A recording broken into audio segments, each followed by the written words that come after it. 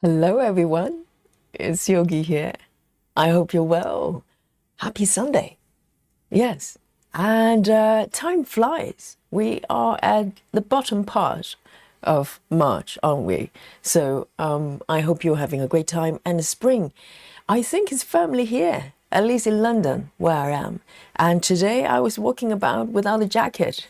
How refreshing. And I had a great day stitching.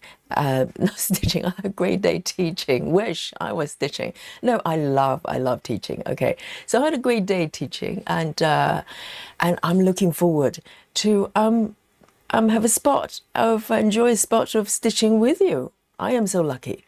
And I'm doing fun things all day long, all the things I love.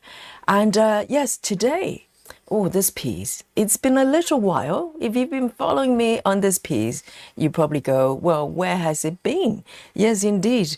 This piece is one of my 14 count projects, and they came as stitching kits, which I got throughout the years on Amazon, and these were my entry of full coverage stitching. And this piece is called Grandma's Craft Shed. So yesterday I did Grandma's attic, and today is Grandma's craft shed. So it's all about cozy stitching for me. Okay, so let me show you what I mean with that. Have a look.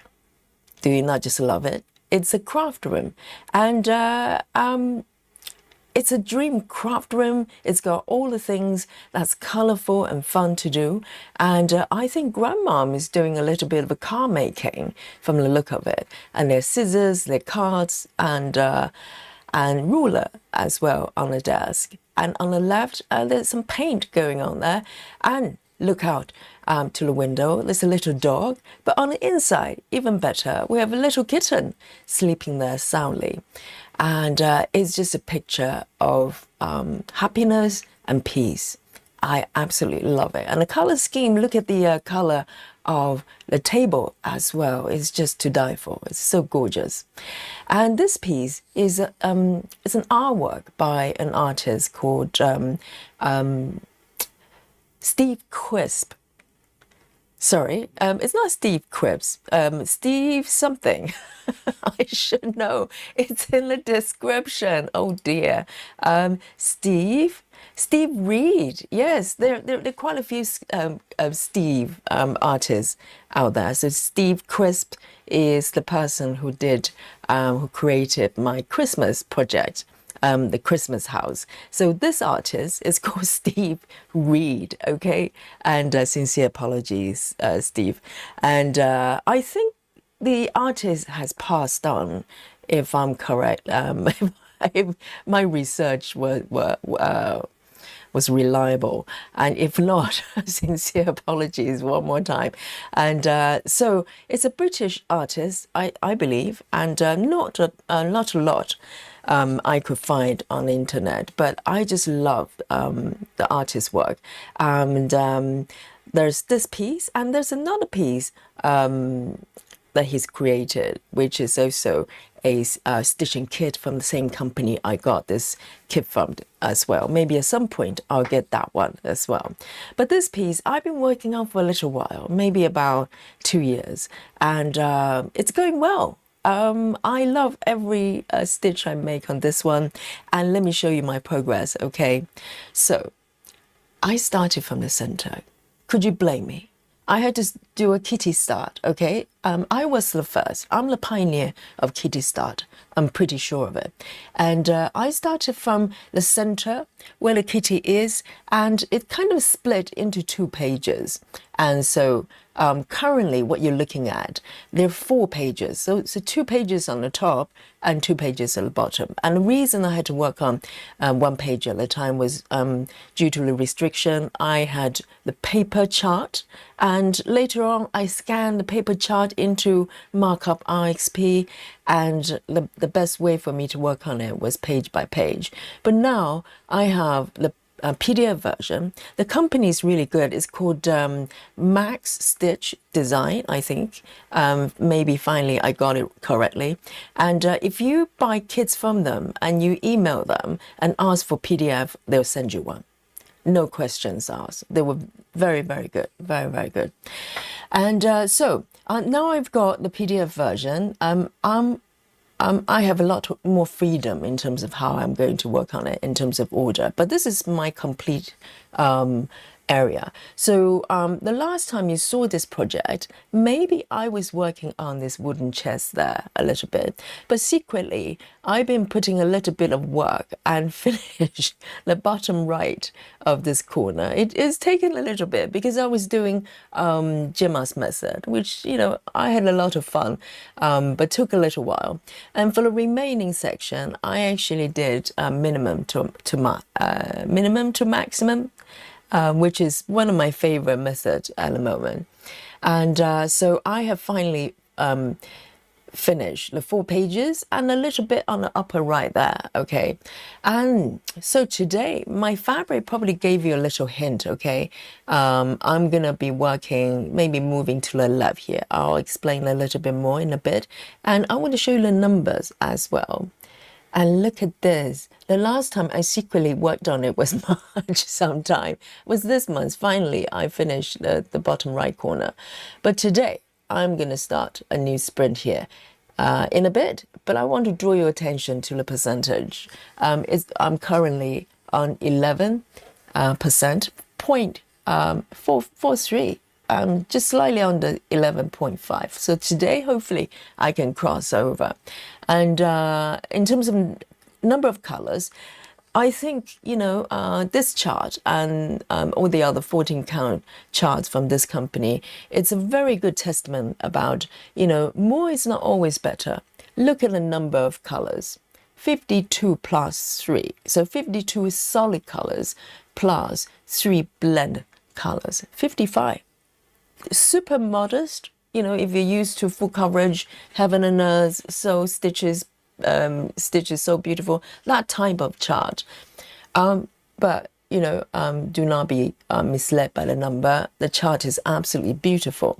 So, you know, you don't need a lot of colors to create a beautiful piece. You just need a well-charted pattern. Okay, so I am going to create a sprint here right in front of you, and this is going to capture all the stitches I'm going to be working today. And at the end of this, every stream I share the number with you. Okay, every stream is a laugh, but hopefully I will be the one laughing, not you. Okay, let's, you know, let's keep it that way. Yesterday I didn't do too badly, and so before I get to the stitching, I want to say hello to all of you. Welcome, and hope you've been having a great day wherever you are. Maybe Sunday, and some of you maybe already Monday. Okay, our friends in Australia and New Zealand, maybe in Asia as well.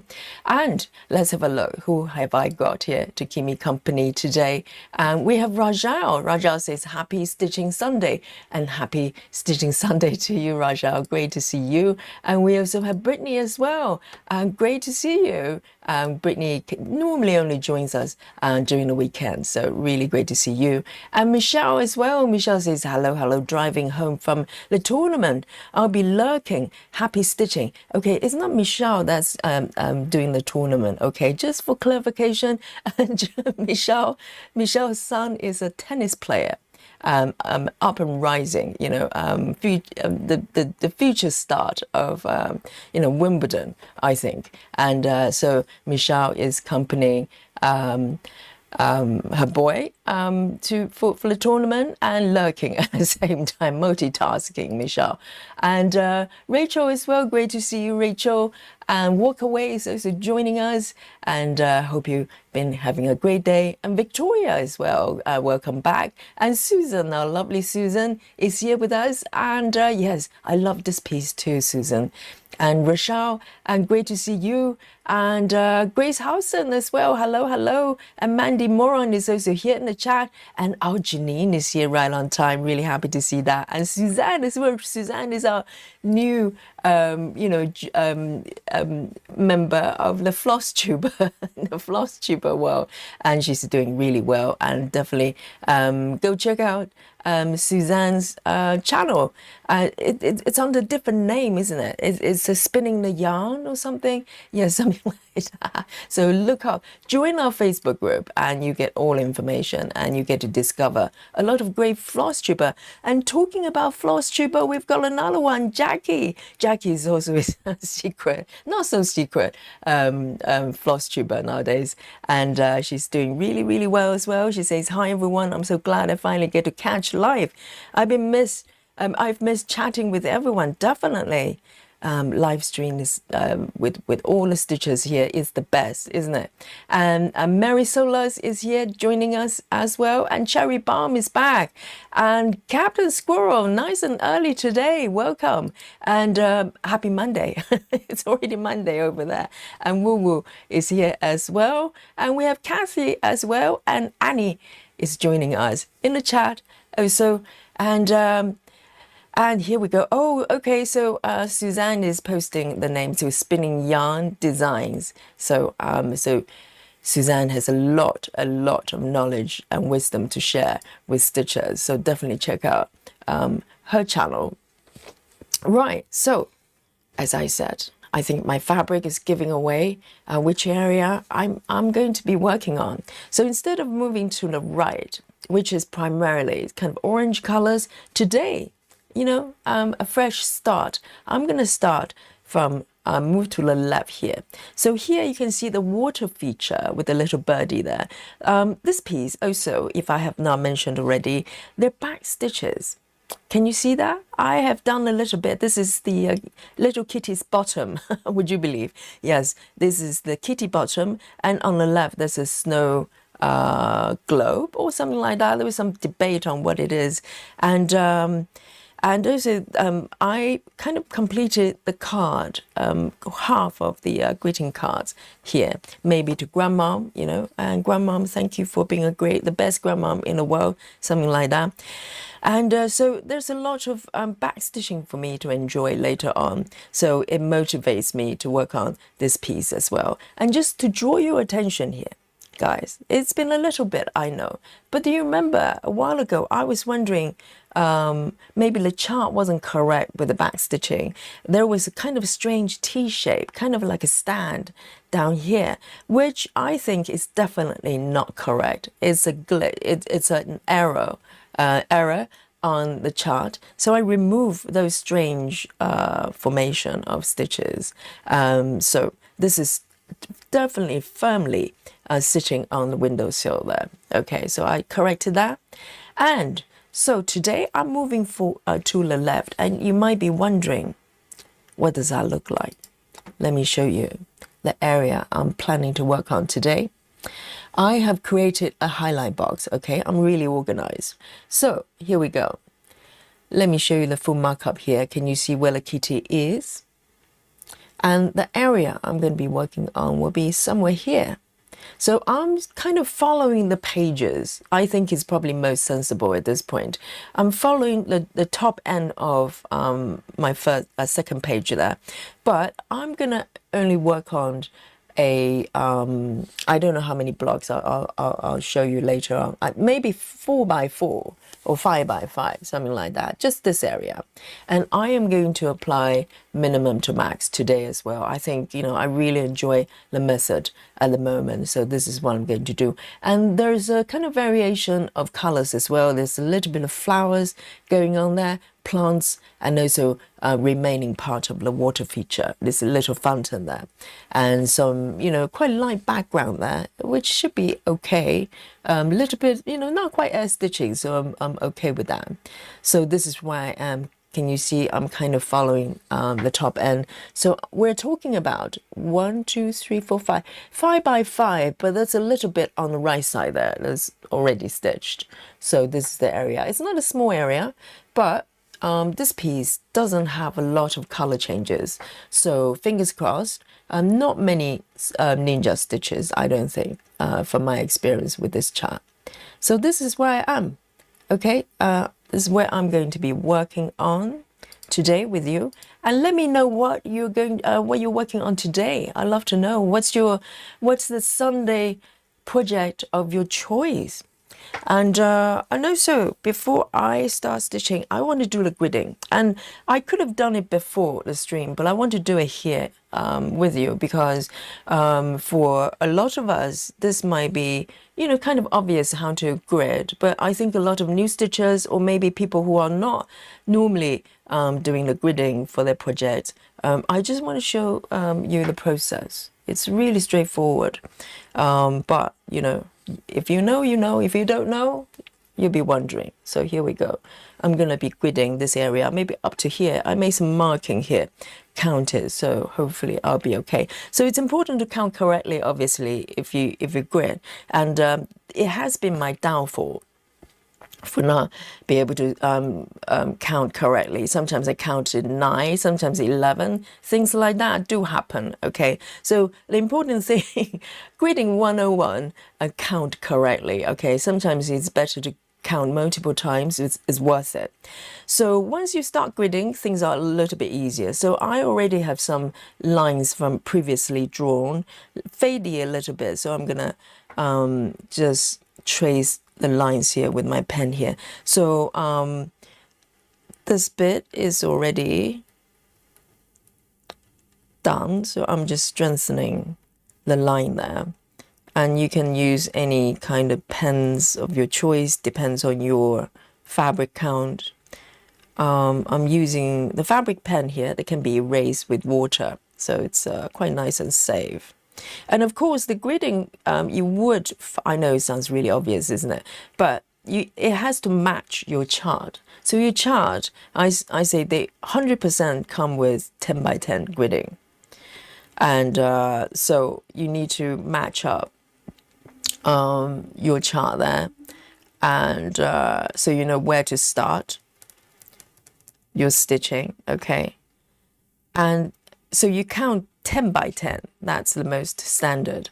1, 2, 3, 4, 5, 6, 7, 8, 9, 10. And the important thing, a great tip for you, is not to blink. Blinking is not great for counting, okay? So if you can stop blinking when you're counting, then you're on the right track. So here we go. So I'm going to just extend this line. So the area I'm working on is up to this point. So you want to draw a line in between the stitches, not over the stitches, so you know where the borders are. And this is why the pre-gridded fabrics is so confusing, because the lines actually land on the first stitch. Depends on how you count, where your starting point is. And it's mighty confusing for me. So I prefer gridding my fabric myself because I'm able to draw right in between the two stitches. Can you see that? Let me zoom in a little bit here. So the line is right in between, not over. Okay, so it's very, very clear where the grid starts and ends.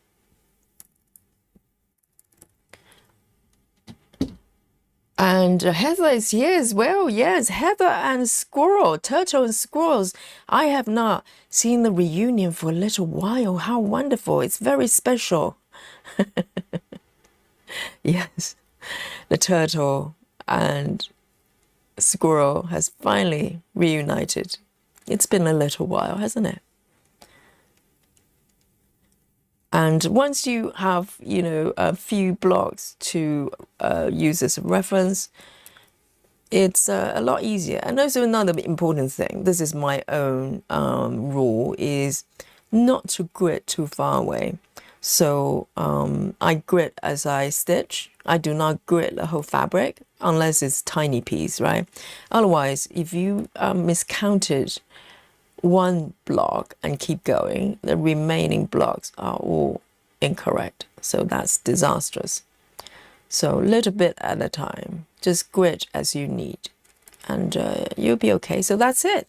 I've got my gridding here, but there's one more thing I need to do, because recently I've been doing 5 by 5 as well. So I'm going to continue and do find the center of the block and do 5 by 5. Okay, so it's worth it. I know it takes a little bit of time. Actually, it doesn't. It's only been like 2 minutes, right? And also the middle bit is just like the main greeting. Once you've got a reference point, it's very easy to find the next one. Let's have a look who else have joined us. And we have Heather joining us, of course. And we have Catherine as well. Catherine Lackey says, hello, I've learned so much from you. It's fun to stitch live. I know the great thing is, Catherine, is the fact that, you know, you see me doing something, you can ask questions. If I don't know the answers, the chances are the stitchers in the chat will know that. And or if the chat doesn't know, whoever's lurking will know, will come forward. So this is how we get people to unlurk from time to time. Just throw a question out there, they'll come forward. Okay, so welcome. 1, 2, 3, 4, 5. 1, 2, 3, 4, 5. And I'm going to just grid according to the chart as well. So 5 by 5 gridding is less common, I have to say. I've only started doing very recently, and the reason I felt that you know, I should be doing it is because my app supports 5 by 5, so it gives me one extra layer of references visually. So the chances of miscounting is greatly reduced so far. It really helps me because you can ask the chat. Previously, I'll probably do reverse stitching at least once or twice, and I'll, you know, have to fudge everywhere. But recently, much less, not zero, okay. I'll probably always make mistakes, but a lot less, a lot less. So I'm very happy. 1, 2, 3, 4, 5. So it's worth spending a little bit of time gridding. If you're using something like Saga, with other apps, maybe slightly harder because you can grid on your fabric. But if your chart doesn't have the 5 by 5 gridding accordingly, I think Pattern Keeper, you can probably do that, can't you? You can do 5 by 5 gridding. I think you can. But you have to do the full gridding. You can't do just a cross in the middle. But it works the same way. 1, 2, 3, 4, 5.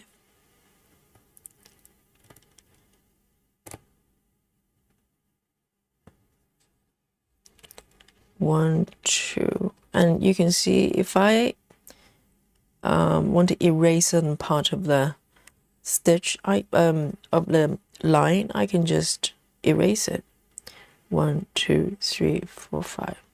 So I'm going to find the center point first. 1, 2, 3, 4, 5, and 1, 2, 3, 4, 5. I think that's correct. And see, once you have the reference point, you can just reference to the right and the bottom, and instantly you find your location. So it's it gets easier. Okay. 1, 2, 3, 4, 5.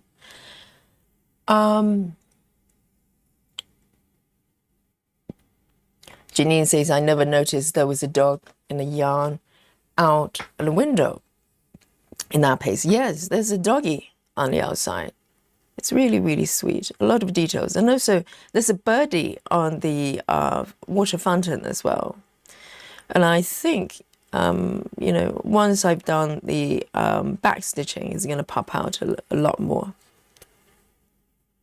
A lot of details are going to come out. Let's have a look.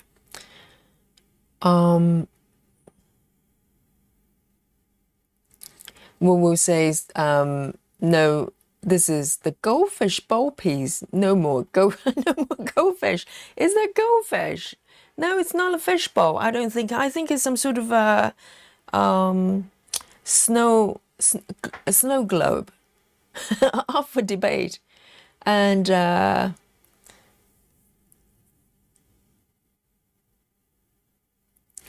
Victoria says doing a little work on a Christmas stocking, a stamp one. Oh, how nice!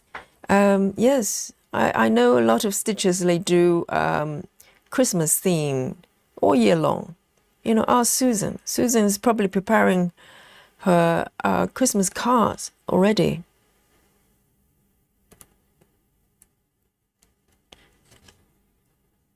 And I'm going to just do a little bit.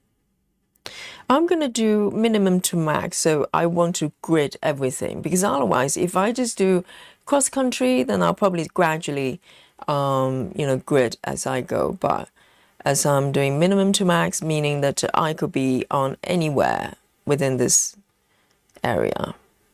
So I want to grid everything properly, and it will be really worth it.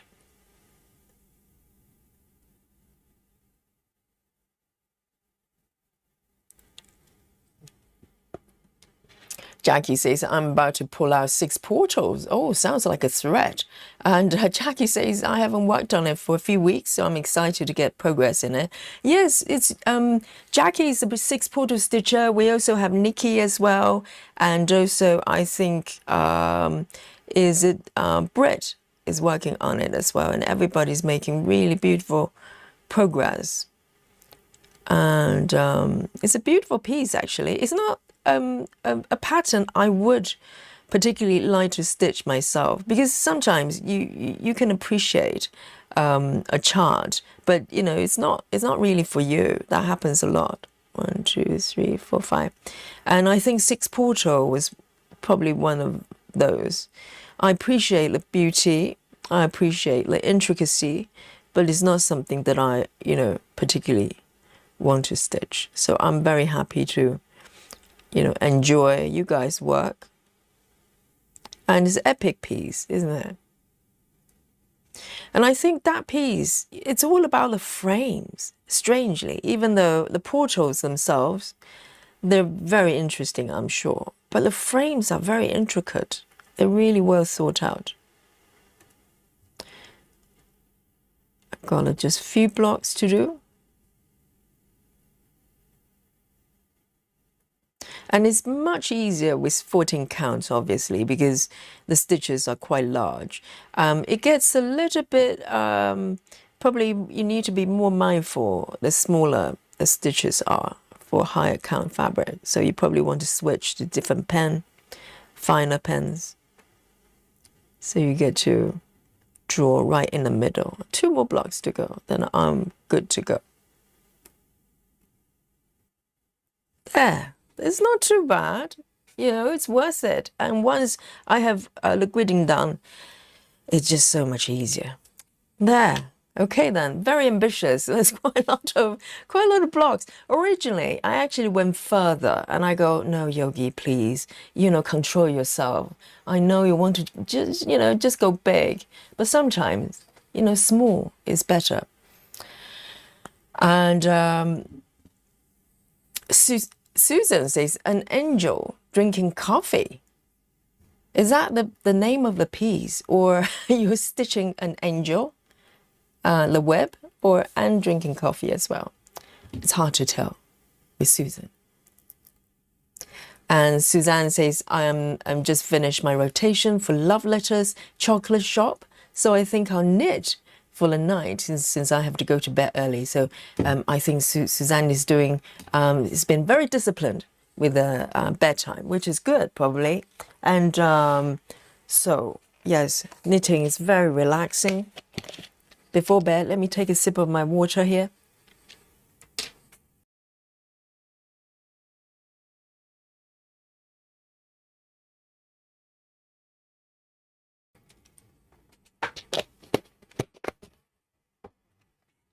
And Joe is here as well. Hello, Joe. A little bit of a gentleman stitcher energy here. I know this lady is just going out of control otherwise. And Kathy says, hello, oh yes, I've got this one already, Catherine. And Tracy, hello. Tracy says, hi, Yogi and friends. Today I'm lurking. Broke my thumb. So stitching isn't happening. Oh dear. I hope it's speedy recovery. Speedy recovery. And let me set up my chart here. So I'm going for minimum to max. So let me set it up properly on my app here. So if you're not familiar with minimum to max, essentially just you pick, you allow your app to pick from the minimum number of, the colors with minimum number of stitches and going upwards gradually. That's it. And obviously you need the help of the tool of your app to help you to do that. So I'm using Saga, cross stitching Saga. So from here, okay, I already noticed there are a few ninja stitches, okay, maybe about 6 of them, which is fine, easy peasy. So let's start. Okay, number 1 is a lovely purple.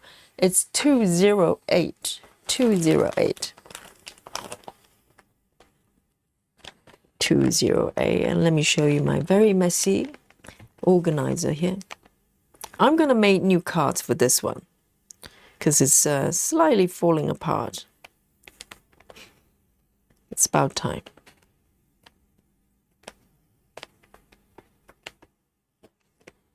So, and the flowers came with the kit as well. I believe they are Egyptian cotton.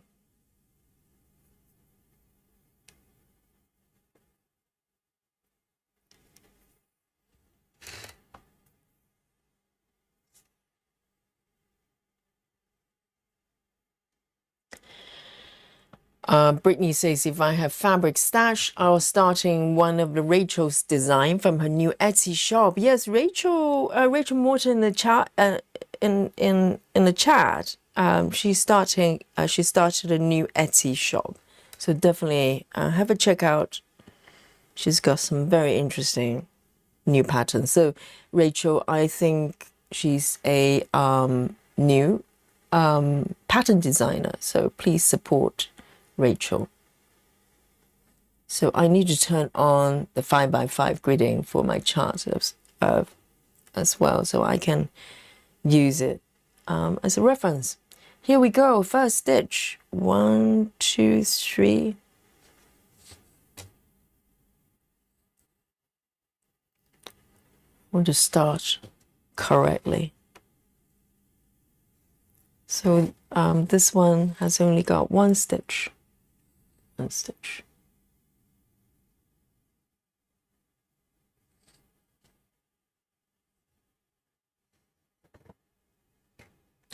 So for single stitches, I'm probably going to do a pin ending, because normally I do a tuck in, but with single stitch, sometimes I'm slightly worried about how safe, how secure the ending is. So for single stitches, I'm going to just go away and do regular pin ending. It doesn't look too bad.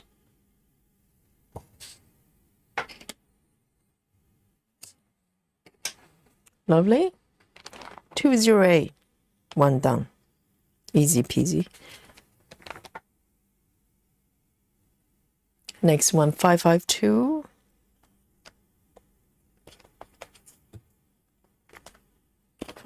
Is also a purple.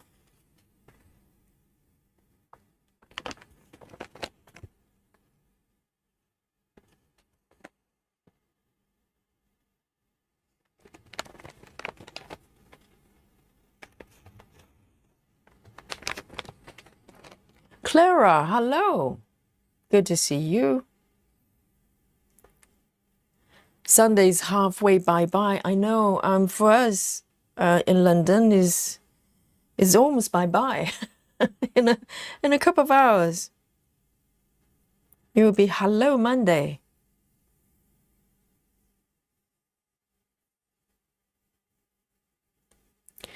Joe says, I started pencil gridding on the Black Panther portrait. It takes me a few minutes to start initially, but saves me time counting as I stitch. Thank you, Yogi, for the tips. Yes, it's definitely worth doing, right? And also it gets easier. The first few you have to count quite carefully, and then you have the reference point and you just keep extending.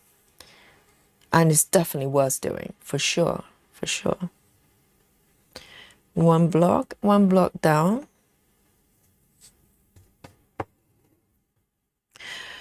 Yes. I love 14 counts so much, particularly recently, because I'm teaching a lot more recently. Was, you know, when I'm physically a little bit more kind of not exhausted, but you know, it's oh, this one is already 2, really? That's not correct. I have a lot of single stitches. Let me just double check. Stitch min to max. For some reason, it selected a two stitch color. Yes, I was just saying, because recently I'm teaching a lot more. So like yesterday, on Friday when I came home, I literally just crashed. It doesn't happen that often, you know. I have a lot of energy most of the time, and today as well, I came back from teaching in the morning. I had to take a nap. I had a power nap because I was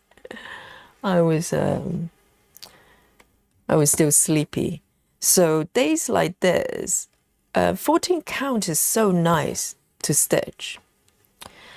And I'm kind of thinking maybe, you know, we need to celebrate 14 counts. I think it's not getting enough credit, because when it comes to full coverage, it's all about tiny stitches, right? And nothing wrong with that. I like 25 counts, 28 counts.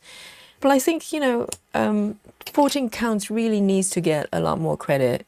I'm thinking maybe we can do a week of 14 count week. We only stitch 14 count projects. What do you think, guys? 552?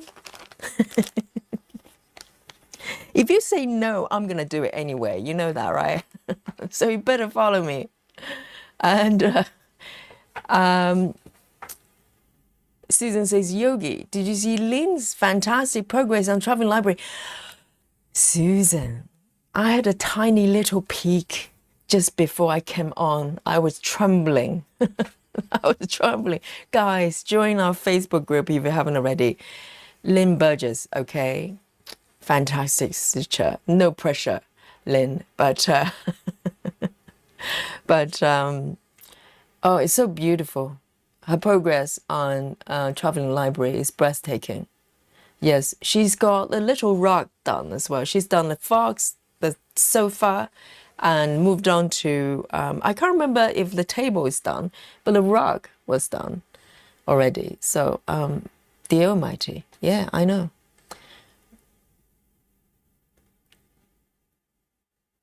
So the answer is yes, I saw it. And I'm really scared. Oh, hang on a second. Why has it moved? Oh, my block moved. That's why. I need to lock it. Need to lock the block. Oh dear, that's why. That's why I've got this little stitch there. That's outside the boundary. Now I know. The mystery is solved. Okay, now, where is it? One stitch. 3766.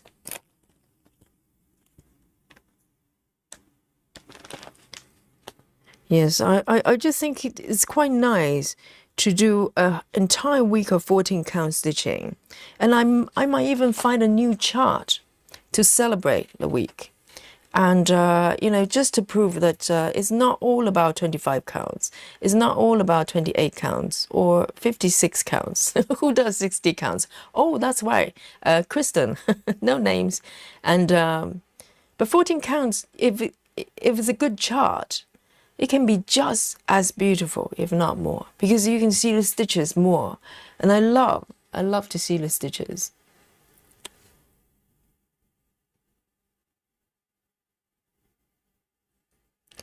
Lynn says, hi, Yogi, and all the fellow stitchers love to Cynthia. Hope you're improving. Yeah, Cynthia, I hope you're doing well. And, you know, whenever you're ready, come say hello so we know you're doing well.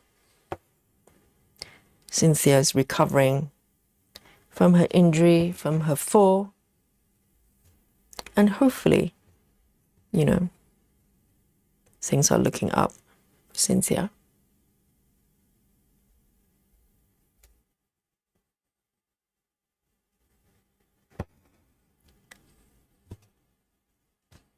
1 stitch here, and I'm going to do a standard pin like a good girl, because single stitch I like it to be a little bit more secure.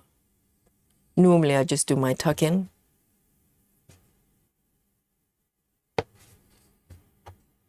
And the reason I'm not the biggest fan of the regular pin, is that it creates a little pimples like this. And it's not too bad if you just have 1 or 2, but if you end a lot of stitches, sometimes it distorts the fabric. If you're doing 25 counts or smaller stitches, you just get those pimples everywhere, which I don't like. 3766.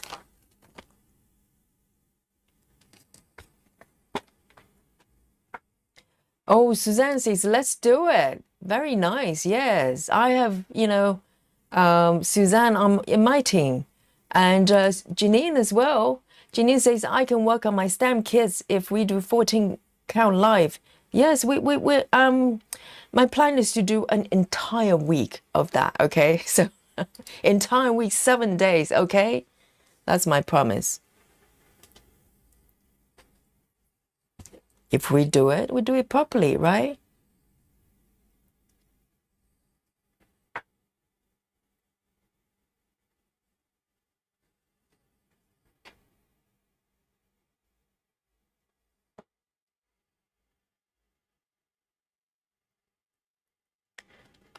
So I'm slowly catching on the chat. Joe says, Yogi, I fell asleep on a couch during yesterday's live stream. Woke up to my beautiful with hands on hips saying, so now you're sleeping with Yogi. Oh no. Joe. Yes, Joe is cheating with Yogi, okay, and I'm not sure falling asleep on Yogi is a very good sign. Yes, very good. That's really funny, Joe. And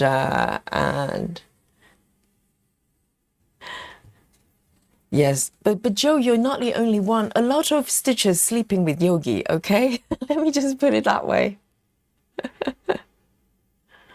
Annie B says, Yogi, how many yoga classes do you generally teach day, week? Very good question. It varies by the days. My principle, my rule, up to maybe last year sometime was I don't want to teach more than 3 classes a day. And reason being, it's not so much the physical energy that you need. I can do yoga all day long, but it's that mental focus. So if I teach more than 3, a lot of times I start to lose focus, because you just go into kind of autopilot a little bit, unless you're fully aware. And so, but recently, because I've been offered some really, really good classes that I just couldn't turn down, like, the Friday evenings that started maybe end of last year, and they're just really good classes. And also the Monday cover for the 3 months, they're really good as well. And also I'm taking on Fridays morning as well, 3 triple classes that I'm probably starting in about 2 weeks. It doesn't affect our streaming, but it means I'll be probably teaching up to 6 on Fridays. I know it's really, really, it sounds like a big number, but the morning classes, when I finish, I have some time to rest before the next part, and I teach till late on Friday evening as well. So hopefully, but teaching is like a muscle that you train. The more you teach, maybe, the more, the better you can do. So I'm up for a challenge. But there's just great classes. And also because the Friday morning, the new ones that I'm accepting is back to back, literally only 15 minutes in between. In some way, it's a lot easier to do classes, I don't care, 3 or 4 in a row with very little break. I can do it much better then the classes kind of scatter around like 1 hour apart, that kind of stuff. I don't like that. So if I do teach multiple ones, I tend to want them to be very close together. So that's the answer for you. So it's different day, different time, it's different every day. But roughly, most days up to 3, but some days are higher nowadays.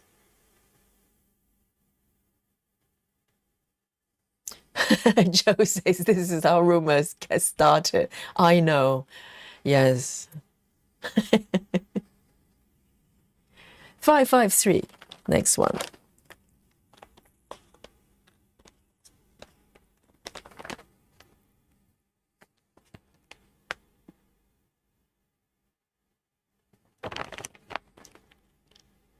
A lot of purples to start. Purple colors, which I love.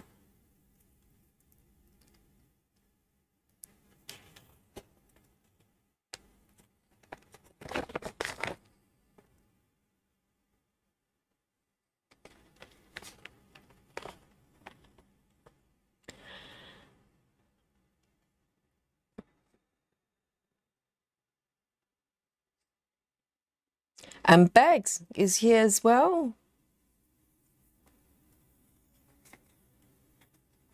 Whoops. And Bex says, good morning, or I hope you're enjoying your weekend. I went to our local safari zoo, largest outside Africa, and it was amazing. I posted some photos on your Facebook page, Yogi. I saw bits. I didn't read into it. Yes, I had a little look. I'll definitely look at it properly. And wow.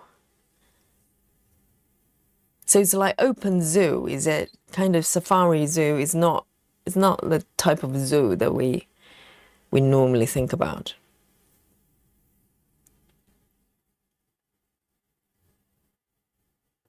That sounds really amazing.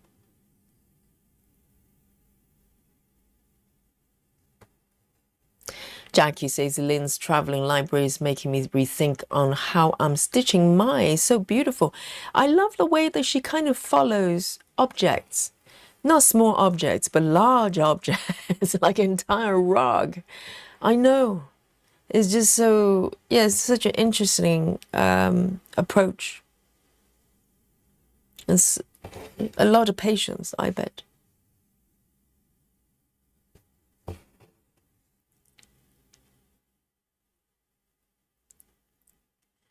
And I'm too afraid to find out what percentage she's on right now. If I want to guess, 30, something like that. 553.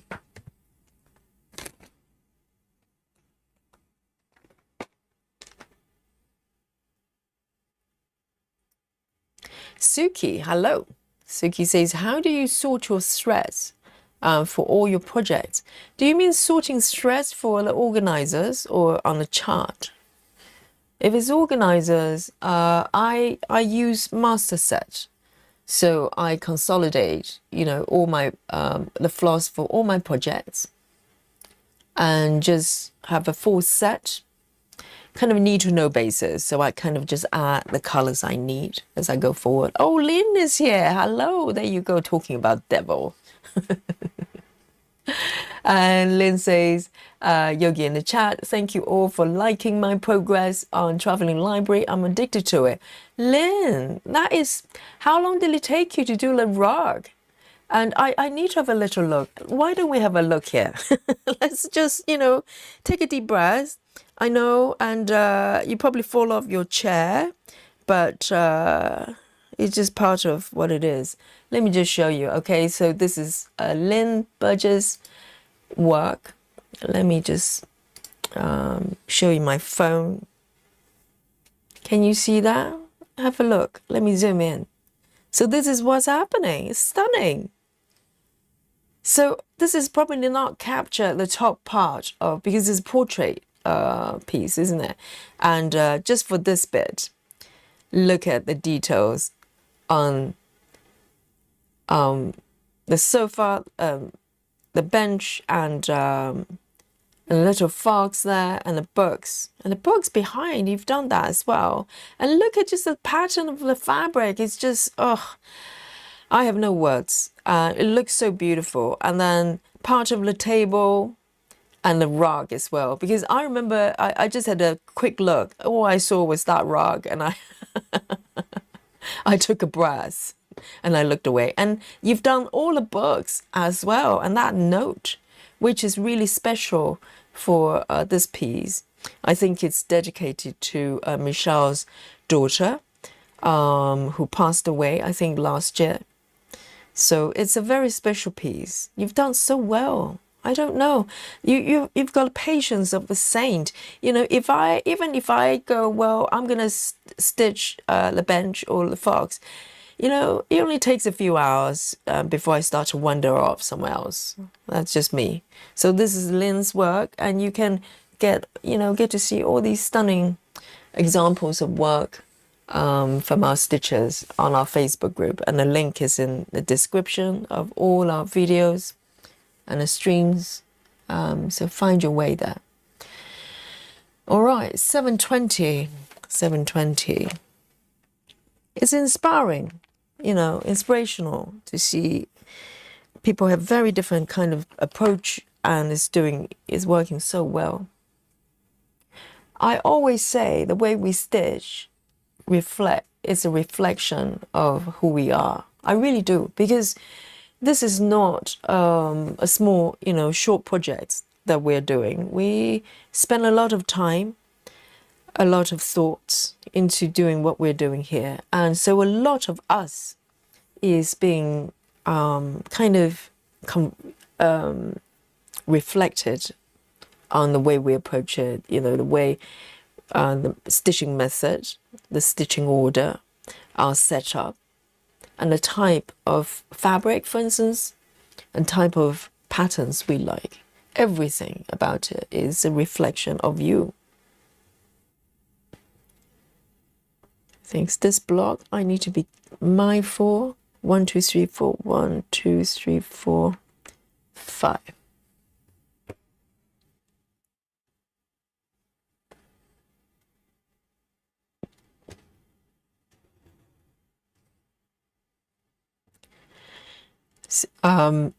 Brittany says, I fall asleep during these streams every time. Brittany, I'll take it as a compliment, okay? And Suzanne says, I totally fell asleep between streams last night. I told you, Joe, you're not alone, okay? It's totally normal. In fact, when I'm streaming, I'm sure 50% of the people on the stream right now, they're probably asleep. That's my theory. In fact, if you just stick a microphone on every stitcher, you can probably hear a lot of snoring going on there,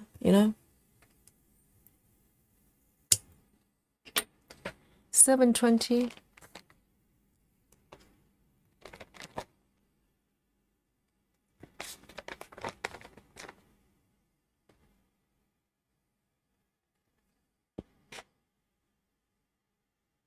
Done. And 550.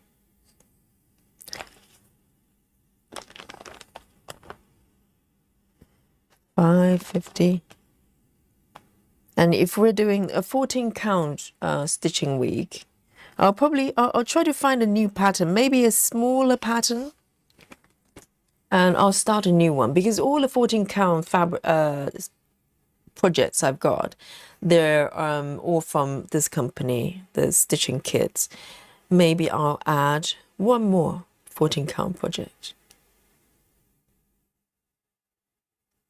Maybe some kind of mini, or maybe from Stitches So Beautiful. I'll look around for something nice.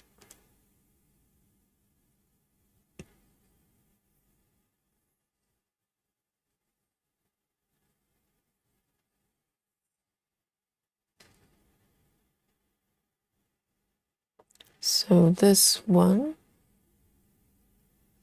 is here. The 5x5 gridding is really so helpful. Because normally, if I do any stitches toward the center, I literally have to count from the right, from the left, from the top. And now I just reference to the cross. Magic.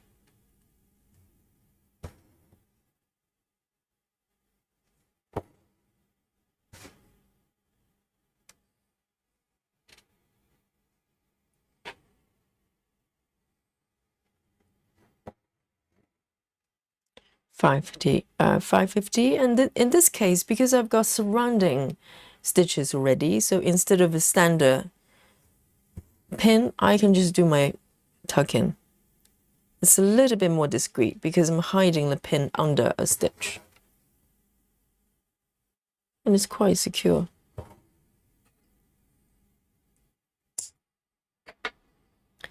$5.50.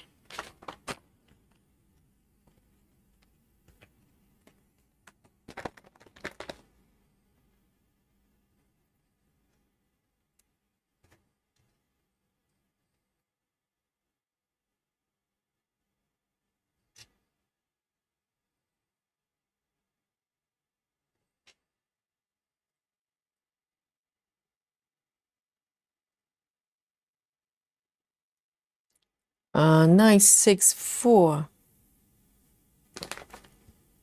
Where are you?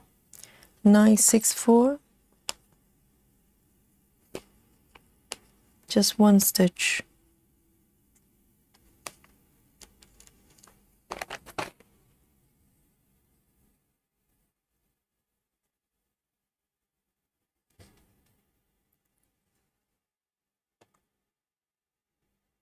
Just down here.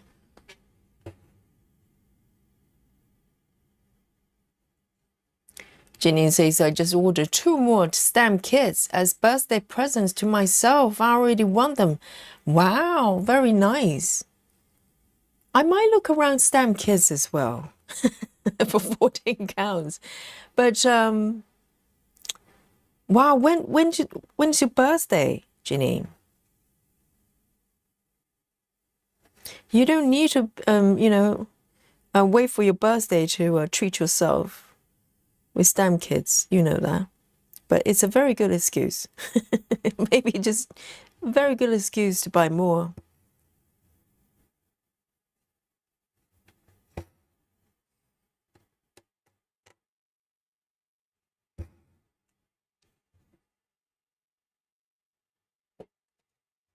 I'll probably look up Etsy as well to see if there's some nice patterns.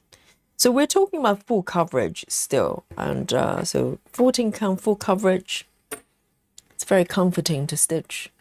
964, 964.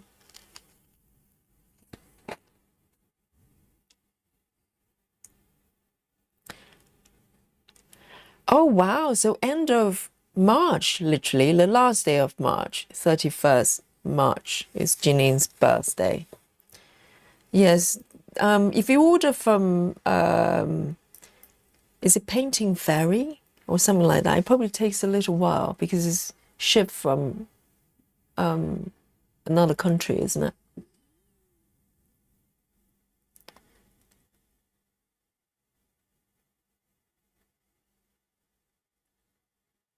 $3853. Oh, Mary's up for it. Mary Sola says, let's do a week of 14 count. Yay! Yes, let's celebrate 14 count. 3853.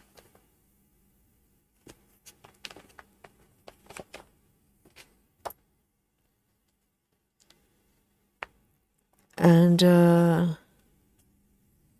3853, just one stitch. Literally just one stitch. Where are you? It's a treasure hunt. Trying to find that single stitch. Okay, it's here.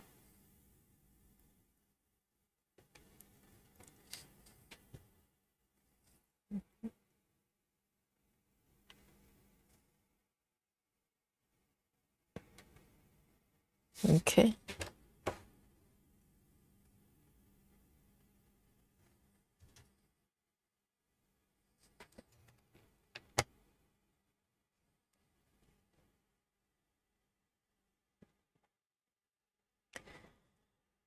So Janine's order the kits from Painting Fairy normally takes 2 weeks to get here. That's not bad, 2 weeks.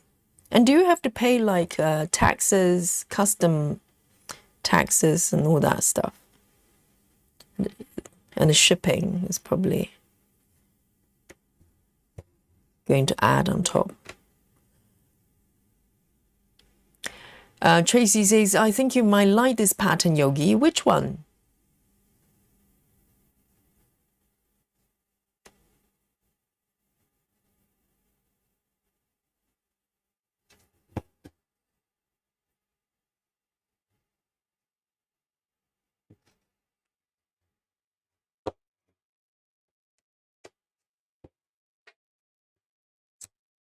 Nah.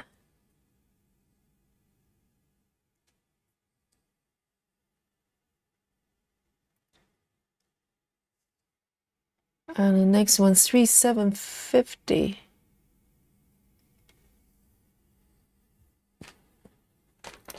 I think this might be my last. Yes, this is my last ninja. 3,750.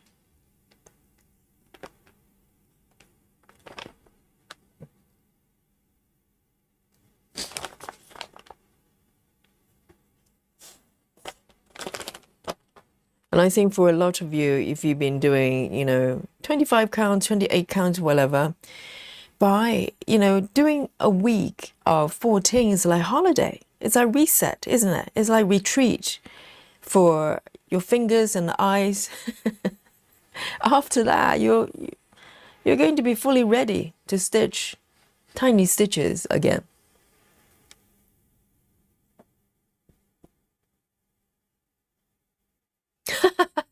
Lynn says, Yogi, I'm going to cook Janine a plate of kale for her birthday. Yes, I know. Yes, and maybe have some parsnip thrown in as well. I'm pretty sure she doesn't like it, so it's a very good addition to kale. Janine says, shopping's free of your order more than 50. Oh, really? $50. You get free shipping. Wow, that's very nice. And the taxes, okay, the taxes on top of that, only $5. That's not bad at all. Not bad. I'm not sure it would be so nice in Europe. I bet they probably add as much as they can on top.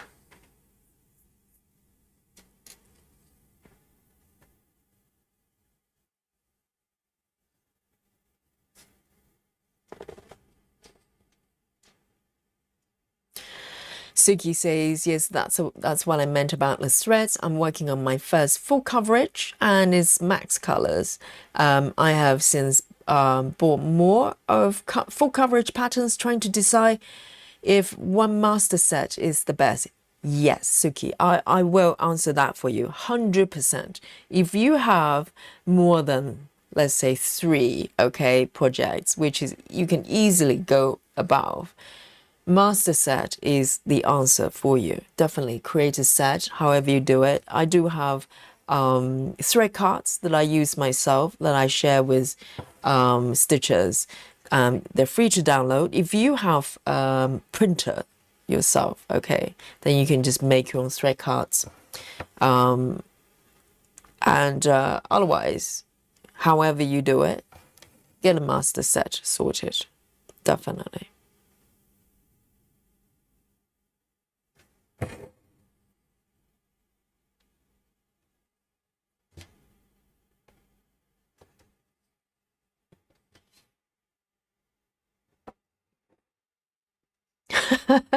Oh, yes, and the cheesecake as well, Lynn. Did you hear that? No kale, no cheesecake. So you know what to put on the menu, okay? And start with kale, with a sauteed kale, with a little bit of a parsnip, sprinkle on top. And then finish off with a nice, wedge of cheesecake for Ginny. 3,750. It's time to treat Janine with real food,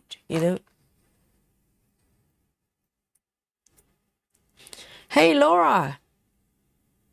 Laura, we're going to do a 14 count week, okay? We're going to be stitching full coverage 14 count for an entire week.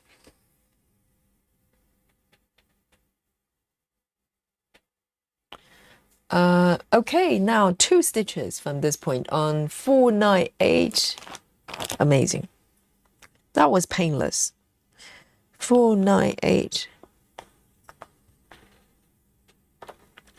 And if if you're a 25 count warrior and have not stitched 14 count for a little while, now is your chance.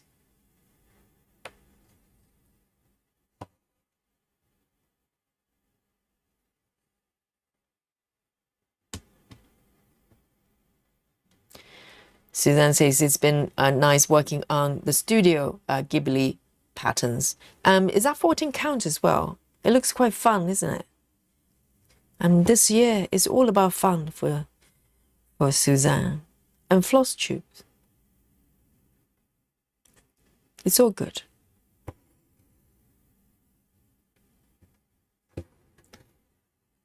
One stitch there, and the other one over here. Just need to be mindful. I don't want to.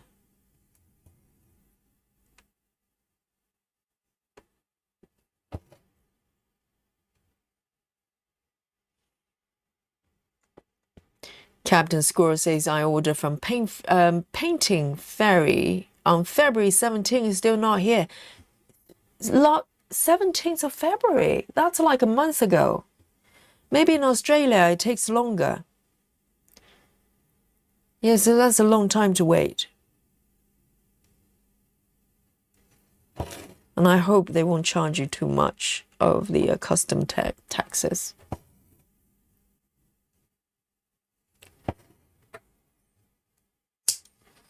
But the free shipping is very nice. 498.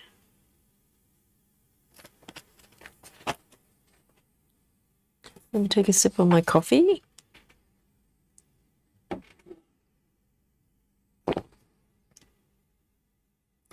Walkaway says I found a chest with a shallow drawers at the antique shop. Relining the drawers and making dividers for my floss storage. Oh, so how wonderful. So it's a chest from an antique shop and you're using it to store your floss. That sounds really nice. It's kind of a little bit similar to the DMC drawer, which I'm very lucky to have. It feels like a piece of antique furniture, which is really, really nice. It looks like something you can pass down to generations and still look really good.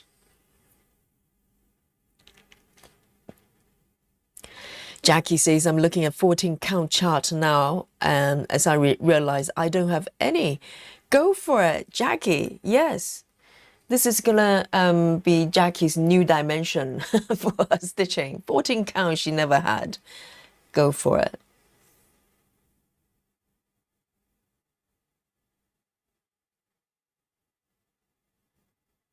Three stitches. Amazing. 823. 823.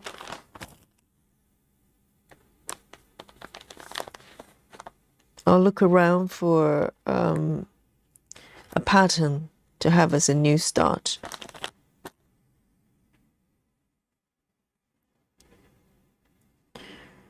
One, two, three.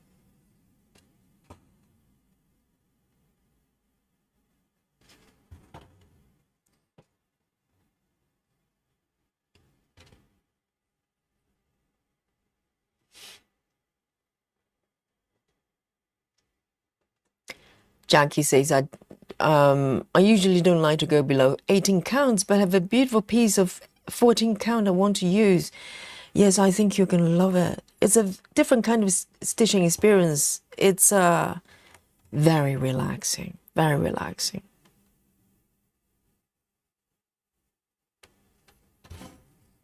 So it's a 1 week holiday we're going to go on with the 14 counts.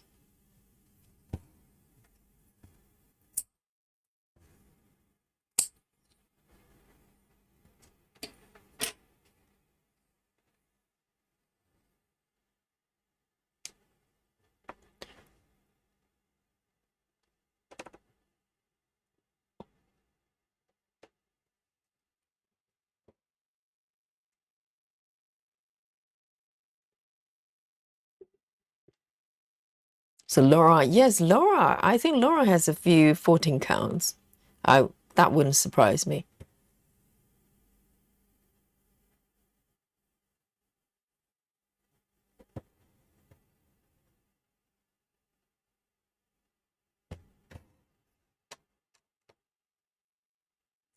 One and two.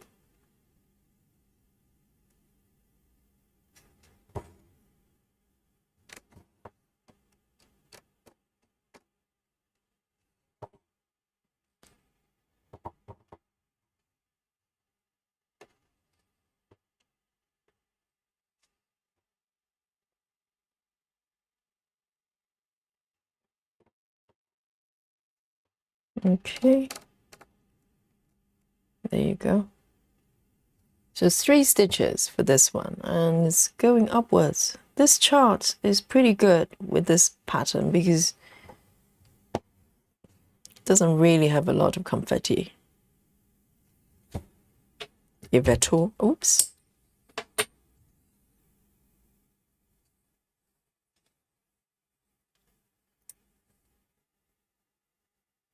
Four. There you go. A90. A90.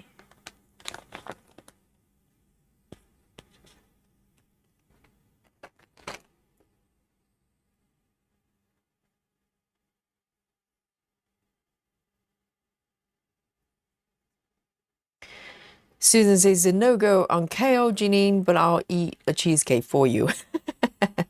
Susan, you can't just have one thing. You can't pick one thing over the other. If you're going to help out Janine, you're going to help out both.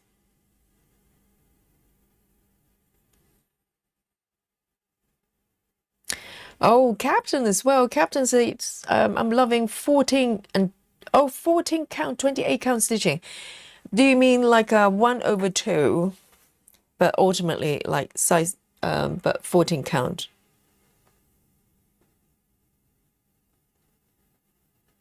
I love 14 count. It's, not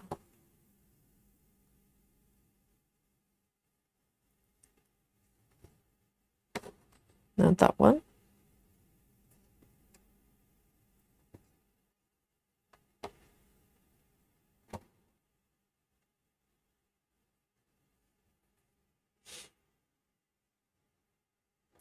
Michelle says we're home. Now I need to find a 14 count project. Michelle, we're keeping you busy, you know? Your new mission is to find a 14 count pattern.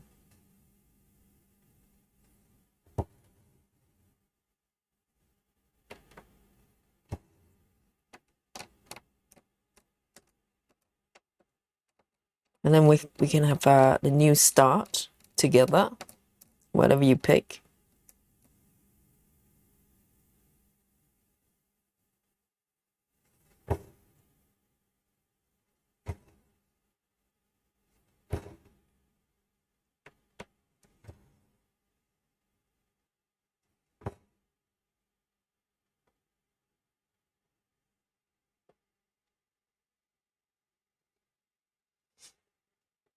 Michelle says maybe I'll try a stamp kit. Anyone else, anyone have suggestions? Yes, that's a great idea. 14 count, that's even more relaxing, right? 14 count and it's a stamp kit. So no charts, you know, you don't need apps and charts to help you. That's even more like a holiday.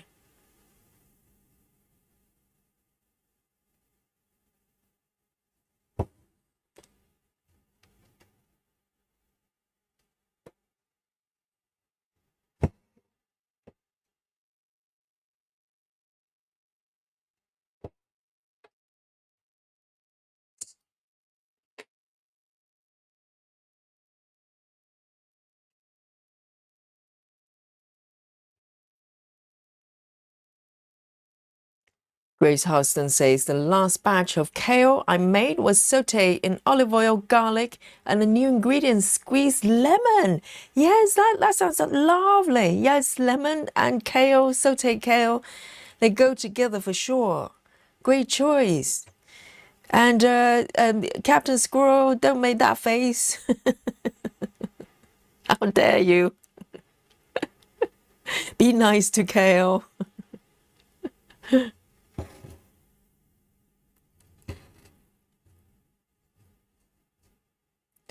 Yes, that sounds lovely.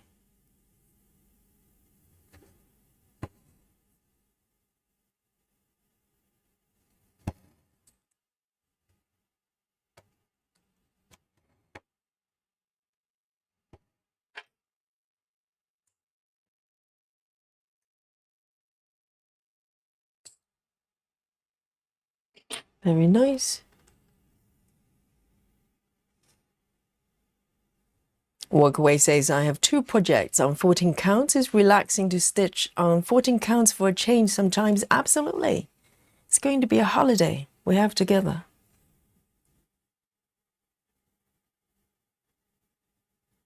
5 stitches, yes. 3608. 3608. I definitely need a holiday. 3608.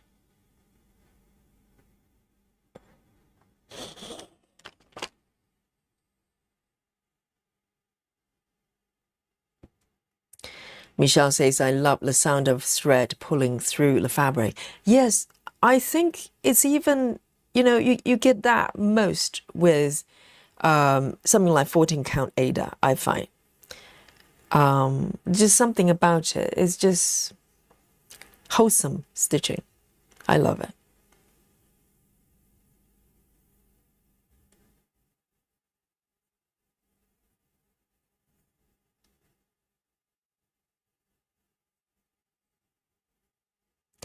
Jackie says, 14 count, do you use 2 strands or 3? I only do 2. And so this is the coverage on 14 count, 2 strands. It might vary, depends on the threads you use. I think for DMC, DMC might look slightly more,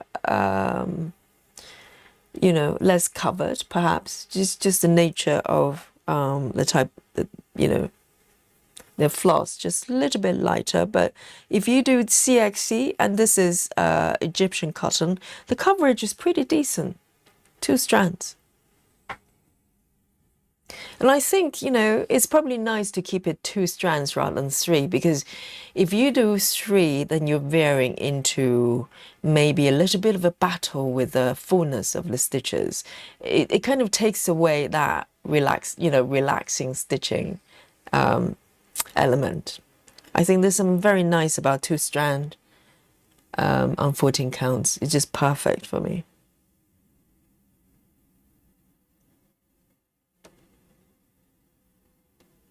And it's perfectly okay to have a little bit of fabric showing through. It's part of the look.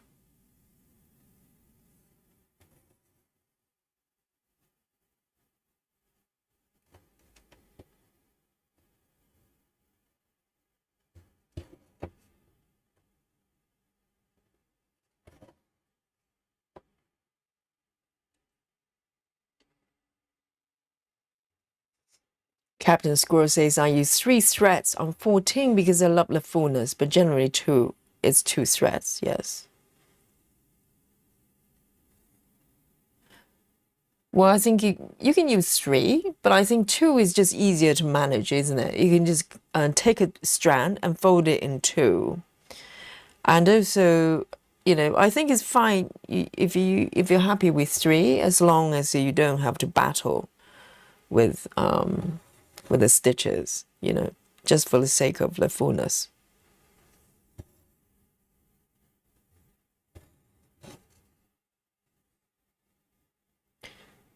One, two, three. Beautiful. Love the 5x5 gridding.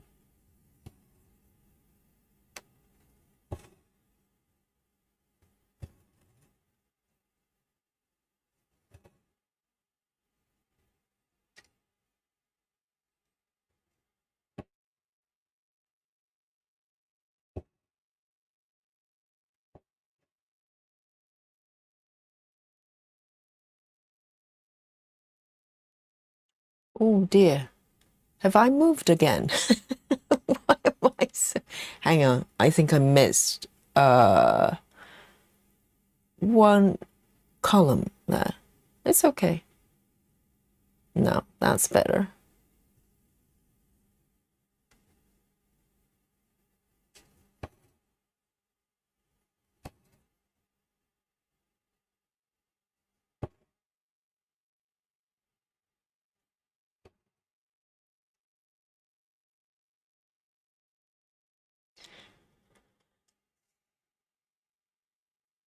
See you later, Joe. Enjoy your lunch.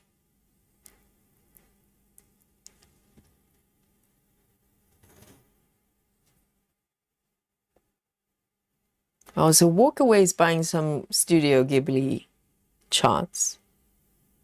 I think if you're a fan of the animation, it will be very fun, you know, pattern to stitch. Unfortunately, I'm not familiar with it at all.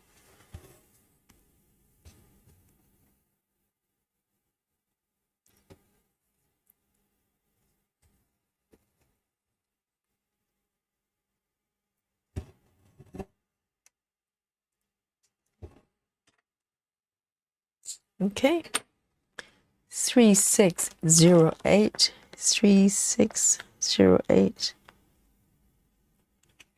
Let me just double check my chart. Okay, so there's one extra ninja stitch. 890, 890.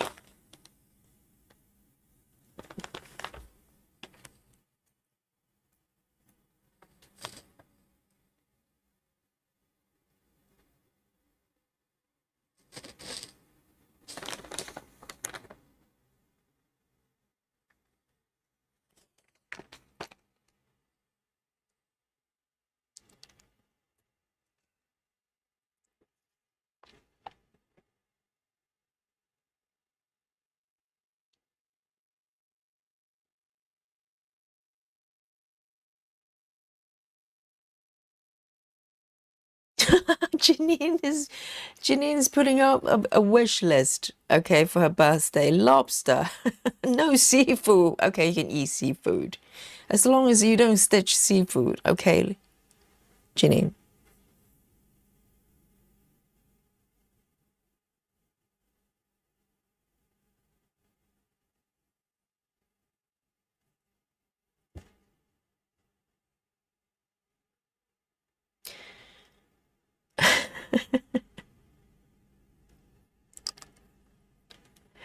Michelle says, I'm thinking I can take this damn kit with me to the tournaments. I can probably seal the fabric without my magnifier. Absolutely. And you don't have to worry about the apps either. And all you need is your stem kit and some floss. You know, that's it.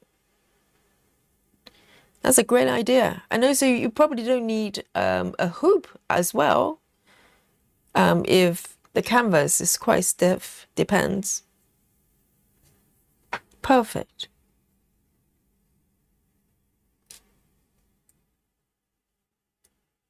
So you can have the best of both worlds. You can be there for your son, watching the match, and also stitching at the same time. Maybe even listening to Yogi, right? Perfect. Perfect for Michelle.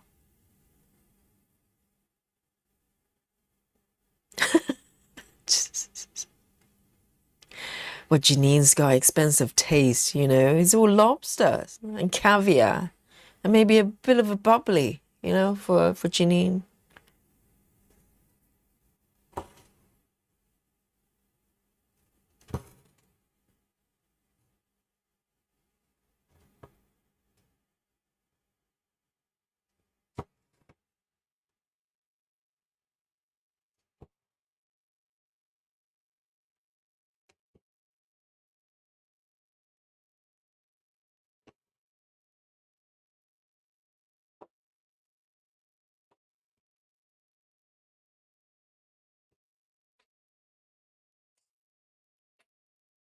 $8.90.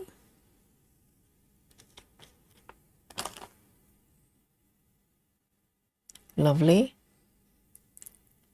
4 stitches. 3608. 3608. 08. Walkaway says, my dog loves kale, but not the flat kind. He loves curly leaves. Picky boy, wow. So your dog actually actually is a kale connoisseur. You know, I only want the curly ones, not the other ones. Oh, these ones are done. What am I doing? 3608.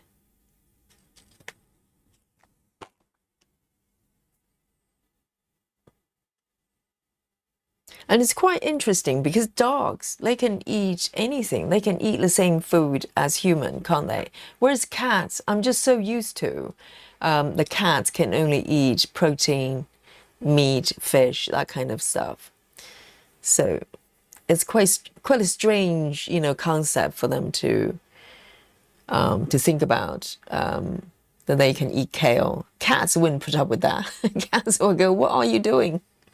498.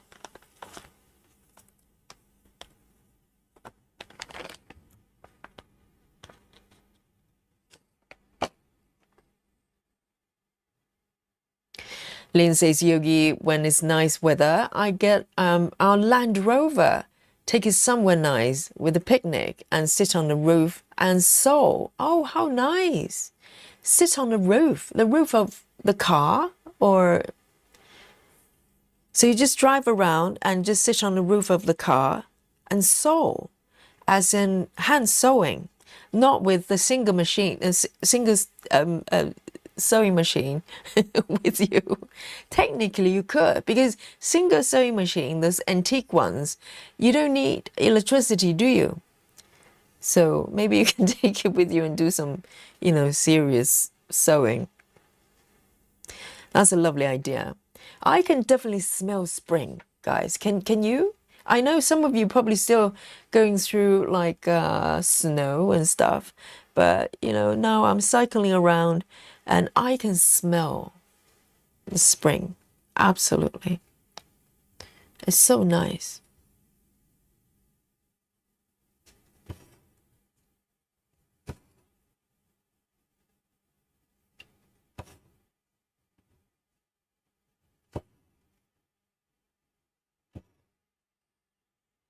Hi, Busy Mum.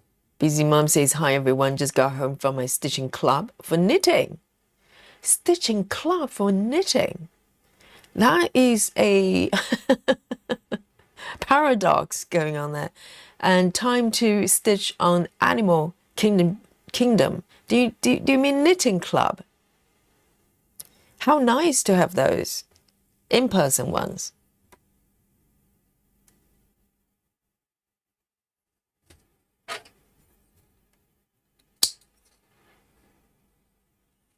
Great to see you. And Walkaway says, I posted my 14-count Starry Night in the Facebook group. I used 2-strand full coverage and it turned out lovely. Let's have a look. We've got the technologies. Just a quick look for Walkaway's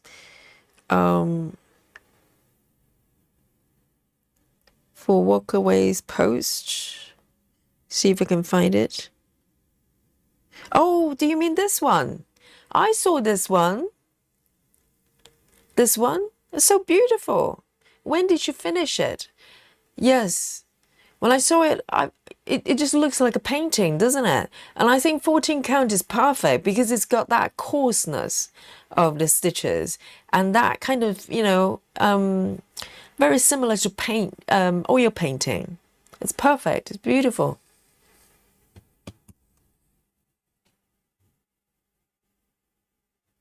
Yes, I'm very happy with 2 strands on 14 counts. I do not want more.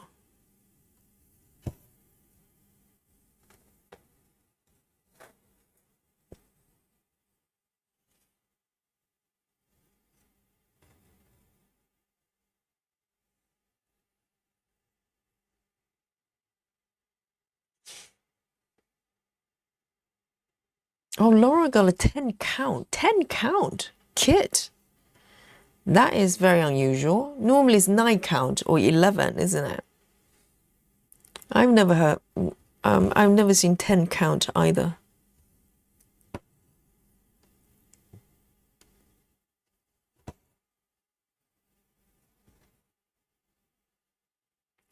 Suzanne says, start with ponyo. Yogi, you will love it. What is that? What's ponyo? Educate me, Suzanne. Now you have a floss tube channel.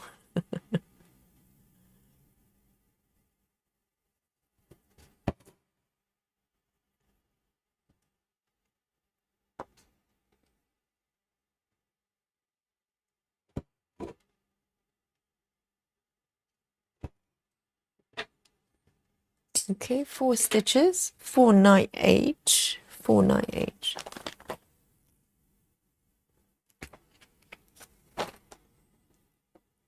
Very nice.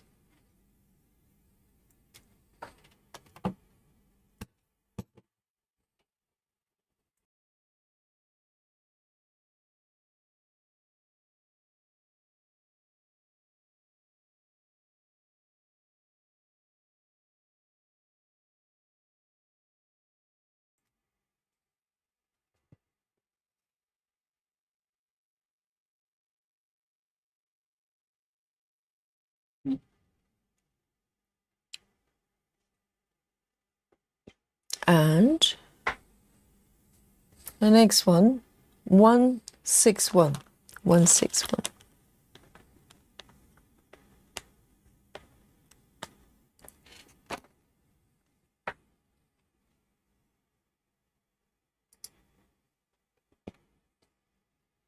So 5 stitches with this one. 1, 2. I need to draw another line here because I keep sort of missing. This, oh no, that's a bad idea.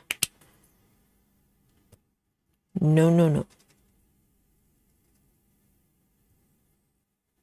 I was going to draw a line following the top of the page as a reference, and I realized it looks wrong.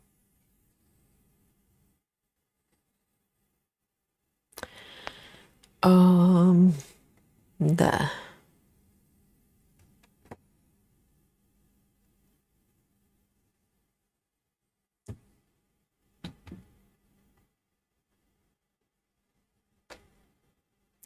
Jackie says, I spent a day in Boston yesterday and it felt like spring. It was still a little bit chilly, but you could feel it in the air. I know, I could smell it because London is not super warm necessarily. It's mild, okay, but I can smell it. I can smell spring in the air, definitely.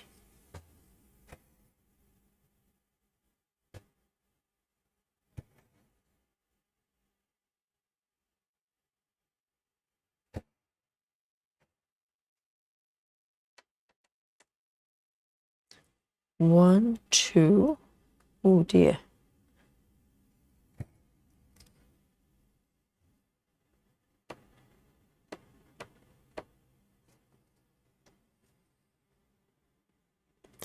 Walkaway says, I finished Starry Night a couple of years ago. Yes, it's beautiful. And I think it's perfect for 14 counts because when I first saw it, I couldn't tell what fabric count that was, but it looked like a painting. It literally looked like painting.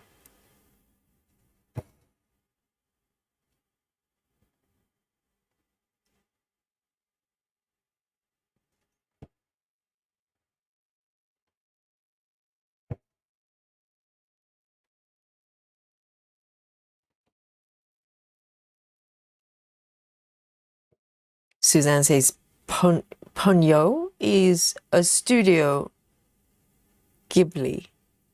Well, the thing is, because I'm not familiar with anime at all. So I think if you love anime, you're familiar with the characters, the stories. It's a lot more fun to stitch those. Whereas for me, they look like, you know, they're just anime characters, but I have no knowledge about them at all. So it's like Pokemon. If you've never seen Pokemons before, you probably don't know what they are. And they probably don't mean very much, you know, to you. So, but I like the style though. It's very, very, very cute. Looks like good fun.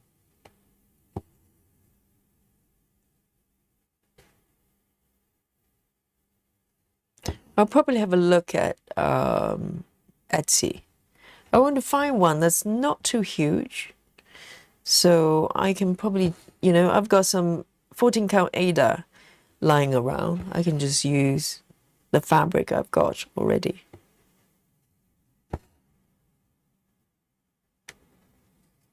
Whoops.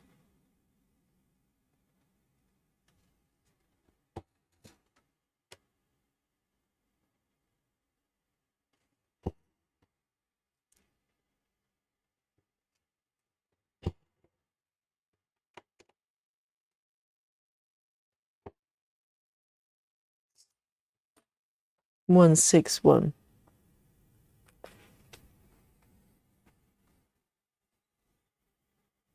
Grace Houston says I was watching a floss tube channel yesterday, and she mentioned she was using DMC 310. What's a flot? Is a flush thread? Okay, so this is a question from Grace. I have no knowledge about flot. Is flochet?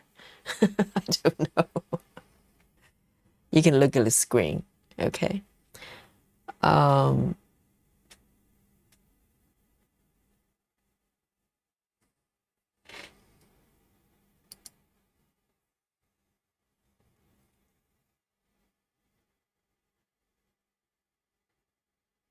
See you later, Captain. Great to see you. And have a great day.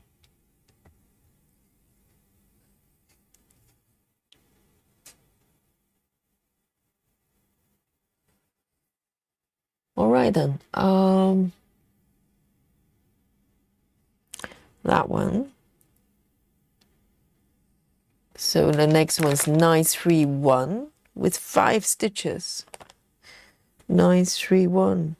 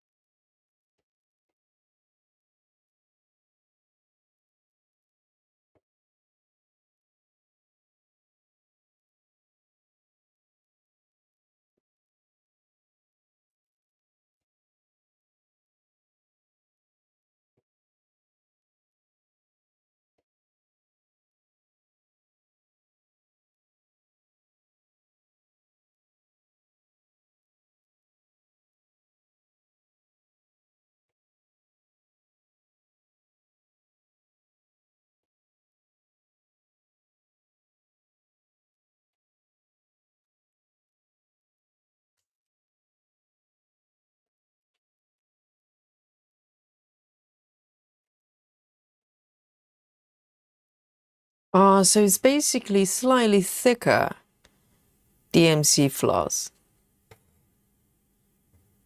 Interesting.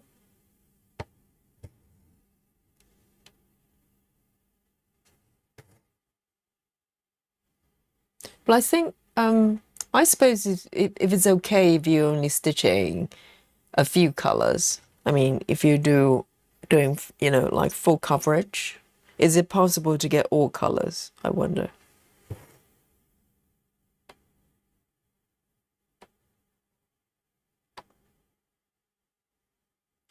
Laura says, Yogi, are you looking for full coverage for 14 counts? Yes, I think, I've already have these 4 14 count projects, but I would like to start our 14 count week with a new pattern, if I can find one I like. It would be nice to introduce another one to my life.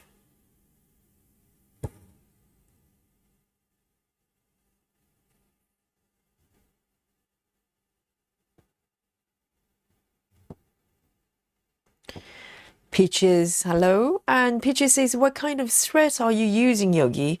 So the floss I'm using is Egyptian cotton, which came with the kit. So the pattern I'm stitching right now. It came as a stitching kit, and the floss supplied by the kit, they're Egyptian cotton. I really like them. The way it feels when I stitches these ones. I love CXC as well. The feedback is a little bit different. And whereas these ones, you know, I don't know how they're made and what they're made of. Maybe Suzanne can provide some information, because every time Suzanne explains, I forget. But Egyptian cotton, it's very robust as a thread. Let me see if I can zoom in a little bit. The texture, it's almost like they don't fray much. They're very kind of very structured. I really like it. And so when you stitch something like, I never tried these with 25 count single strand, for instance, but for 2 strand, it just feels really robust. This, you know, sometimes if you have a long piece of thread and you keep stitching for a while, you start to feel the threads kind of start to weaken a little bit. These ones are perfectly fine. I really like them. There's different types of threads have different kind of, you know, stitching kind of feel to it.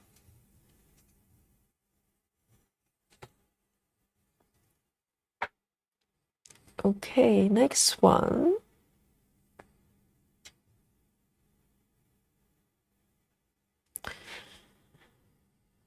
That one I've done. Good. Is there one more? I wonder. Oh, there is one more I missed. 931. 931.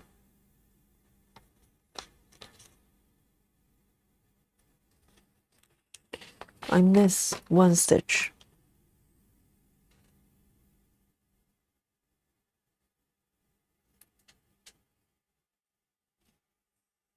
Lynn says, Yogi, I see the horse guards have got this summer uniform on the breastplates. They look stunning. Oh, really? They have summer gear. But the thing is, it must be so hot all year round. They do wear a lot of clothing, don't they? And the hat as well, the helmet, whatever it is. Yes. And Lynn, how nice for you to pay attention to the guards as well.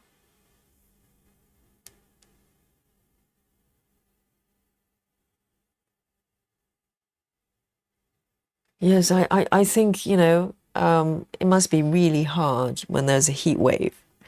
Luckily, it doesn't happen that often, but still, it's got to be hot in that outfit.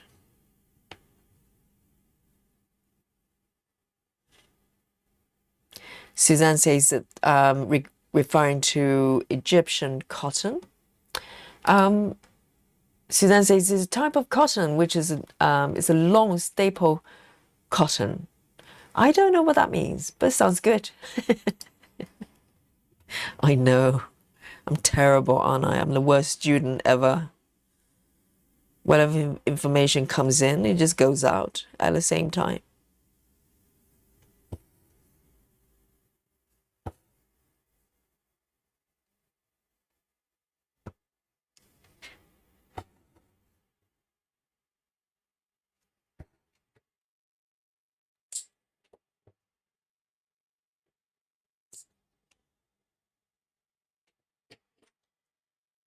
Nice, 3-1.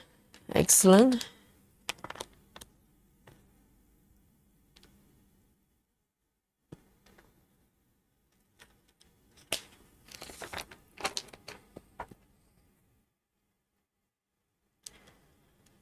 The next one, 7 stitches, 799. 799.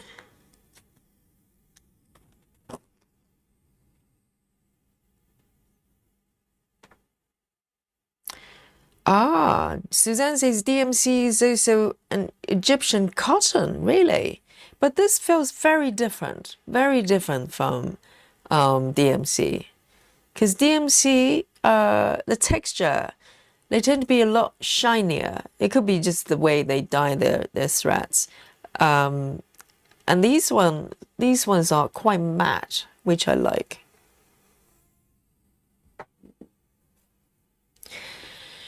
Peaches says your stitches look so much nicer than mine too, so I guess thread's a lot to do with it also. Yes, what type of thread do you use for your piece then? For two strands, I prefer either CXC or Egyptian cotton. I have not used the other ones. I don't really like well, but then again, I'm stitching Maggie with DMC, which is kind of fine so far. So, but generally, I prefer non-DMC threads for two strands for sort of slightly more matte finish.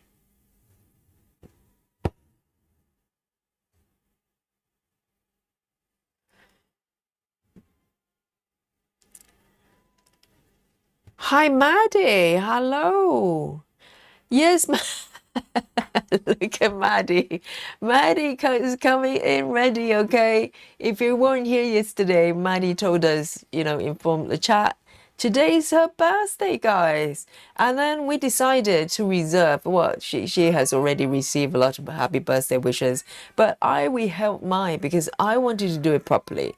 So today, Maddie's back with us, and today is her birthday, guys.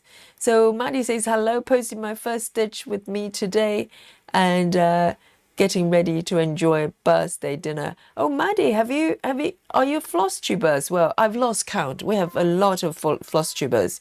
And yeah, so today, I think for Maddie, as promised, the chat has to do what the chat is best at doing, which is celebrating.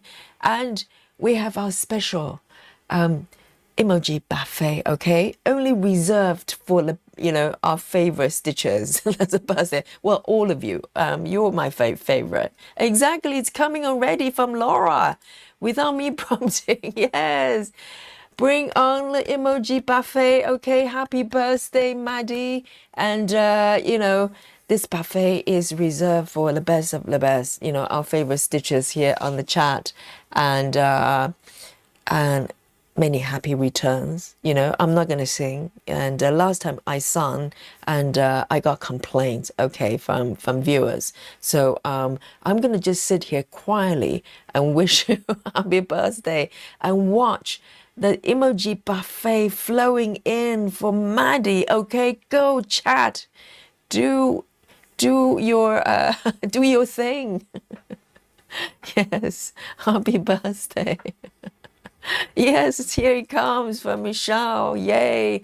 Cakes and fireworks. Yes, absolutely. Happy birthday. And yes, Grace, I did not promise to sing. I actually promised not to sing, okay? So I will not ruin Maddie's birthday. Oh, look at this. It's very balanced. Slightly healthy, but also we have fries as well. Balance is everything, isn't it? We need a bit of both. And do I see kale and some prawns, please, guys? We can do that. We have the technology. And from Jackie as well. What is that, Jackie? Oh, is that like a puzzle? I don't know what that is. And oh, look at this lovely spread here with flowers as well. Are the flowers edible, or they're just for looking? Yes, so we have beautiful flowers to appreciate as well. And oh, some prawns. I can see prawns. Oh no, that's croissant. That's not prawns. Very nice, very nice. And oh, how lovely. G Vive. I just butcher your handle there. You're being so kind. She says you have such a beautiful voice. Love from Montreal. So kind. And love to Montreal. Welcome. And you're here on time for the birthday celebration. Yes. And our Maddie, in the chat. This is her birthday, and she's here to receive our, legendary emoji buffet. They're all your favorite foods. That's nice. So Jackie, this is, reflection of Jackie's character. She's sharing all her favorite foods, not the least favorite ones. Like, I don't know what they are.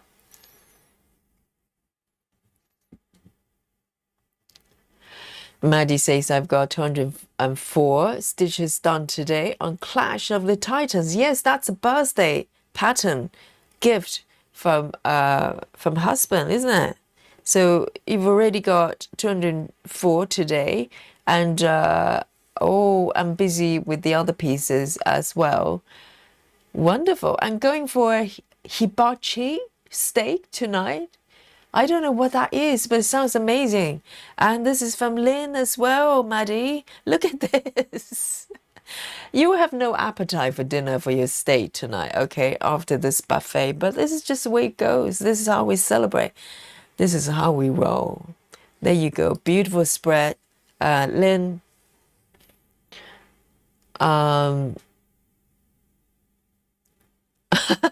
Rachel. Rachel says, I would personally love to request Yogi to sing again. Really? Oh, how brave of you, Rachel. Yes, I think everybody's got their, headphones and earplugs already installed.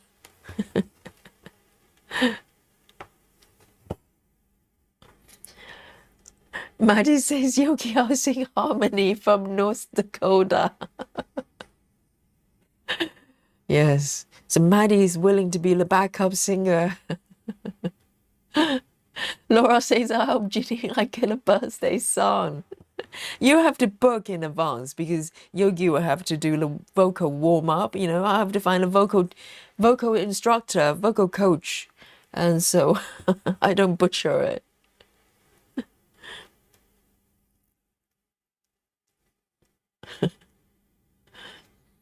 Yes, happy birthday to you, Maddie, and really lovely to have you in the chat on a regular basis. You've got so much, positive energy. You always sound like you just love stitching, which is contagious, isn't it? So much enthusiasm.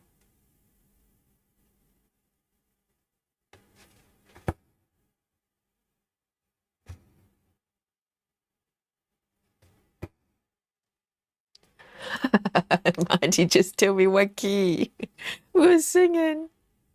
Oh dear.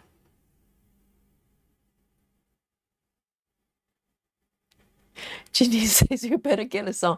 I think Janine and Laura, you guys have booked in advance, okay? And I've got my vocal coach training lined up already. So by your birthdays, I should be good to go. I'll try to sing in tune for you, okay?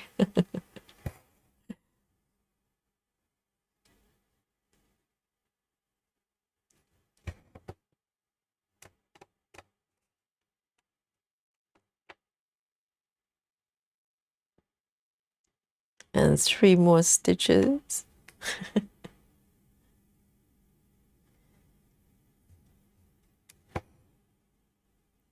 So Maddie, you want to go easy on the buffet, okay? So you're not going to lose your appetite for your steak tonight.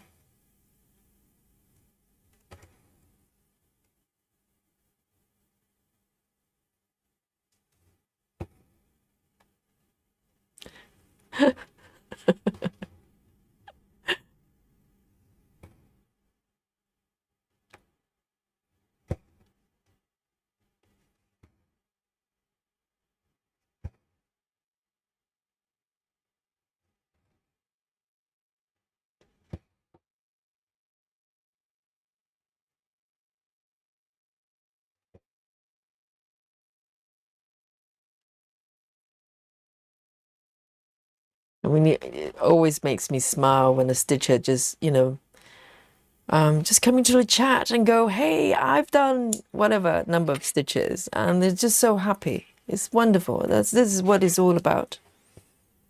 Just enjoy.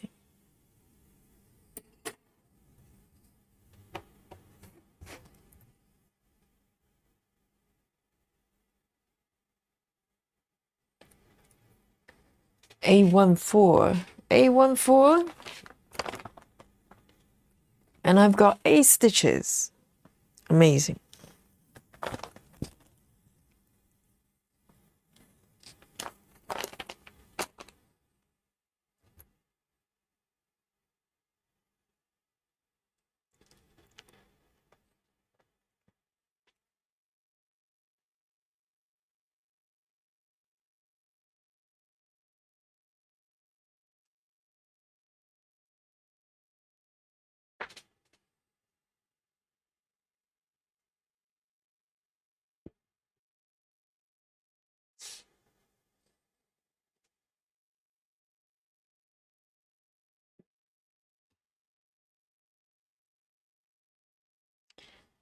Oh, Lynn. Lynn says, Yogi, I sit in my lounge with 7 vases of daffodils, birthday flowers. They look stunning.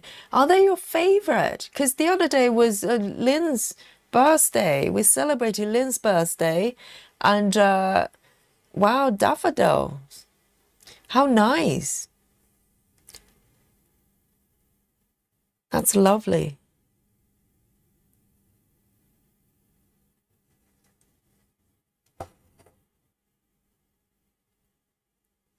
And I hope you enjoyed your birthday. In fact, enjoy every day, right, Lynn? Every day is precious. Every day is a birthday, really.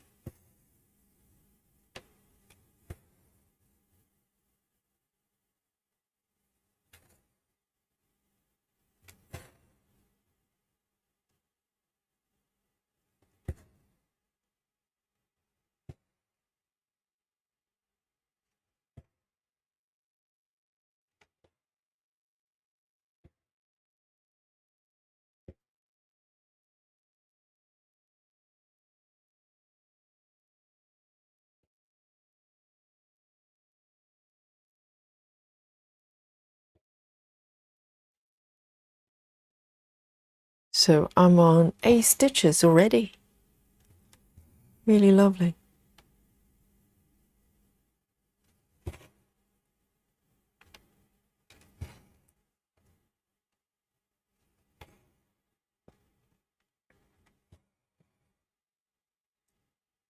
One, two, three.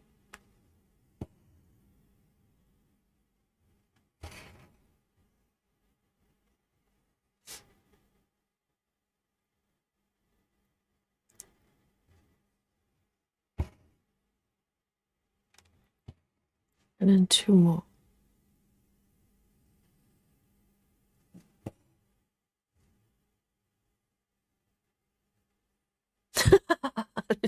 Jeannie, I think Janine just trolling us, okay? There you go. Janine says, I have a fully cooked, chopped up spaghetti with ciabatta bread for dinner tonight. Dear, oh dear, this is going to cause a stir in the chat, okay? And chopped up spaghetti. Janine?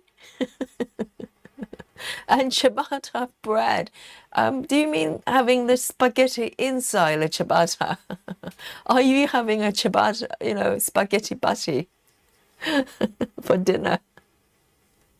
But why would you? Well, I suppose you could have ciabatta. So how did you have your ciabatta? Did you have olive oil and balsamic vinegar for you to dip your ciabatta in? You know? And why do you have to chop up spaghetti? You're not 5, Janine. You can chew. You have teeth, I think. I hope. As just no excuses. And also, overcooked, okay? That's a requirement for Ginny. Overcooked pasta, chopped up. That's not spaghetti anymore. That's like, what is it? What is it exactly? Chocolate time, is it? Exactly, Kathy.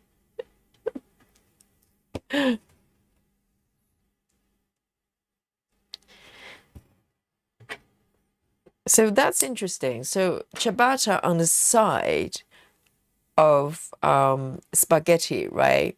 So it's carbohydrate on top of carbohydrate. Yes.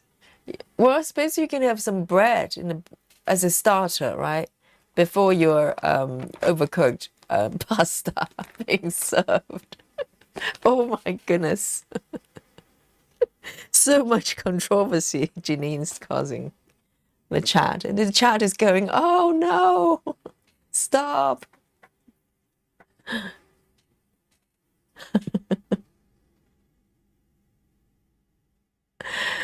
And Rachel as well, do not encourage Janine, do not validate the soggy, chopped up spaghetti, please.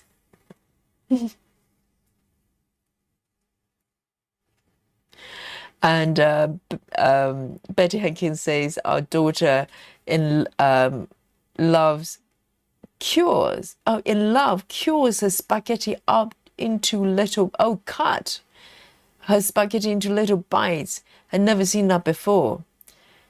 But how old is your daughter? 5, which is understandable. Okay, Janine is not 5. Okay.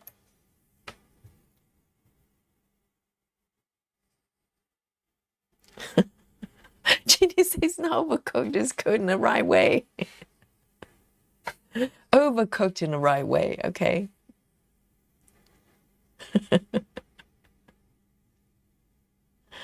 Okay, so Janine says bread with lots of butter.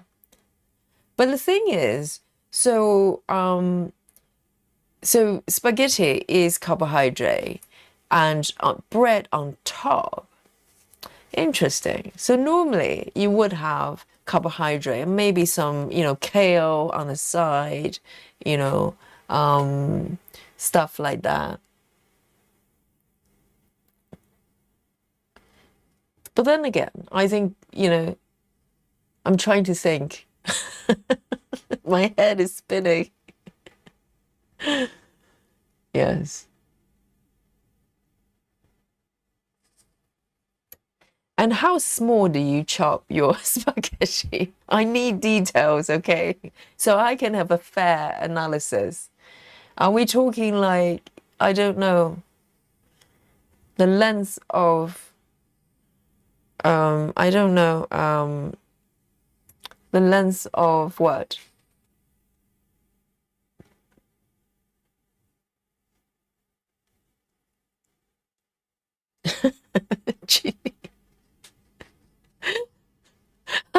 Cassie, of course you never seen that, Betty, because it's not normal.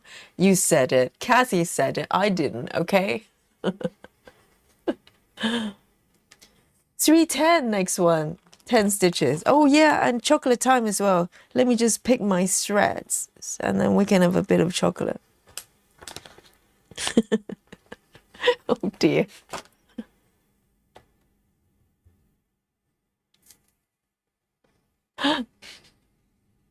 Ginny says the body likes carbs, doesn't it?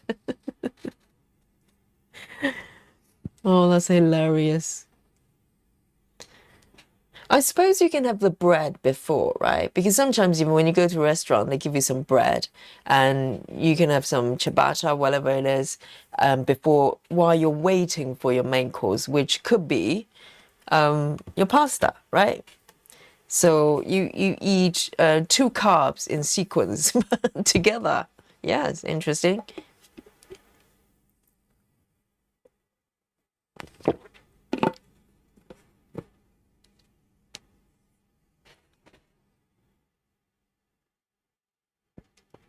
Rachel Morton says, yes, in the US, we eat bread with a lasagna, spaghetti, pasta, Alfredo. Interesting. But isn't that very filling? Because pasta is quite filling already.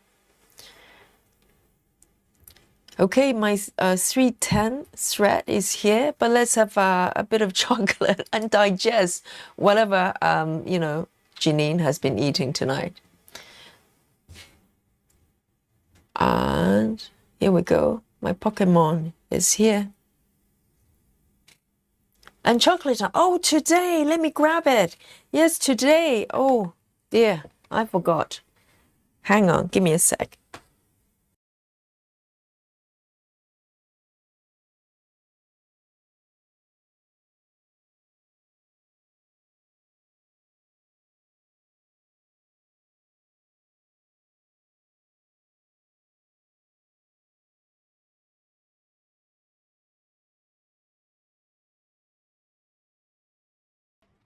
Okay, today we have new chocolate. Okay, I still have some chocolate button left over, but I did a little bit of grocery shopping today. So here we go. Dun, dun, dun. Here we go, Susan. The envy of Susan. Yes, Black Forest. I've got 2 packs. Okay, I had to give 1 pack to Mr. Yogi so he doesn't have to steal mine. Okay, and Happy Hippie as well, which is orange and geranium.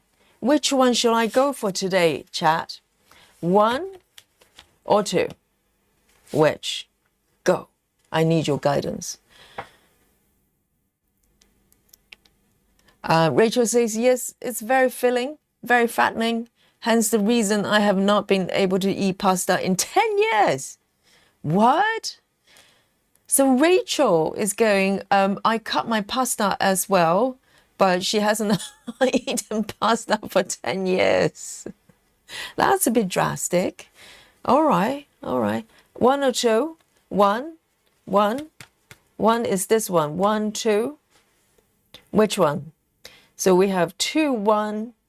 Oh, orange. Okay. Susan 2. Okay. Susan, have you tried this one yet? And I'll report, okay, on the flavor.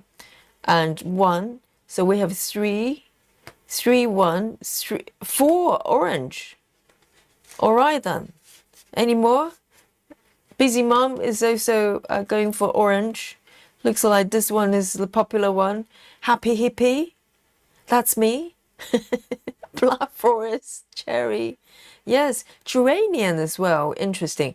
I have had this one before, but I don't know what geranium is supposed to taste like. I think it's quite orangey as well, kind of citrus fruit as well. Oh, from the look of it, it's number 2 then. That's Happy Hippie. Is today's chocolate of my choice. Yay! And this is a new pack as well. I'm going to do the unboxing, okay? The popular unboxing. Oh, bags of cherry. It's too late. Tomorrow we'll have cherry. Okay, not tomorrow. Tomorrow's Monday. But Tuesday we'll have a Black Forest. But today we're having Happy Hippie. Yes, Ruby Rose says 2 as well. Here we go. Unboxing, okay. I don't unbox anything, you know, but I unbox the chocolate for you, all right? So here we go. So once again, I'm fighting with their packaging. There's no obvious way of doing it other than just prying this open from the top. So this is not Apple packaging in any shape or form. I just have to peel this off. Not very elegantly. Okay then. Happy Hippie. And it's 74% cacao. So it's a little bit higher than Black Forest. Dun, dun, dun. A wax paper wrapper. And I'm going to cut it open.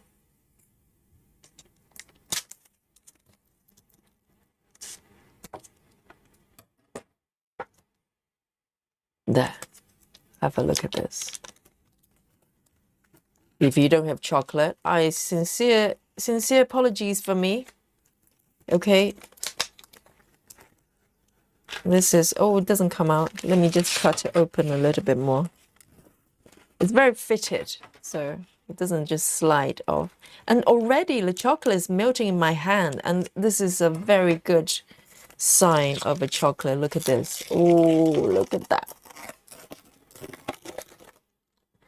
I'm so sorry. I'm having this chocolate, okay?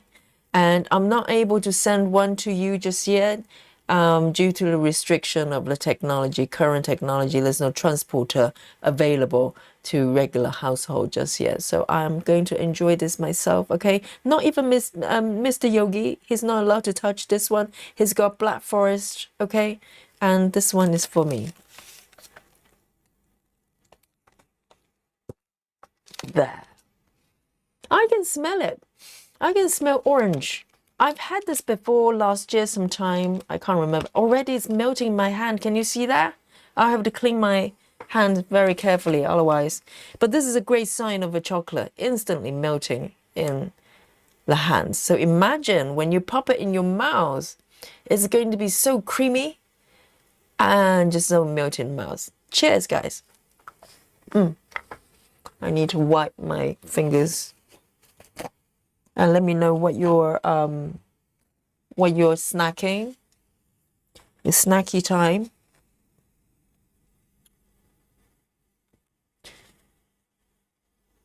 And Susan has not got the Happy Hippie. Oh, it's very orangey. Yes, it's got. If you have had chocolate and orange, so orange with chocolate, just imagine that flavor, but add a little bit more bitterness to it. I think it's coming from geranium. Geranium might be a little bit, on the bitter side, so it balances out the sort of sourness and tartness of orange. So it's very grown up orange chocolate, I think. If you're in the UK, go for it. It's very nice. It's very kind of, because sometimes the orange chocolate, they probably make the orange very overpowering. This one is very demure orange and with a hint of the citrusy bitterness from the geranium. Was that good as an advert, Mountain Zuma? And Susan has Bounty. Nice. Rachel says, Yogi, I was going to have vegetable juice drink for dinner and you totally ruined it. Really? And Rachel says, I'm chewing down on dinner right now. So what are you having then? If it's a healthy dinner, it's perfect. Maybe a vegetable juice is not enough for dinner.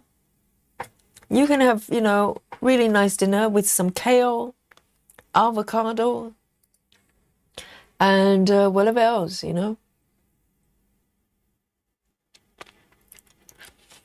Gray says 85% and higher chocolate has magnesium. That helps insomnia. Oh, really? But chocolate has, does it have caffeine? I think it probably does as well. It gives you that buzz, chocolate buzz, doesn't it? Yes. I choose my chocolate. That's at least 70%.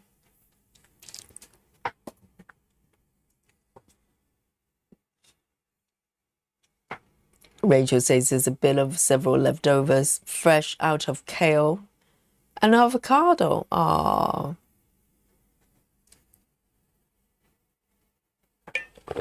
And my coffee as well. So good. Simple things. If the things you enjoy, have them together, that's just the best ever. Let me have another piece then.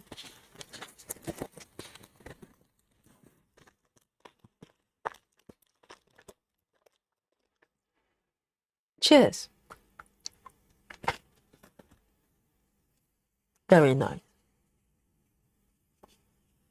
And what I love about their chocolate, particularly, I have not tried their range that's not dark chocolate because they have another few other flavors that kind of not listing the percentage of the chocolate probably means that it's a little bit more quote unquote accessible chocolate, like regular chocolate. But the dark chocolate range, they're not very sweet at all, which I love because I don't do I don't like sugar very much. My whole body feels weird if I have too much sugar. So it's very easy sort of to eat for me. Very nice.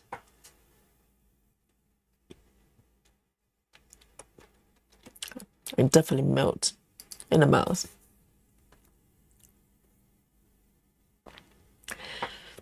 Betty says, I wish I ate chocolate. Been suffering from insomnia for a couple of weeks now. Oh, so but you're okay to eat chocolate, right? And insomnia, I wonder why. Does that mean you can't sleep at all, or you just can't sleep at the right time? Because some people they have trouble sleeping, but then they get to a point they're really tired, so they sleep a lot, and then they kind of mess up the sleeping cycle. But they're able to sleep, just not at the right time and the right pattern. Yeah, sleeping is so important, and the quality of the sleep as well, isn't it?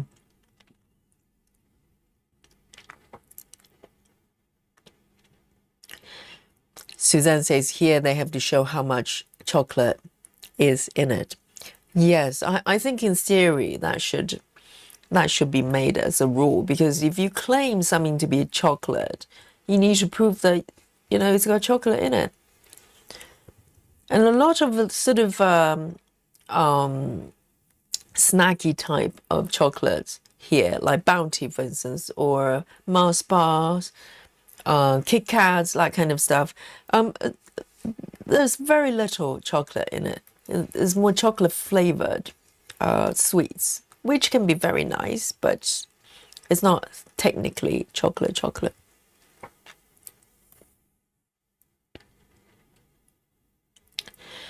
Janine says, I can't sleep until someone doing a stitch with me makes me sleep as well.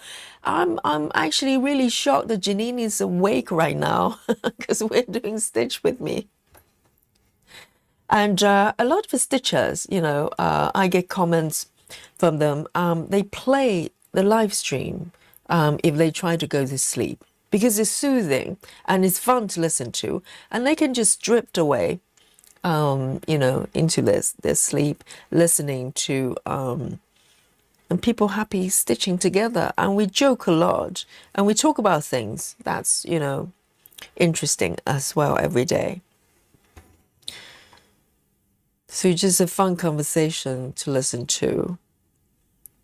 And then you kind of slowly drifting into the dreamland that way.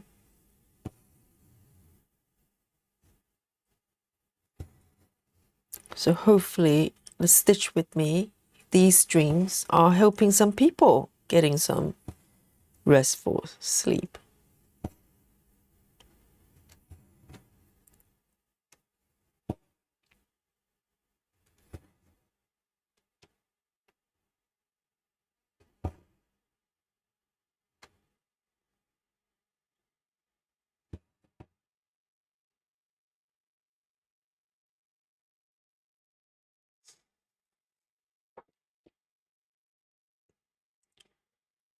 Kathy says my chocolate was orange with bits of almonds, slivers. So darn good. And my boss is going to London this week. I'm going to have him look for Montezuma. Definitely get him to smuggle some for you. And they're quite reasonably priced over here. If it goes to like, I think you can get these from Sainsbury's as well. If you buy them from certain places, maybe the prices they put them up a little bit higher, but we're very lucky. We can get them from Amazon and from supermarkets as well.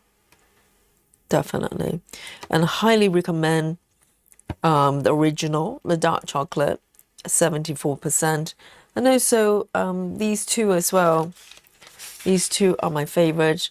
I really love them. Black Forest is really lovely. It's got slightly less chocolate, but not that bad, And the only one I do not recommend is, it's called Sea Dog, I think. It's lime and, what is it? Sea salt. Oh, that's weird. That one is a little bit weird. Yeah, just get him to get a stash for you.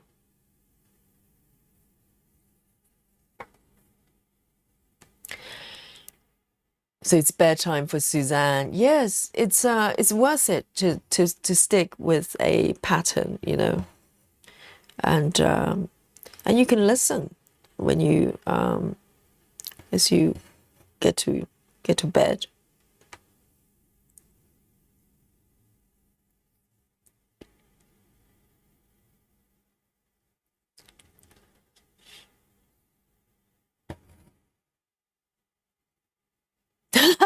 Janine.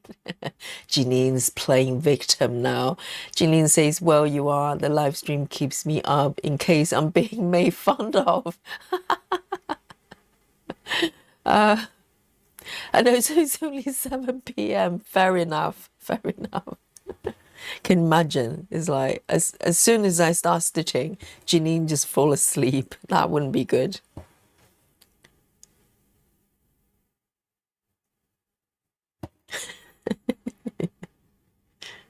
Oh, hang on a second.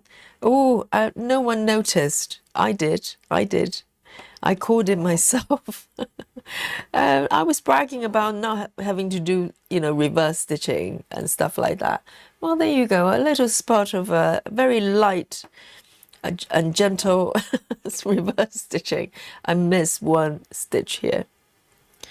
So this is how you reverse stitch, okay? And you can only reverse stitch if your thread is still attached to the stitches. Once you cut it off, we're firmly into the F zone, which we don't want to be.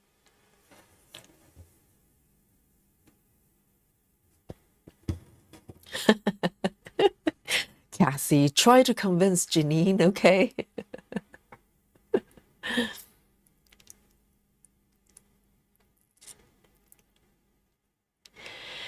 And Suzanne says, have to be alert in the morning to get Alex off to school. Oh, yes. If you're responsible to get a teenager up in the morning, good luck. Yes, indeed. Oh, so these ones as well, that's why. And look away, nothing to see here. I'm doing reverse stitching just to send Suzanne to bed, okay? She knows it's bedtime when Yogi starts reverse stitching. It's a lullaby, like go to sleep, sweet dream. Yes. Laura says it's too close together. Yes, I know. I spotted that. I should be here, right? So I have one stitch missing. That's why the whole lot was, gone sideways. Laura's exclamation mark. It's like, stop, Yogi, stop. It's all wrong. I'm good now, right, Laura? I'm here.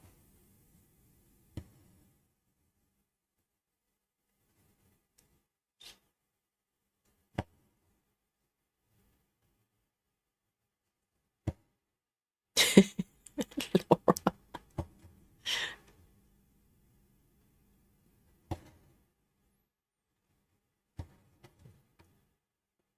I'm good now. 3 stitches. That's fine.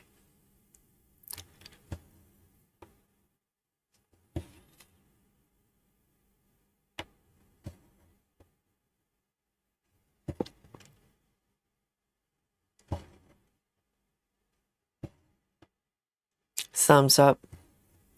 I'm Laura. All good. All good.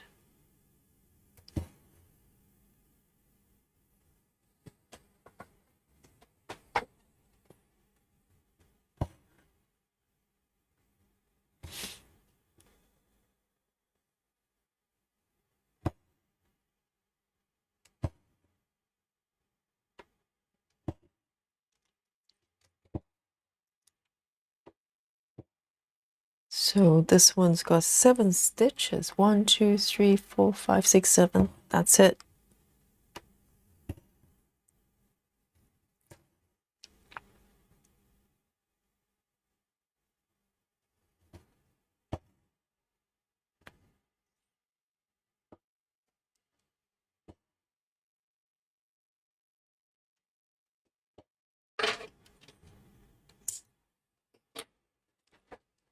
Lovely.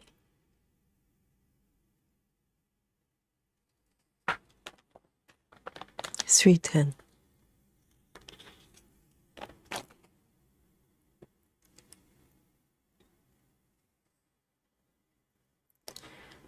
The next one, we're up to 11 stitches. 355.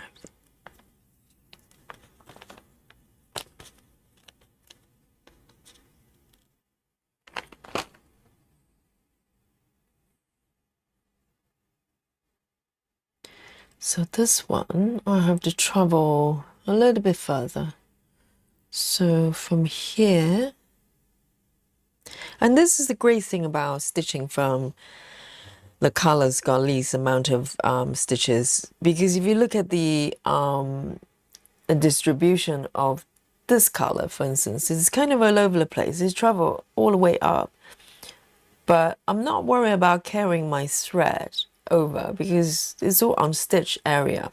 So imagine if you're trying to do this color, if you do color completion at the end, then all the area here most likely would be stitched, and you literally have to either just leave the thread floating at the back, which I just find it very difficult, or you have to do one stitch at a time, start and stop many times. So it's a choice you have to make. Okay, so that one's done.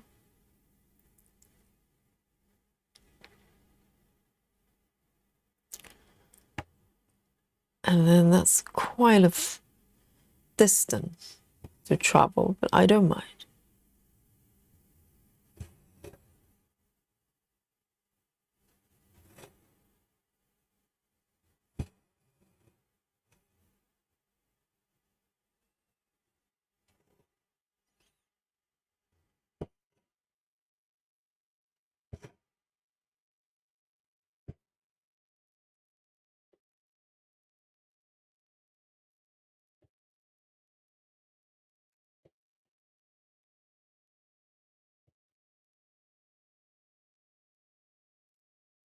Okay, 3 of them. And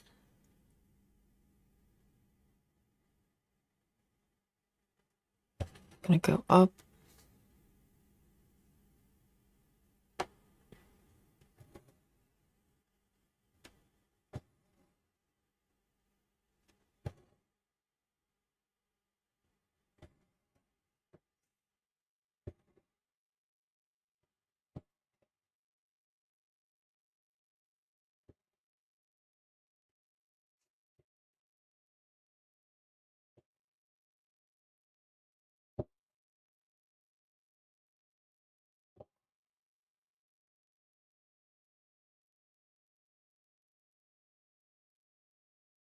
And 3 more down here.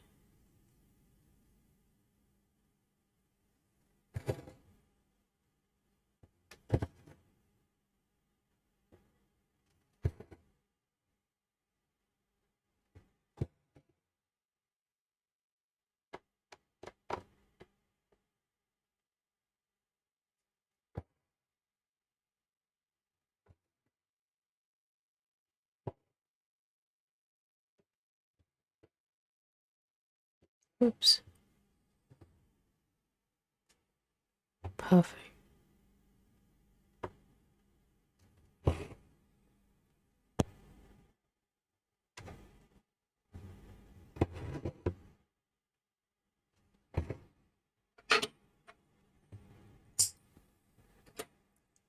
Three, five, five.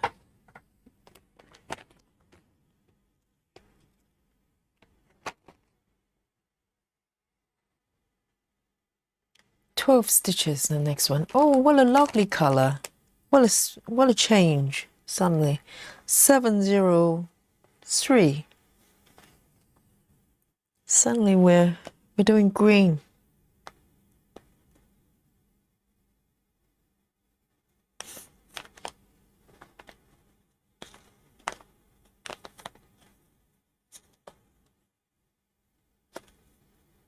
Green.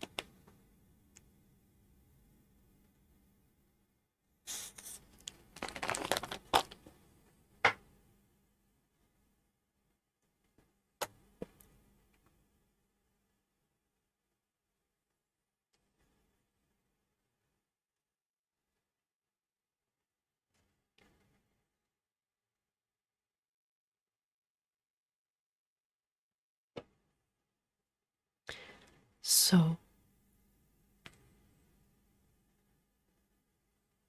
gonna start from here. Oh dear, there's one stitch there that does not exist on my fabric. Interesting. 1, 2.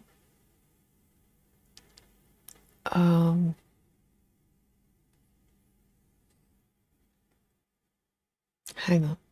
Let me remove it.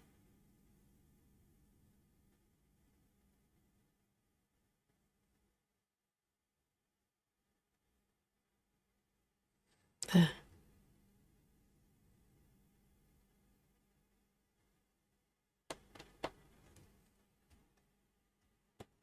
12 stitches.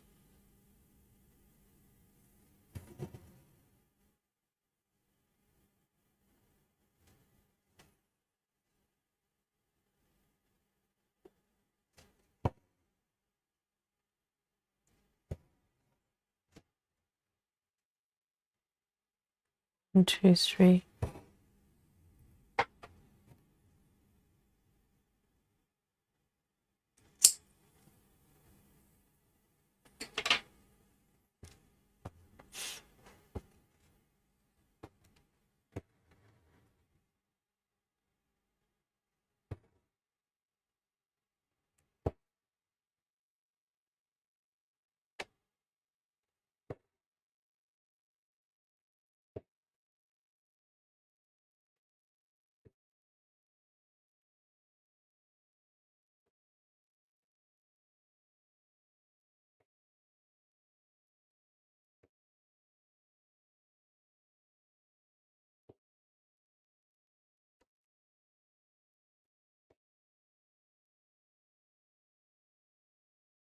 One, two.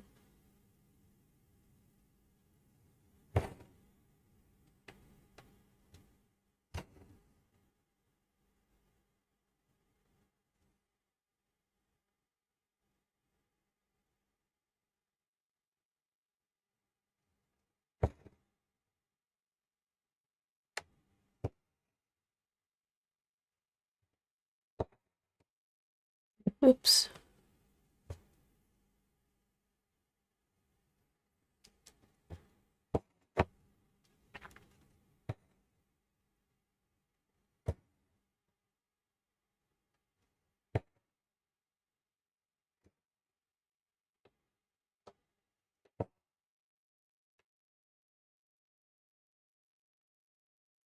And 5 more stitches.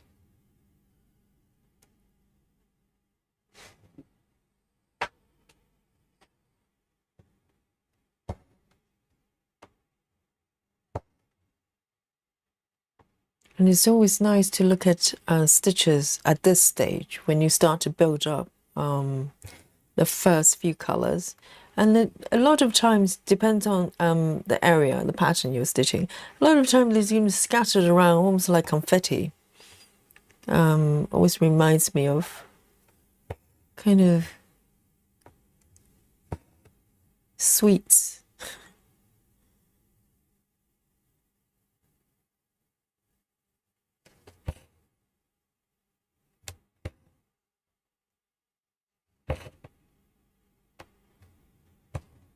Oh, so pretty.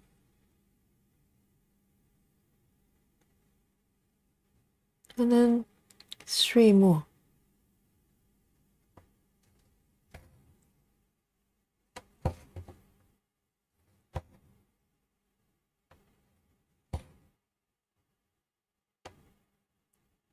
And it gets easier as well because you have more stitches you can use as references. In the very beginning, particularly if you're doing, large areas like this, it's a 5 by 5, right? You could miscount blocks as well, which I nearly did a couple of times.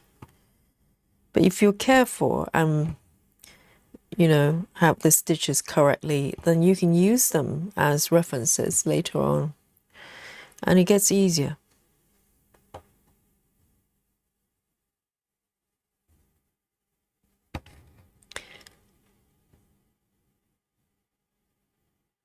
Laura says, I thought at first you were doing a second day of vast stitching. Yes, yes, yesterday I was doing very similar method, weren't I? But yesterday was 25 counts though, but quite a large area as well. For some reason, I'm really into minimum to max recently. Just feels like a fun way of doing it, kind of building up. It's a little bit faster comparing to, like color flow, that kind of stuff, or even cross country. I think the thing is with cross country is, yes, you can just pick and choose whatever color you want. You can pick ones that's got tons of stitches. But the thing is, though, in my mind, I always kind of in the back of my mind thinking, oh, I have to come back and tidy up all the loose stitches later on. There's a sense of, instead of going like, oh. So, and the great way of this way of stitching, I know I've taken care of those loose stitches first. Ginny says, I give you credit because when I cross country like that, with so many floating stitches, I get lost. Yeah, I think like yesterday, how many blocks? Yesterday, I think the areas probably roughly around this size, I think. I think for 25 counts, it's just a little bit more challenging. For 14 counts, doing this way is quite relaxing. Yeah, because the 5x5 gridding is very, very clear, whereas with 25 counts, it's a little bit smaller. I think in general, 25 counts, just it takes a little bit more focus. And that's why 14 count week we're going to have is going to be a holiday. The only, risk we have is that once you get used to 14 counts for a week, when you go back to 25, you probably have to squint. 355, I've got one stitch missing. 355. But I think it's nice to have a reset, right? So it may even give you the new appreciation for 25 count and, just anything above 14 after a week. And I think that's what I did when I got really fed up with 25 counts over a year ago. I just didn't have motivation to stitch anymore. And by kind of just messing about with other stitch counts, I tried out 20 counts, 22 counts, 10 stitches, all sorts, and 14 counts as well. It kind of renewed my enthusiasm for 25.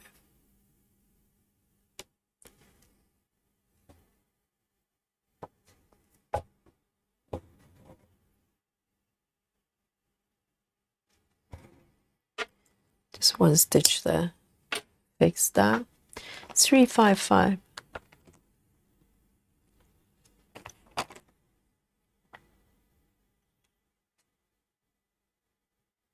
Next one. Oh, 13 stitches with 606. I'm stitching a flower, I think. There's a little small bunch of flowers there. 606.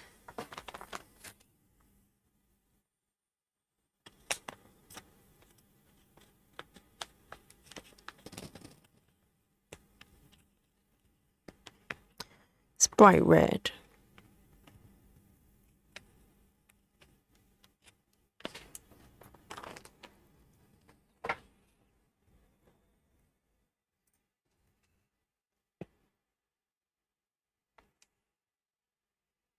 Okay, so 13 stitches.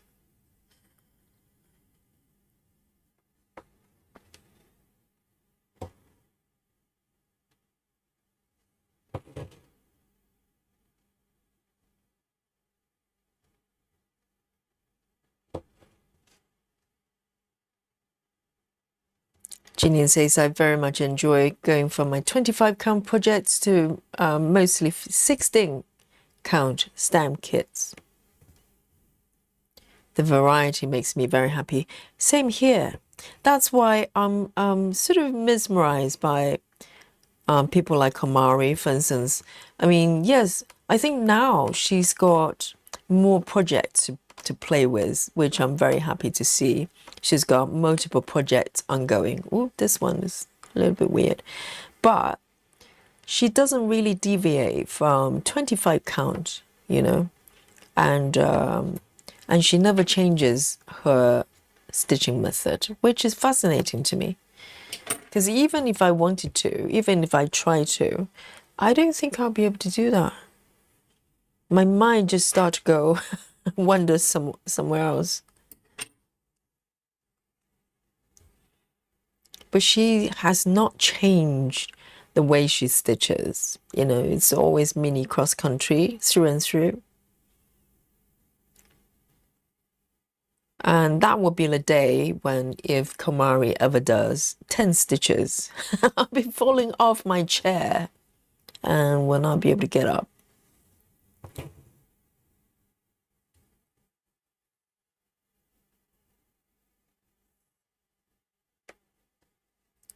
And also Gemma as well, Gemma stitches, you know, they're both my favorite floss tubers stitchers. And Gemma, I don't know. I don't know whether she does side quests. I know she's got a couple of other projects that she stitches from time to time. There are different counts. But in terms of method, you know, throughout the years since I discovered her, on her channel, she stitches with her own method. No deviation. Never once she goes, well, I'll just do block by block stitching or cross country. No, she just does Gemma's method through and through. And she's very happy. 14 counts.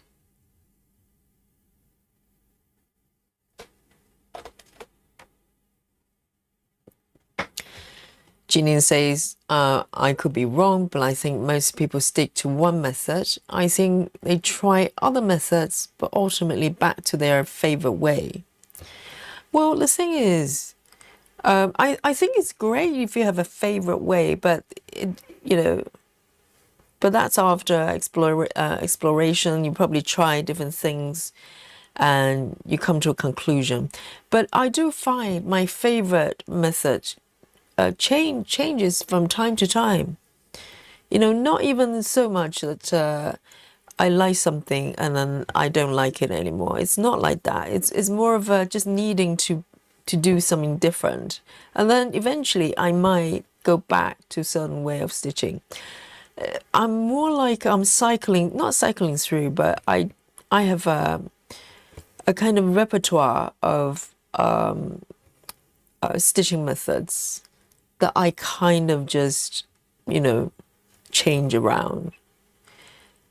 But for me, that feels totally normal. You know, it's not so much I abandon one method for the other. I just need to change.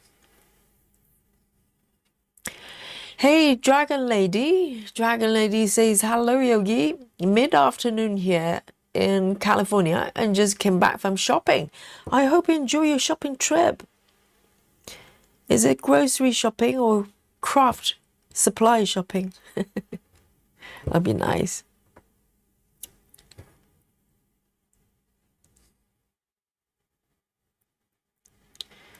And because naturally I just want to change things around, you know, change projects, change methods.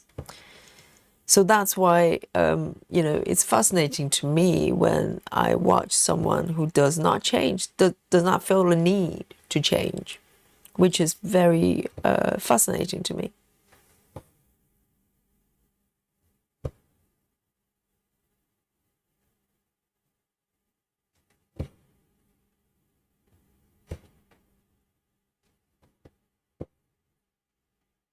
There's a little bunch of red flower here.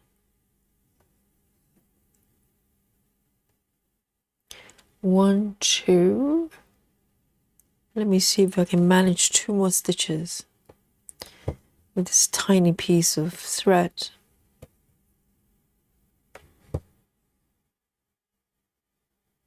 And just 1. Dragon Lady says grocery, Whole Foods, things for dinner. Oh, very nice. A little bit of kale, celeriac, all the good stuff, avocado, spinach, all the yummy veggies.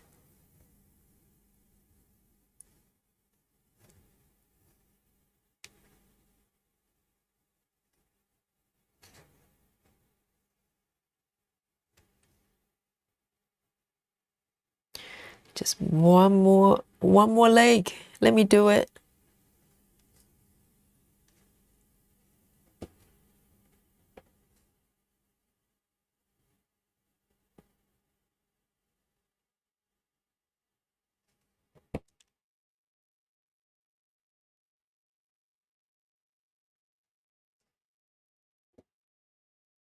Hey, Travis. Travis says good evening. Is it good evening in Canada right now?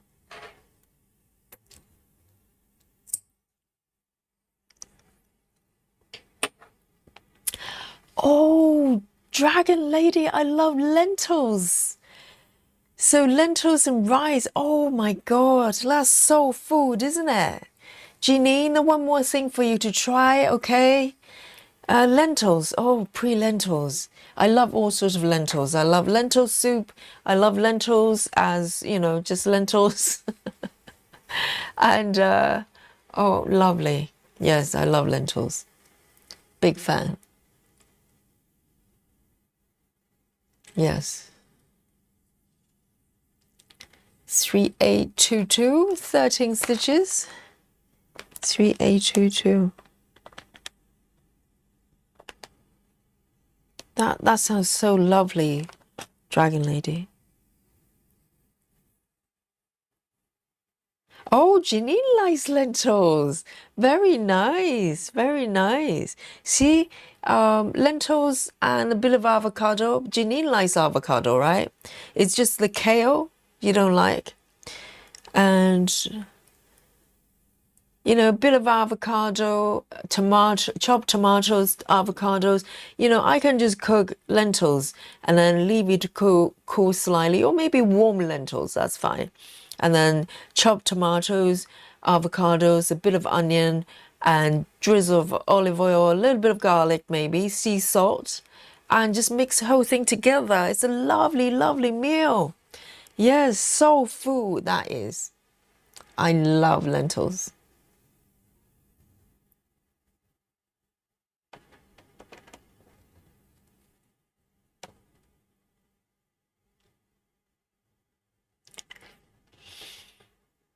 Ah, Travis says it's 7:20 in Canada, PM.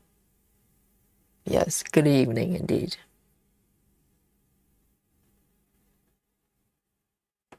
And lentil soup is so good as well. Oh.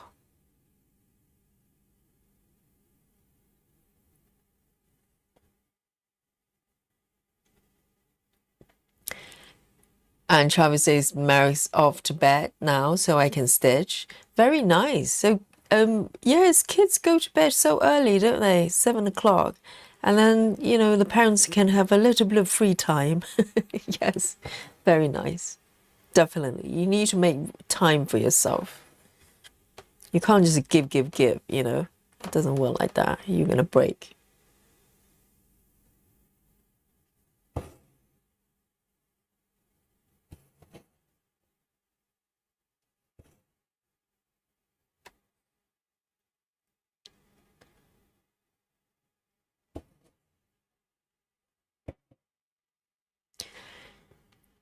Janine says kale, lima beans, split peas, horseradish. Those are what's a split peas?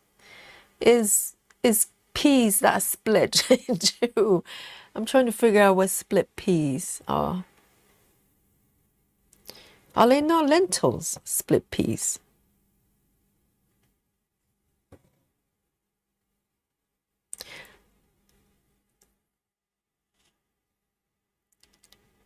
Oh, really?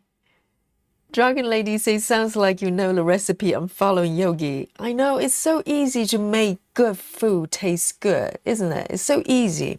If you have the right ingredients, fresh food, fresh ingredients, just put all your favorite things together. It's a great meal. And maybe a bit of a sauté mushrooms.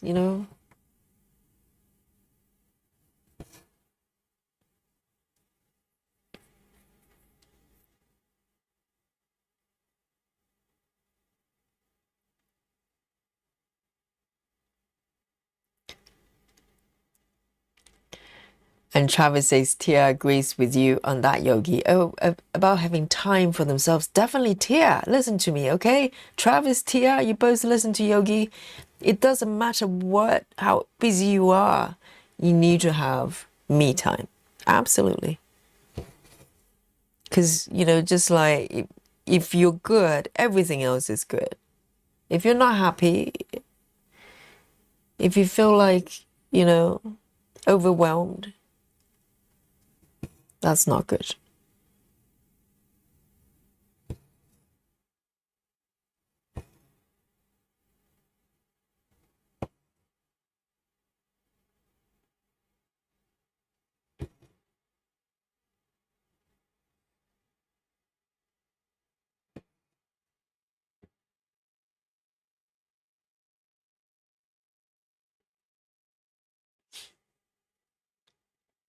Janine says split peas are dry like lentils, but are peas, I guess you make pea soup with them.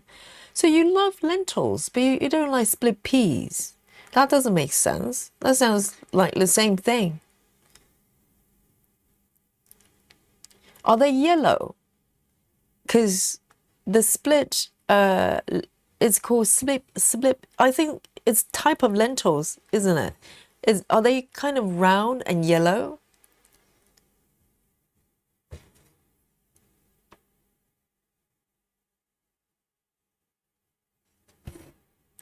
I mean, pea soups, lentil soups are just so good. A lot of plant protein as well. So if you wonder where the protein's coming from, for vegans, lentils, tofu, and a lot of green veggies like kale. So green veggies has a lot of plant proteins.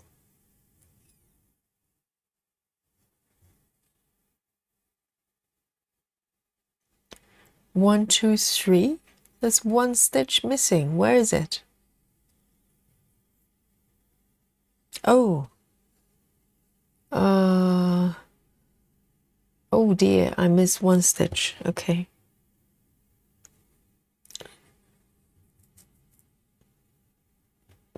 Marsha, hello.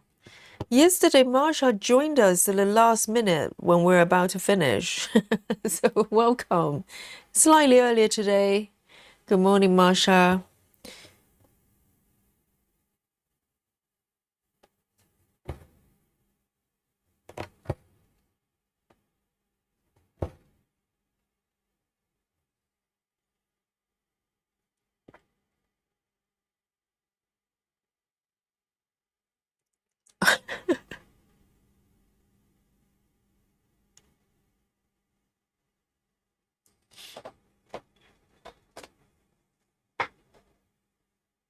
Beg says, I thought I lost sound. Couldn't hear your lovely voice, Yogi. Then I realized somehow I muted myself. I need a coffee.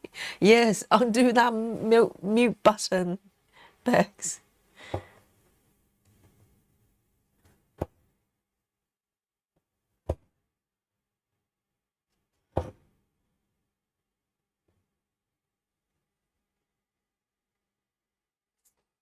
And good morning, Australia. Good morning, New Zealand. It's Monday morning, isn't it? Cassie says split peas are naturally split mature peas. Right. Highly nutritious, rich in fiber and plant-based protein. Yes, exactly. Yes, it's puzzling that Janine loves lentils but not split peas. I would put them kind of in the same category.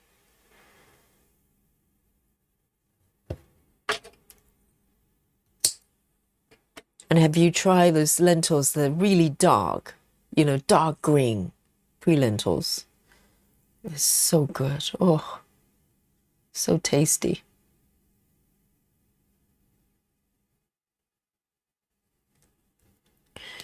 So I'll see if I can manage one more stitch with this tiny piece. Am I being too ambitious? Just this tiny piece, but really just one stitch.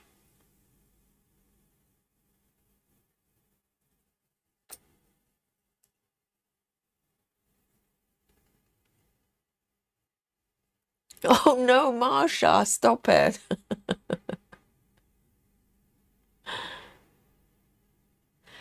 Dragon Lady says split peas are peas that have been dried and machine processed to split them, used to make soup with onions, ham, and sometimes with potatoes and lots of black pepper. And yes, they're probably slightly larger than lentils, right? Yes, I think I know what you're talking about. Totally delicious. Just one stitch with this. Thread chicken coming up. Just tiny, tiny piece here.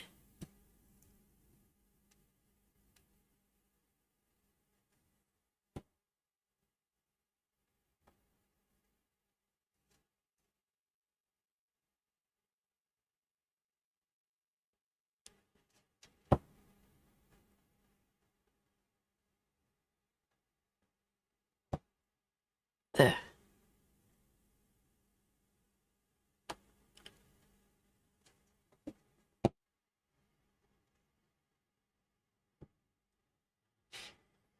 And Chua, hello.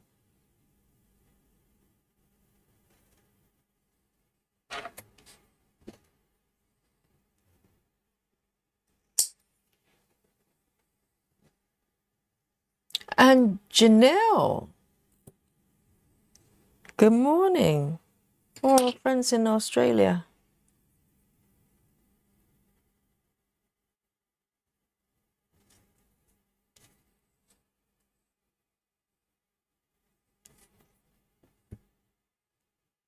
So Dragon Lady's working on Sudeki. It's really beautiful, isn't it? Is it quite large? Is it like Heaven and Earth full size? It's from Heaven and Earth, isn't it? Dragon Lady. I did it. The next color, 18 stitches. Yay! 3, 2, 7.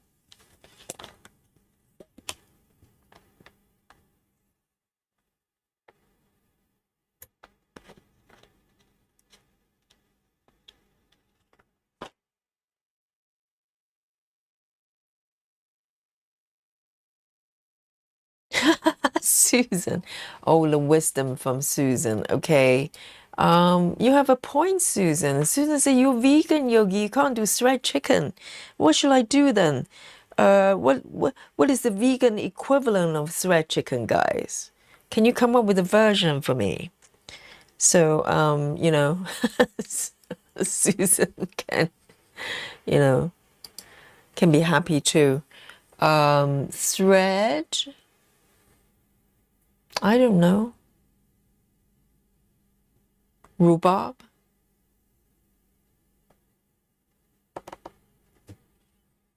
So this one, 18 stitches all around here.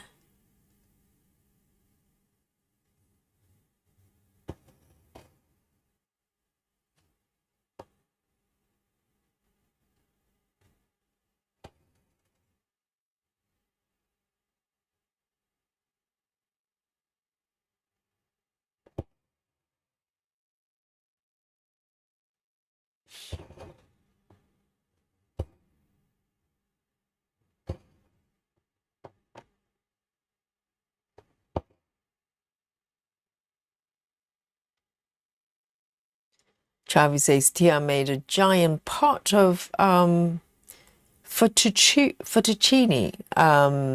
Alfredo for supper tonight with chicken. Very nice. Alfredo chicken. It's very comforting, isn't it? Creamy pasta.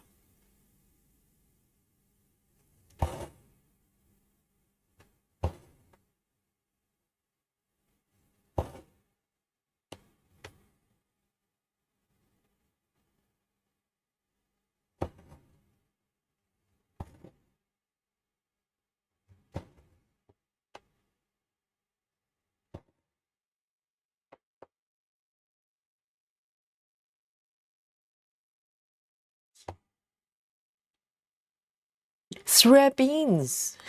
Yes. Beans. There you go. I play beans, okay? And I won. Victorious.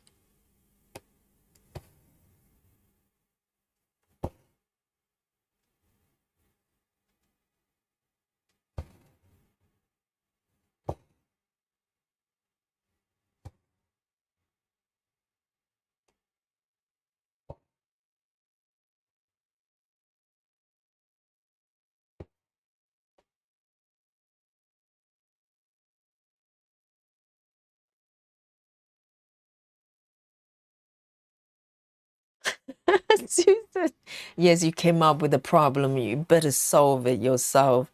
Susan says shred parsnip. Oh, my favorite. Yeah, thank you very much, Susan. I'll send you some kale, as a thank you gift.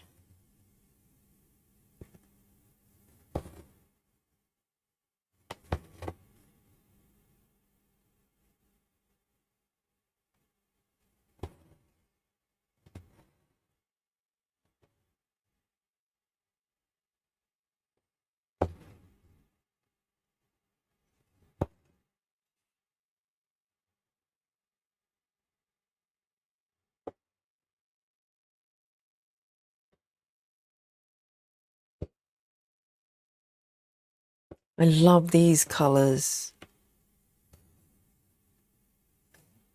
Look at that.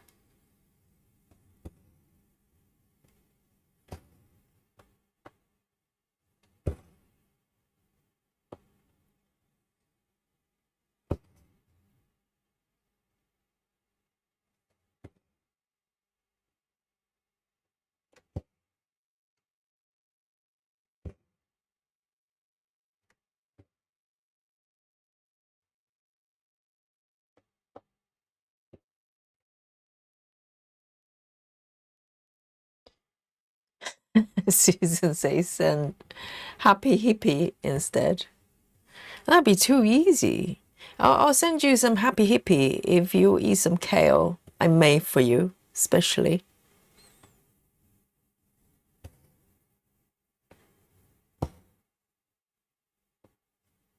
And some avocado, Avocado. Actually, I'm gonna make you a plate of lentils, with avocado and some kale, and then you can have some happy hippie afterwards.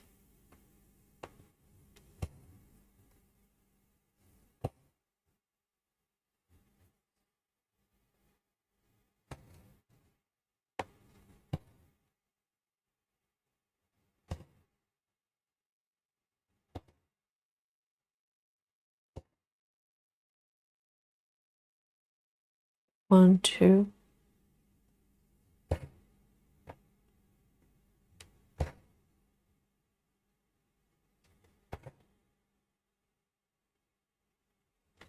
So two. Oh dear, I've got two more. I think this is probably too ambitious to play thread parsnip. I only got a tiny bit left.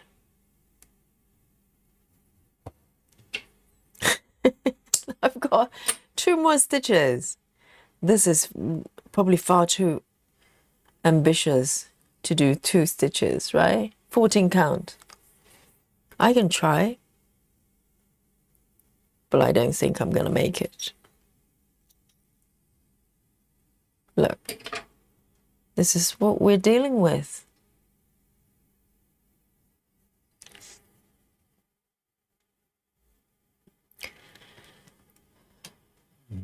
Kathy says, I went to get wine. I'm missing something. What's it? Thread, beans, and chicken? So, you know, Kathy, look at this. I'm playing thread chicken. I'm going to attempt the impossible, okay? I'm going to try to make 2 stitches. Let me see where they are. Are they far apart? Okay. I think I've already lost. Look at this. They're 2 stitches far apart. And I was going to stitch these 2. I've been playing thread chicken, so according to Susan, I shouldn't be playing thread chicken because I'm vegan. But playing thread chicken doesn't mean I'm eating chicken, though, does it? And so I asked the chat to come up with a vegan version. And these are the suggestions.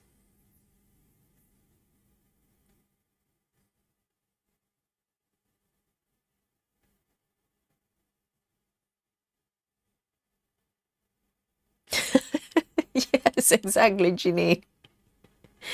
You know, you have to take the rough with the smooth. It can't be all good time, you know. Okay, then I give up. I think I'm gonna get a new strand just full of 2 stitches. There are times you have to admit defeat, you know. 3, 2, 7.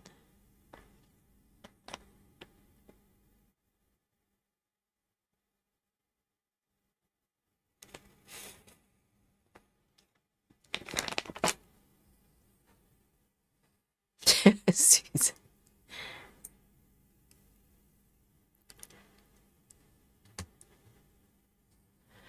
Lynn says, Yogi, I will not buy Dimensions kit again. The cotton nuts all the time, it gets you down. Really? Why is that then?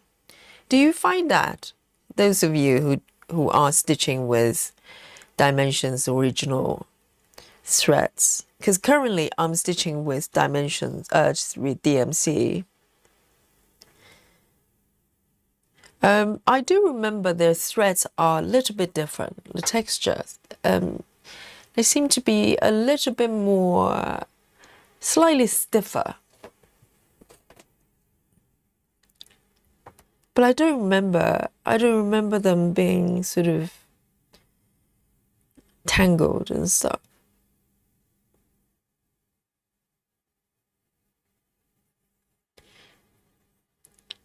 But the thing is, Lynn, we have to save Dimensions, okay? It's our mission. So there are 2 stitches here.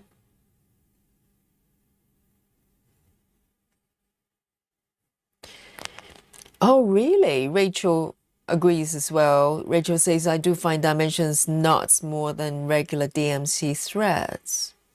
Huh. Because it's been a little while since I stitched with their threads.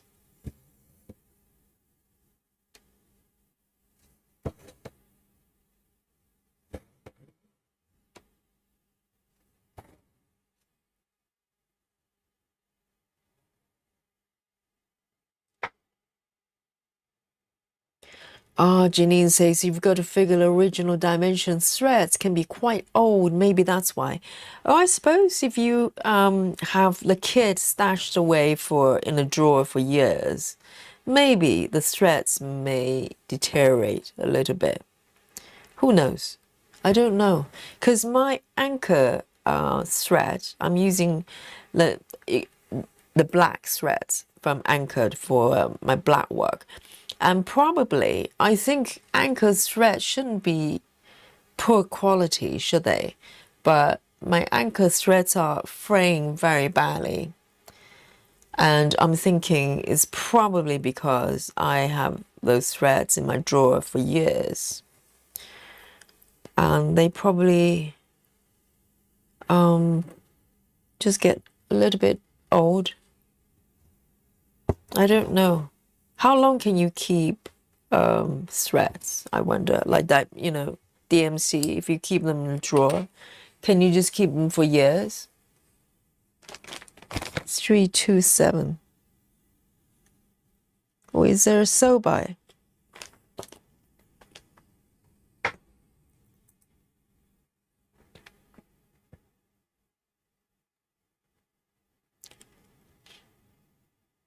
Okay, next one. 22 stitches, lovely. And there's a beautiful green as well.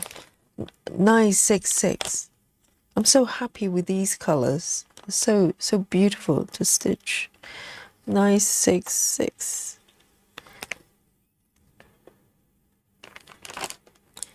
I don't think that's enough for 22 stitches. I'm gonna get a new strand. 22, 966.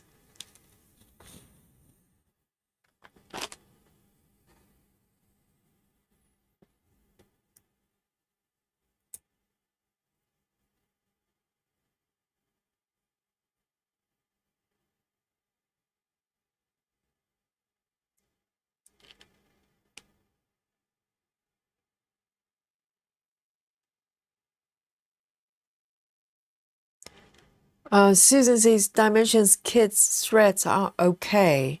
I don't know. I have a theory because dimensions and the kits are made in different locations, surely. I'm thinking because in America, I have seen some stitches, particularly maybe older kits, maybe made a few years ago. They came with unsorted threads, don't they? And I have never seen those in Europe and in the UK at least. They're always sorted nicely with the thread cards. And I suspect the threads are probably coming from different factories. I don't know whether that makes a difference. But and probably the age of the kit as well, because when you buy a kit, you don't know whether they're just made last month or 5 years ago or 10 years ago. Who knows? No idea. So that may vary a little bit.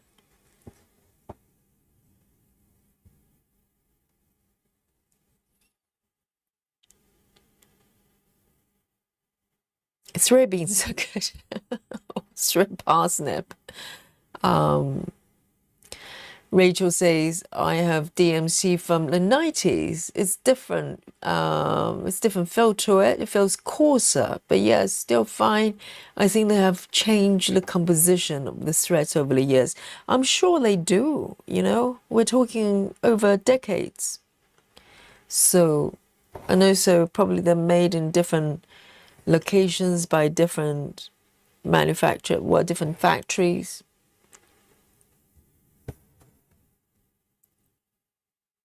So different kits from different time and different locations. They probably have different material, and also the Ada as well, because those stitches when they stitching Maggie, they all got injured with their fingers. I honestly do not remember the Ada being so stiff. I don't remember my fingers being hurt and have to wear protective gear in order to avoid injuries. I don't remember that. So and also Susan, do you find their Ada really stiff as well?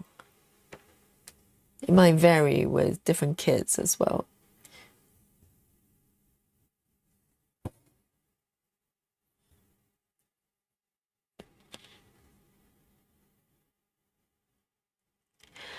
Lynn says, I think I'm going to save up and get a DMC chest. Yes, I think it's worth it. You know, if you have, a bit of budget, it's really nice to get a chest. I got it off Amazon, and I think the different vendors, I think I got a bargain because when I bought it, I can't remember how much it was, maybe over 400 or something, or very close to 400 at that time. And when they sent my chest, I immediately started to sort out the flaws, right? Because they came with the wrapper and everything. And then I noticed there was a tiny scratch on, I can't remember, on the top lid, because the top part of the chest is actually a lid you can open, and it contains the first 35 colors and variegated threads as well. And I noticed scratch, and in my mind, you know, it's kind of an antique piece that I think it will pass down generations in my mind. And so I contacted Amazon and told them that there's kind of a scratch happened maybe during shipping. And they said either they can send me a new one, or they can knock off, give me a discount basically. And they actually gave me a really big discount. I can't remember how much it was. I think it went from nearly maybe just over 400 to about just over 300.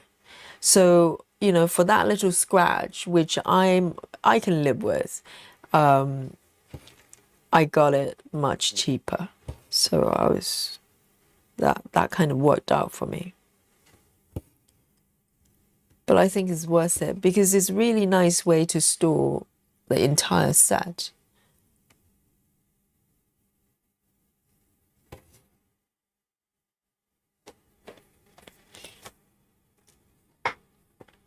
Dragon Lady says the kit I purchased on eBay is from 1998 and the threads are just fine. Right, so so can you tell when the kit was made? Does it say on the package? I wonder. Because it would be interesting to kind of figure out. And also maybe not just the age of the kid, maybe how it was kept as well, the sort of storage condition, you know, whether there's moisture or any kind of external impact.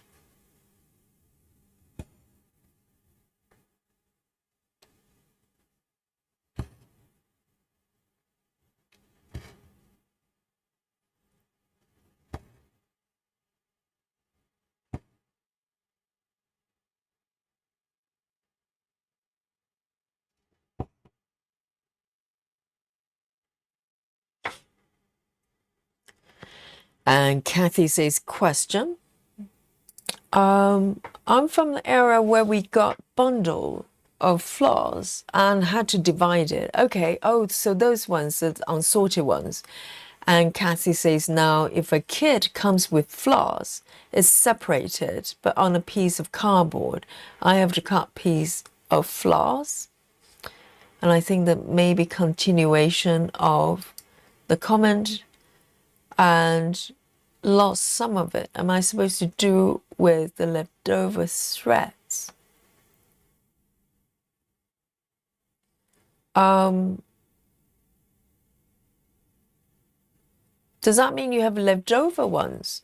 So I'm just trying to figure out the question. Oh, do you mean you have leftover threads after you stitch the piece? And you're wondering what to do with the remaining threads? Is that your question?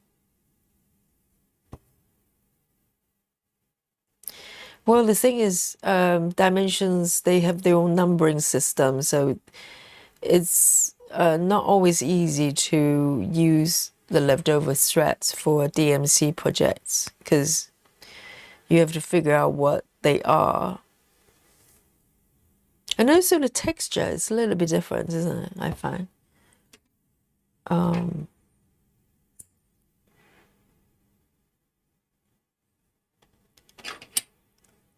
So that's the question for the chat. I don't know. I suppose until you know what colors they are in terms of, you know, conversion, It's probably quite hard to use them meaningfully. Maybe for samplers, maybe for, I don't know. But then you need to be sure that you have sufficient material. It's tricky, isn't it? Because I do have some leftover threads from DMC, from Dimensions as well. They're in bobbins in my drawer somewhere. But the thing is, I don't know what to do with them. Maybe doing something that it doesn't matter what thread colors, some small projects or something. 966. I'm gonna take one more strand.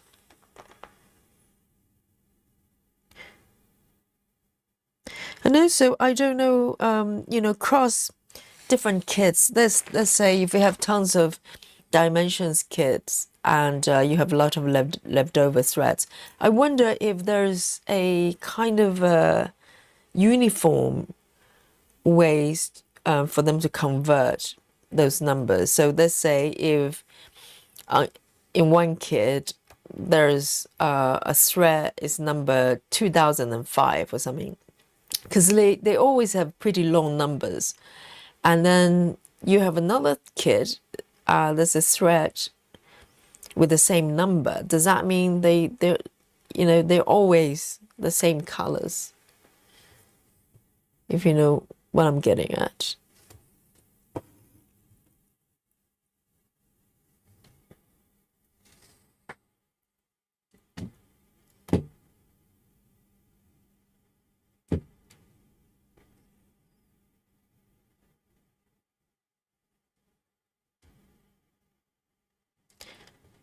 And Kathy says, I'm not sure why this method is so much better. Which method are you referring to? Rachel says, the newer Dimensions kits say yes, and you can tell if the threads are all bundled together without an organizer. It's older. Oh, so the older ones were made in the USA, so they have an American flag on it. Oh, I never seen those. So, but then again, the first Dimensions kit I've got, it was probably 2012 sometime. So maybe they're not that old in comparison.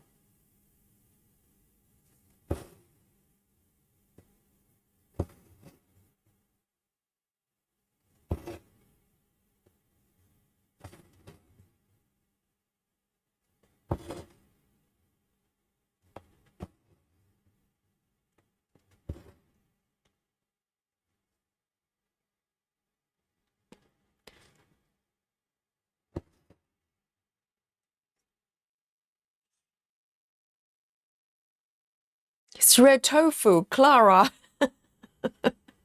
What an entry, Clara. Thread tofu, yes. Thread. All the vegan food is coming out.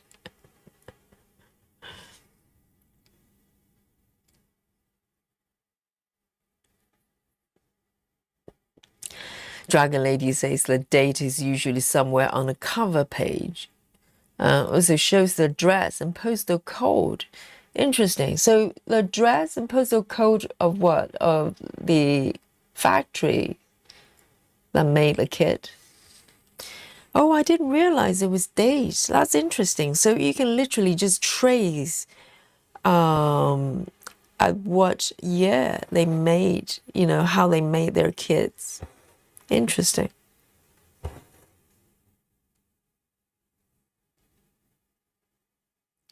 So maybe at some point they switched from unsorted threads, which is which is just cruel for their stitches, and to properly sorted threads.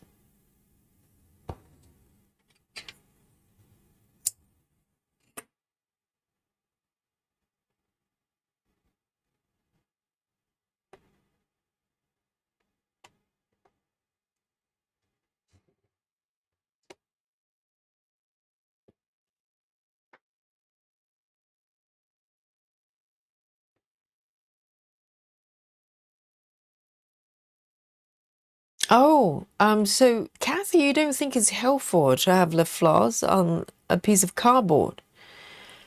Well, it's not just a cardboard, it's the thread cards, isn't it?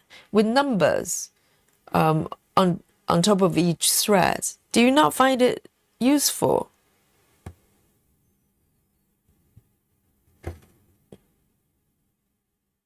Because they tell you exactly what those colors are.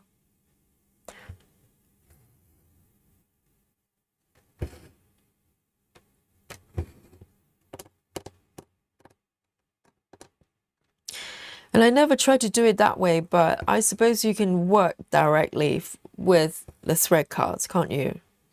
Because normally, at that time, I was bobbinating everything. I didn't know this type of thread cards actually exists. Whoops, I'm falling off the screen.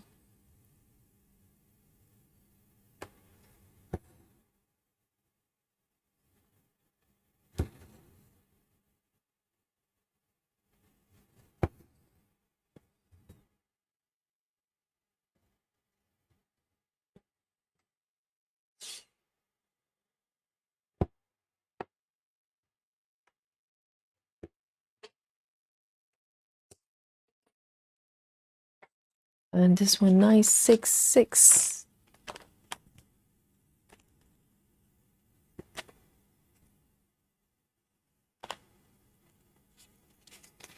Janine says the only thing you could probably do is to save the threads to use on samplers, because you could basically use whatever colors you wanted for most of them. Yes, I was thinking that as well, provided you have a kind of meaningful amount, because you don't want to run out of the threads and having to kind of switch to different color, different threads.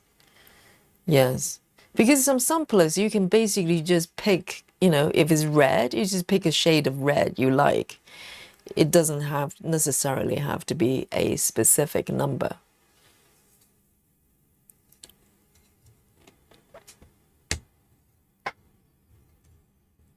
Next one. I'm enjoying this. 24 stitches, yay. And I love these colors as well, so colorful. 3363.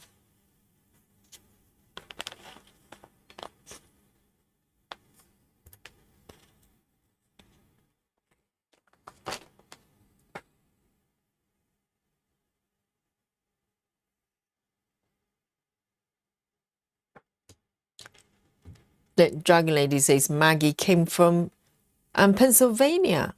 Interesting. They're probably made in different locations all over the place. And the European kits are probably made in Europe somewhere.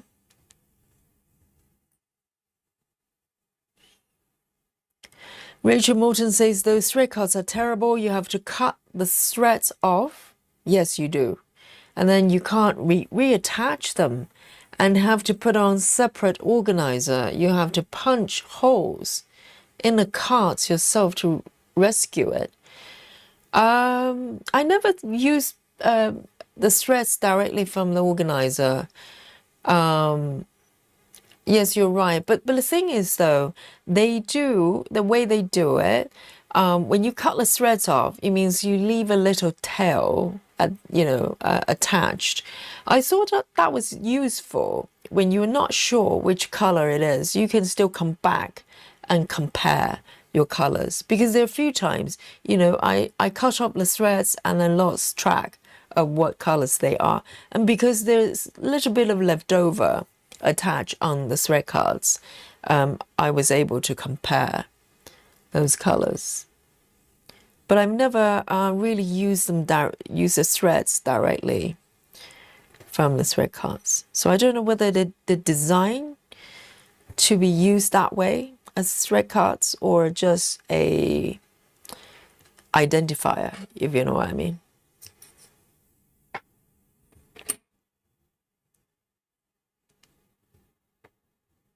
But I think that is so much better than unsorted threads. Do you not think? I've never had an unsorted version, but I can imagine that can be probably quite confusing.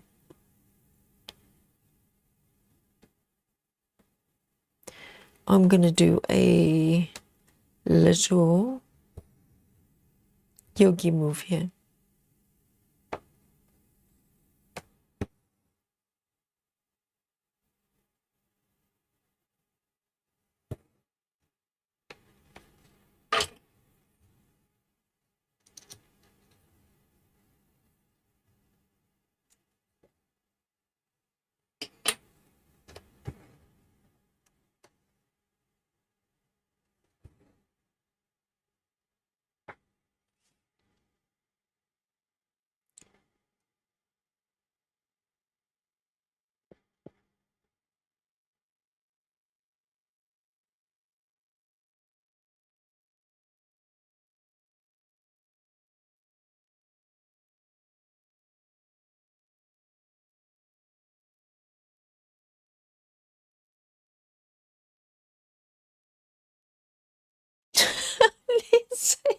Lynn, that's harsh. Lynn says, I will not save them. I will put them on the fire.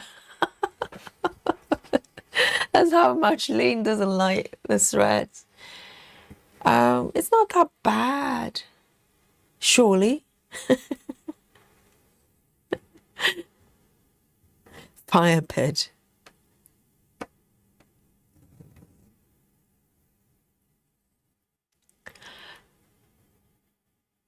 And see you later, Dragon Lady.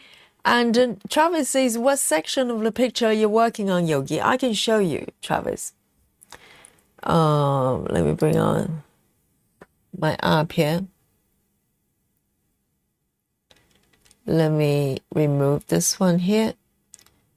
Okay, so can you see the water feature there?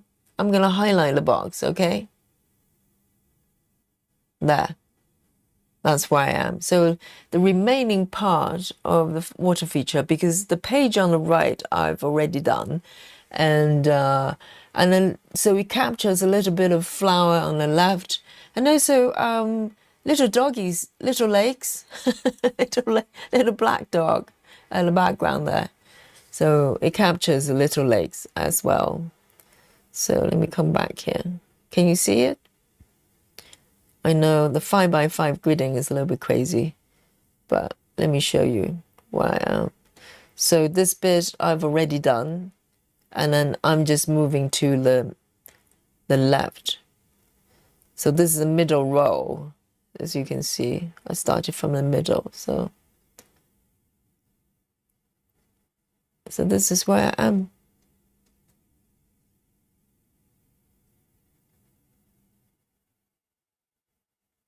I know the 5x5 gridding on the chart just looks crazy, doesn't it? It's just insane. But it's very useful. Very useful.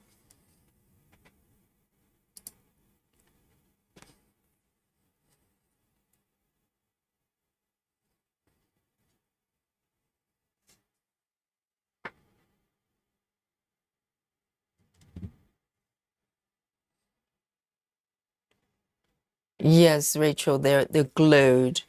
Yes, I always take all 6 strands out at the same on one at a time, and then bobinate them. But I find when you cut, as I said, sometimes there's the leftover bits which you can use as a reference later on if you kind of lose track of what they are.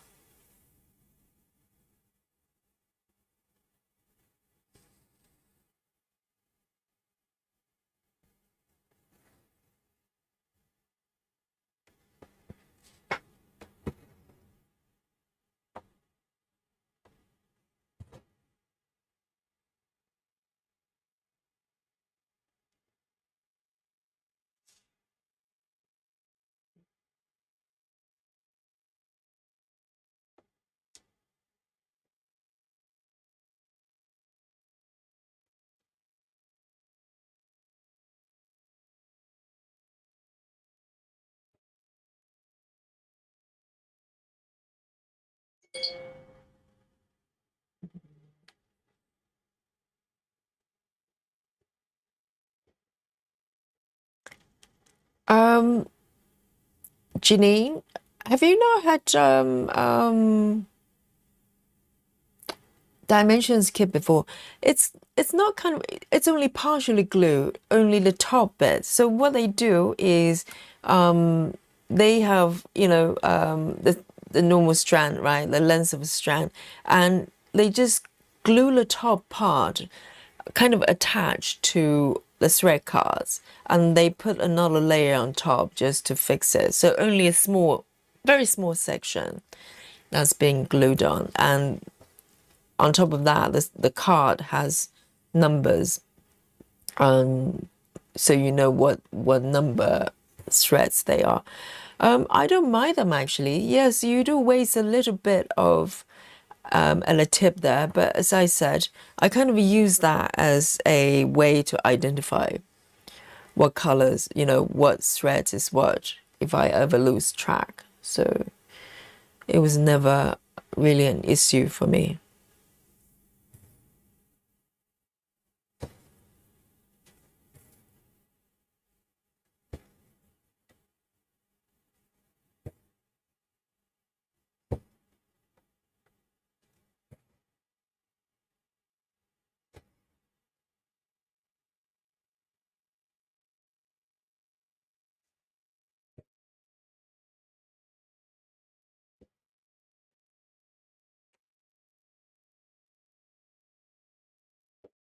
Okay, these ones.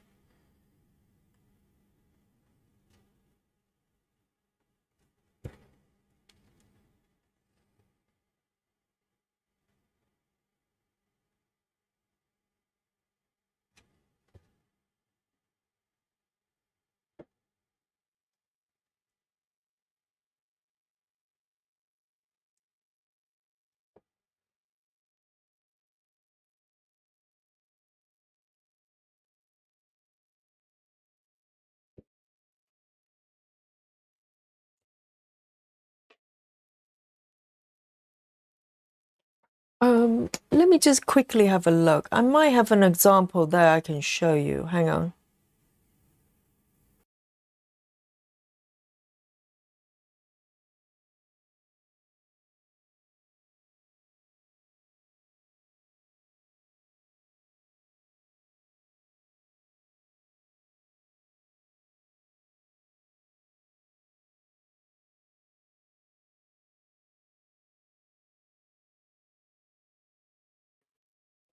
Okay, the magic of stream. Okay, I found an example.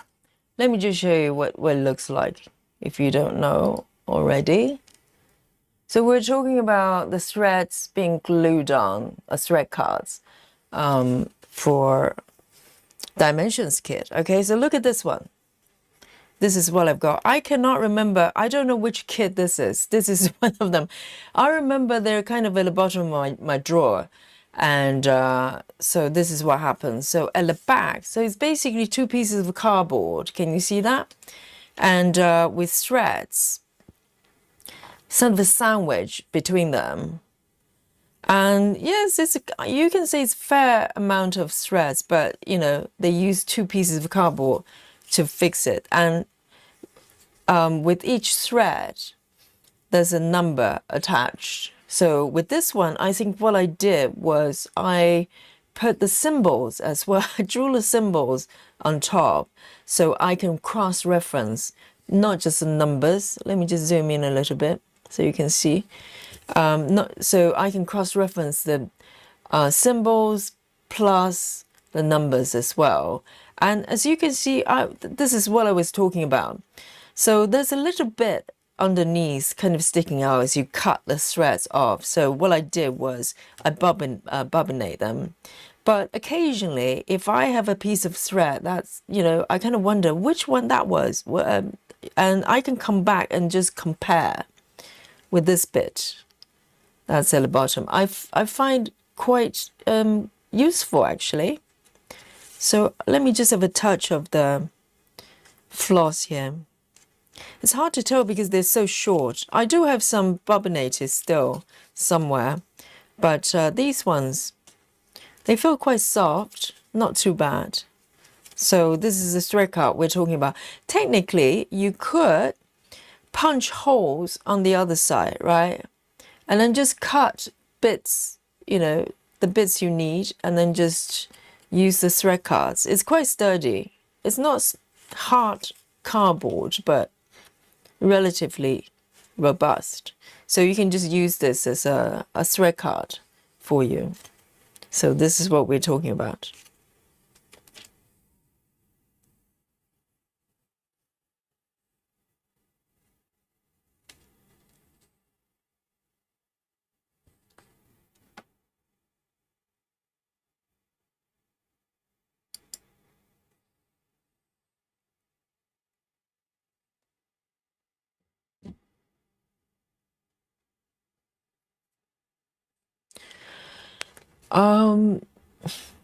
Lynn says, Yogi, guinea pig curled up in his bed. I only have one now. Really? I thought you had two. What happened to the other one? Is the other one going to the college? To the university?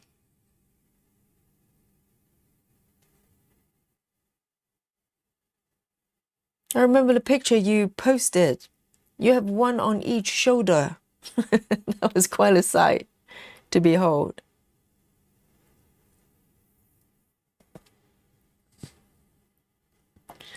Cassie says, I was trying to find mine to take a picture as usual. Yogi has the answer. I never thought to put a hole on the top. I didn't cross my mind either, because at that time, thread sort of thread organization for me was bobbins. And so I didn't even know you could just punch a hole to do it. But I think they could have done that, couldn't they? As a kid, why don't they provide a thread cut like this and with holes already punched? Then, it's a very simple thing to do. But it's going, it kind of, I'm sure a lot of stitchers probably don't even know they could do that. So I don't really find the bits that sandwich underneath a waist necessarily. I think they just try to secure the thread so they stay put.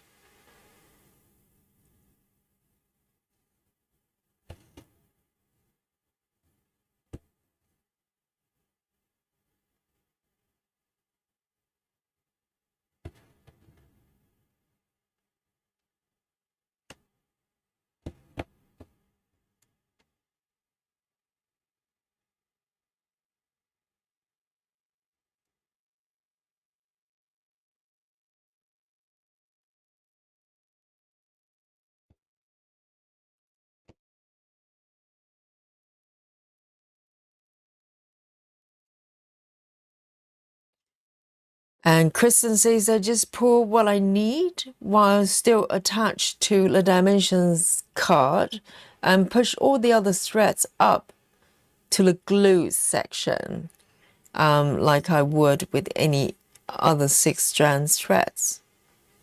Yes. There are different ways you could do it, can't you? Or completely just, like I did, just cut them off and just use another organization system. But I do find being able to compare the threads, the reference part, that was quite useful.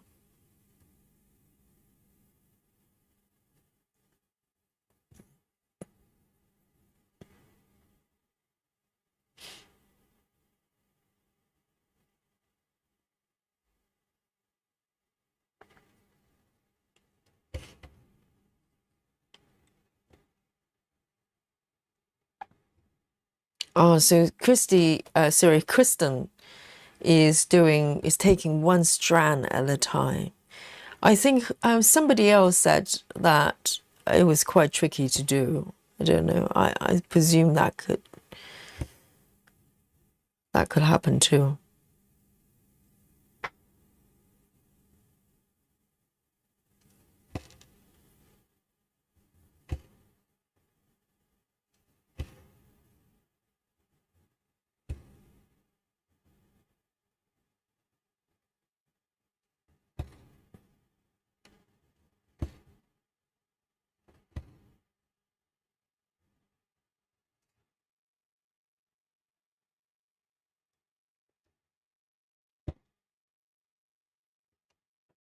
I'm do one more stitch here.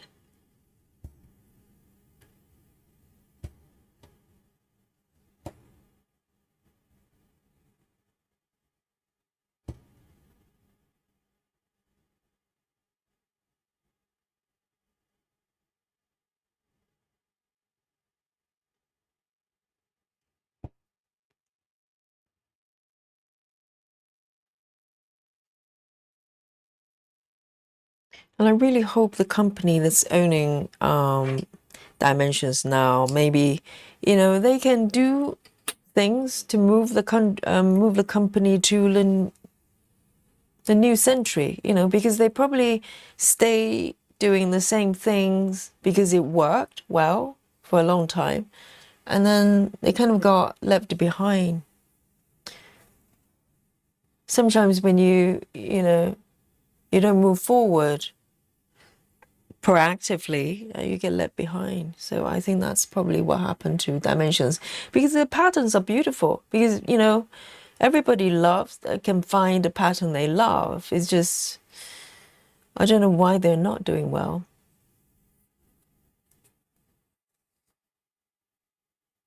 3 3 6 3. I've got 11.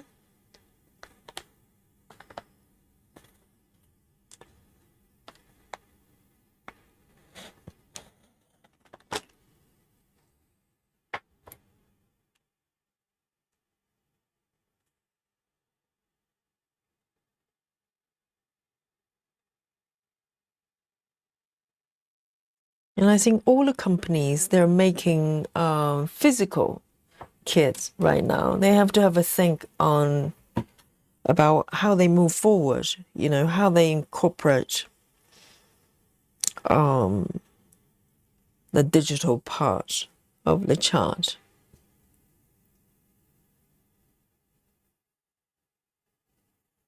Because there's something really nice about ready-made kits, aren't they? I know Gecko Rouge is made to order, which is nice. And put the bracket, price bracket aside, there's something about ready-made, like a package. It's almost like this little gift, you can receive, and inside it contains everything you need to complete that project. There's something so comforting about that and so exciting about that. And I hope they never go away, because, kitting up your own projects, I enjoy as well. But there's, you have to do multiple things in order for that to happen. But having one thing in a package, oh, that's so nice. Laura says, I saw a kit company called Let's Stitch, and I believe they have a QR code. That's one-time download of a PDF pattern. Yes, it could be as simple as that. It could be a unique code that can only be downloaded once, right? And that's inside of the package. That can be done quite easily. And maybe they give you a lifespan of the download time, just to make sure you grab the copy. That can be done, yeah. And I think I heard someone else say that the other companies do that as well. Yes. I think they just need to be a little bit more proactive.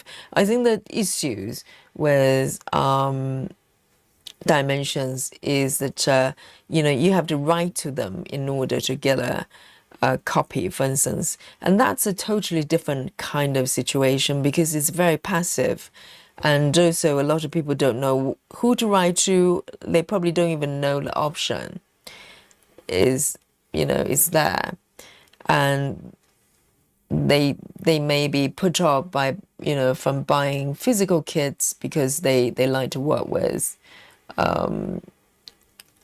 digital patterns.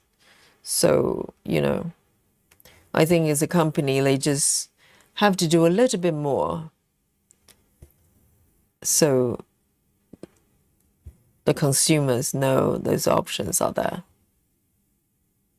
And I think it probably put me off buying Dimensions for a little while, because of the the paper pattern element, and I didn't know that I could just write to them and get a copy. But the thing is, when you're asking your customers to do so much, so many things in order to just get a pattern, the chances are they probably go, well, I can't be bothered. So they have to make it so easy to do.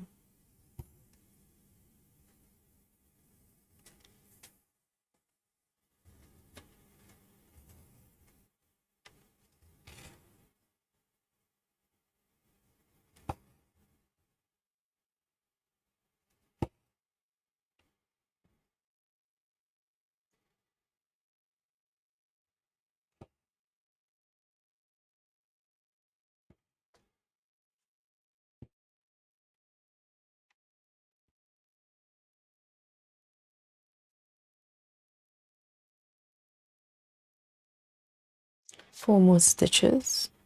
This one.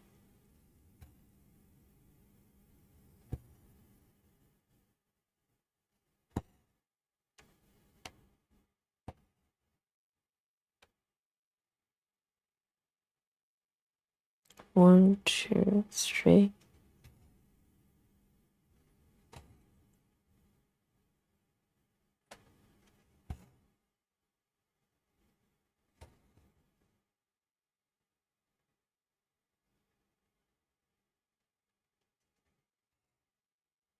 And I really hope companies like Gecko Rouge is going to survive going forward, because now shipping has become so expensive. And also the price brackets they're aiming for is already quite high. So it's, starting to narrow down the client target, customer size, really. Because originally it's already quite niche, isn't it? They're looking for people who are, first of all, doing full coverage, which is already, I would say, a smaller group within the cross-stitching community. And on top of that, they're aiming for people who are not just doing full coverage, but also willing to pay, a little bit more for their hobby. And projects like that, the question would be, will they keep buying new kits regularly, which is what they hope for, but is it happening that way? I bought one kit from them. I have not gone back for another one, because just, in comparing to other options I have, it's not really something that I felt compelled to do again at this point.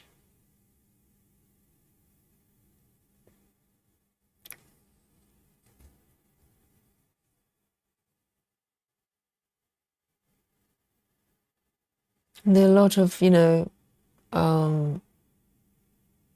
lot of options for stitches. I mean, Gecko Rouge, they've got some very unique patterns. They're really beautiful. But then again, if you look at companies like Stitch is So Beautiful, they do have some, beautiful patterns with some artists. They're very unique and very kind of, I would say, a lot of them very similar to what Gecko Rouge is offering, but without the steep price bracket.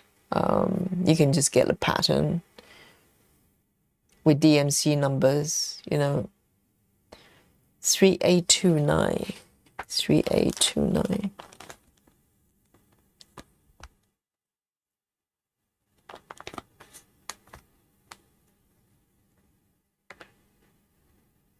And I can totally understand, for companies like Gecko Rouge, they want to protect their patterns, by making it hard for people to figure out the conversions. They can just grab the PDFs and get their own material. But there's a balance there somewhere, because I talked about this before. They're making their customers who have already paid, handsome price for their kits. But if they ever run out of threads or try to figure out thread numbers, DMC thread numbers, they would give you up to 7 numbers, but each one you have to pay for it. I can't remember how much they charge, but you have to pay for, I can't remember, it's one price for 7 numbers or one for each number. I can't remember, but whichever way you have to pay. And as a customer, I don't know if I'm happy with that, even though intellectually I kind of know what they're trying to do. They try to make it hard for people to figure it out. Imagine if you can just pay some money and figure out all the numbers, and then, you could go your merry ways and, spread the PDFs to everyone or something like that. I don't know. But they probably have to have a think about that to see if there are better ways.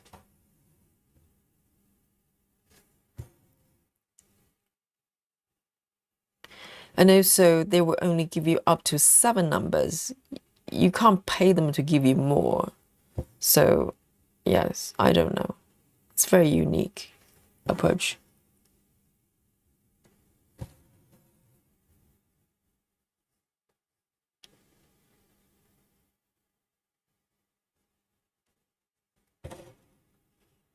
And I said this before, and I think you can probably all relate to this. Just think about how many patterns that you discovered through someone stitching on floss tube, right? The visibility of a pattern, and through the pattern you discover the company, the heaven and earth. I remember I saw maybe Amy from Stitchery Lover.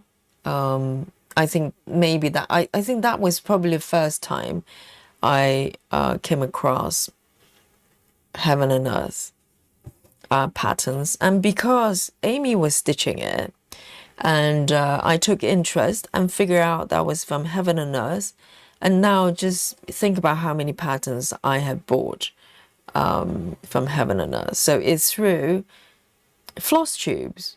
That's how people discover companies and patterns. So think about with Gecko Rouge, because of the price bracket, the number of people stitching them are greatly reduced. There's just the way it is, right? I have one project that I stitch from time to time, and if you search Gecko Rouge projects that's being stitched by floss tube, it's quite limited. So if you're not being stitched on floss tubes and stuff, less people are going to be aware of it. So it's a kind of a cycle you go through there, because the price bracket is one, and also I'm not saying it's wrong, okay, it's a business decision. That's what they wish to do. They're happy with that. But visibility is an issue for a company like that, because how do you even know Gecko Rouge is out there? Being such a niche community, quite a lot of us probably didn't know another person that stitched this way. So the only way to discover things about this type of stitching, full coverage, is through the internet. And if your patterns not being stitched on the internet, it's going to make marketing so much harder.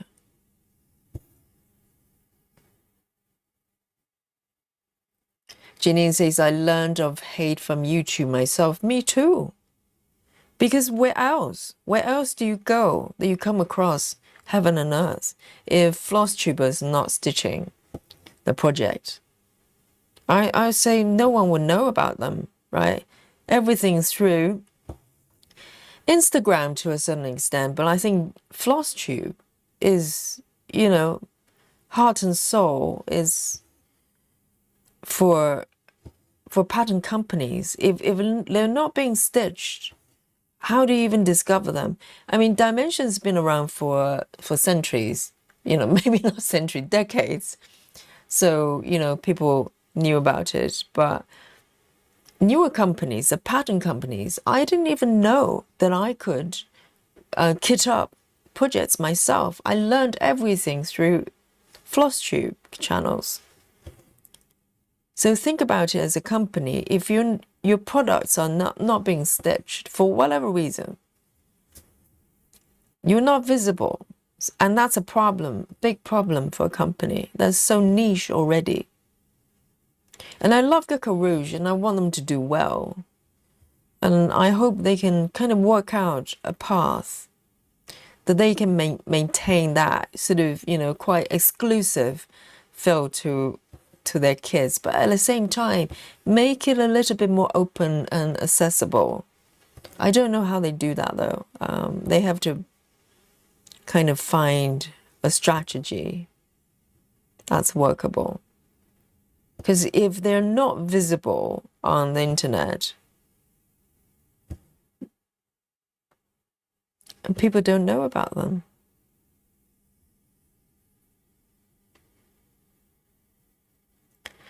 Laura says, I really wish Gecko Rouge would do patterns. $1,000 for a kit is not financially possible. Well, that's precisely what I'm talking about, because I understand what they're aiming for. They're going for the artisan kind of route. You know, I use the analogy as furniture making. You can make, you know, you can go to IKEA, you can get a bookshelf, some candlesticks, whatever, under, I don't know, $100 or £100. But if you go for artisan furniture that's made to order, you pay $3,000 for a cupboard. That takes, you know, 3 months to make, and but it's a beautiful piece, right? But which one is more accessible? It's very easy to tell. So as a company, you pick a direction, you go towards that direction, but you have to kind of, you know, there are consequences, and if you go down a very niche route, you need to make sure you have enough customers there for you.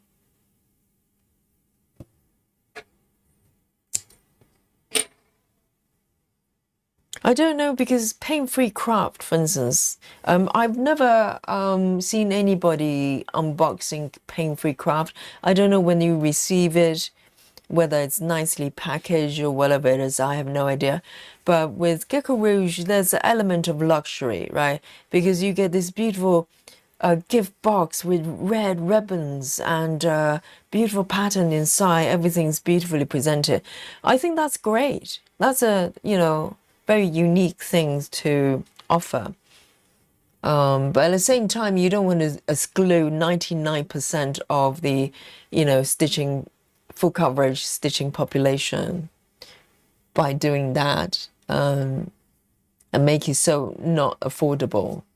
Because ultimately it's a hobby, right? It's not something that's necessity that people want, you know, would definitely want to invest in.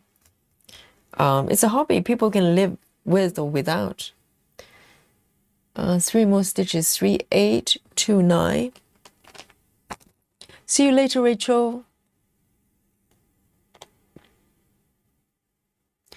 Busy Mom says, I can't afford kits, but I also see it as already have all the floss. So I don't want to buy floss. I don't need, rather just buy the pattern. Yes, that's the thing, because they kind of have to clearly identify the customers they're aiming for, because as I said, you know, full coverage is already quite a niche group of people within stitching community, right? Even people who do a lot of cross stitching. I did a lot of cross stitching. It took me, a long time before I discover this way of stitching actually exists. So we're talking about a very small group of people already with limited exposure to information. So the only source of information we have is mostly from YouTube. If no one is stitching this type of project on YouTube, I wouldn't know about it. You probably wouldn't know about it because no one else around us are stitching like this, unless you happen to know somebody, right? But we're talking about a very, very small chance there. 3829. Let me just pick this one. And the fact that I only have one, I have a floss tube channel. Busy Mom has a floss tube channel. Quite a few of you probably have one as well. And but the thing is, my question would be, when was the last time you stitched a Gecko Rouge project on your floss tube channel? Raise your hand if it's recent, I don't know, a week. 3829. So this is what I'm talking about. There's a reality there that you can't overcome if your patterns, your names are not out there on the internet. That's just the way it is. Because you can't go down to a high street shop and go, hey, that's Gecko Rouge. It doesn't exist. You exist on the internet. And if you're not visible, you're in trouble.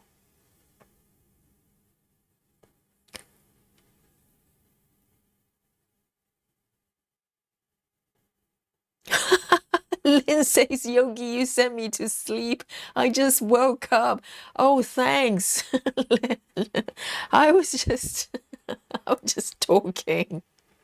Yes, it must be riveting, right, Lynn? That's so funny.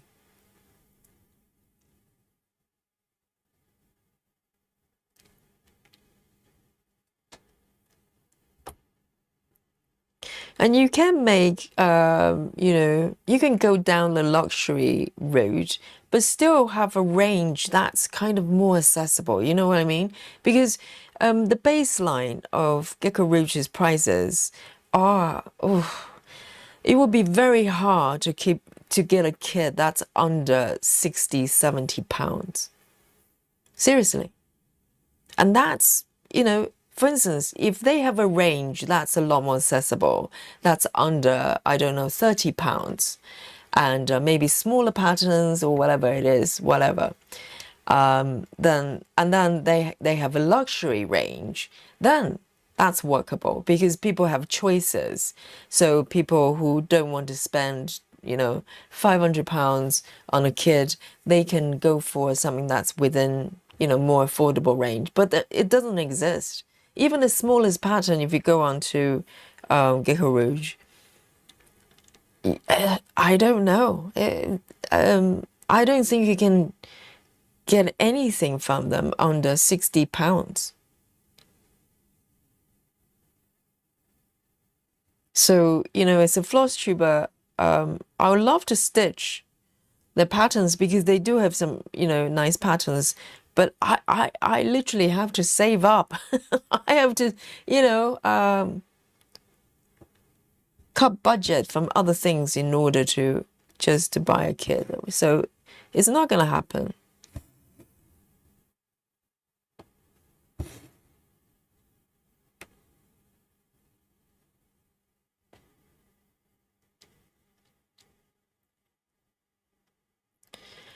And see you later, Rajal 99.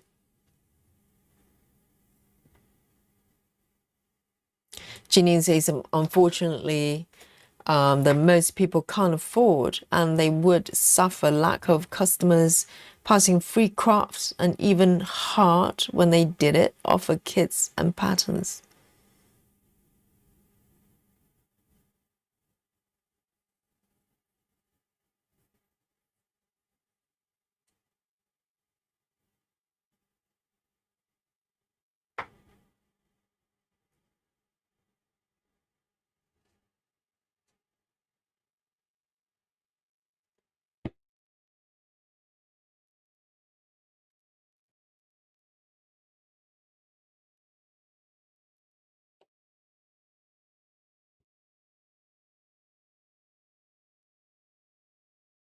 So Busy Mom don't own any Gecko Rouge.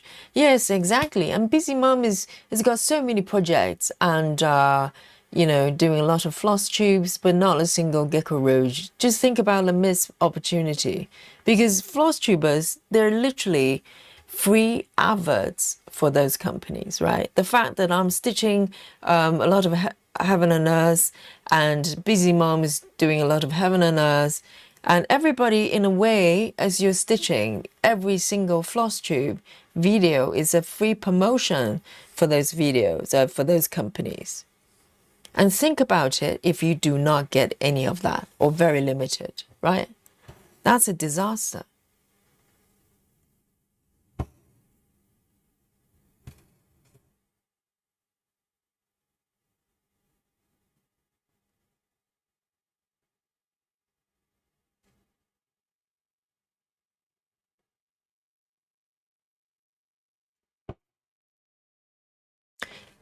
Hello, Aya from Japan. We have a new friend. Say hello to Aya. Good morning. Great to see you.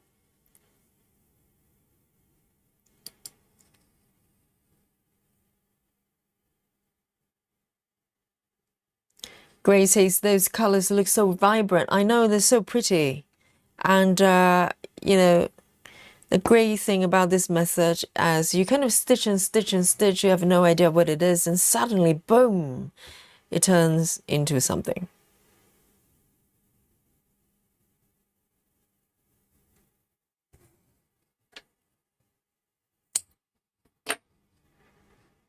Three, 8, 2, 9.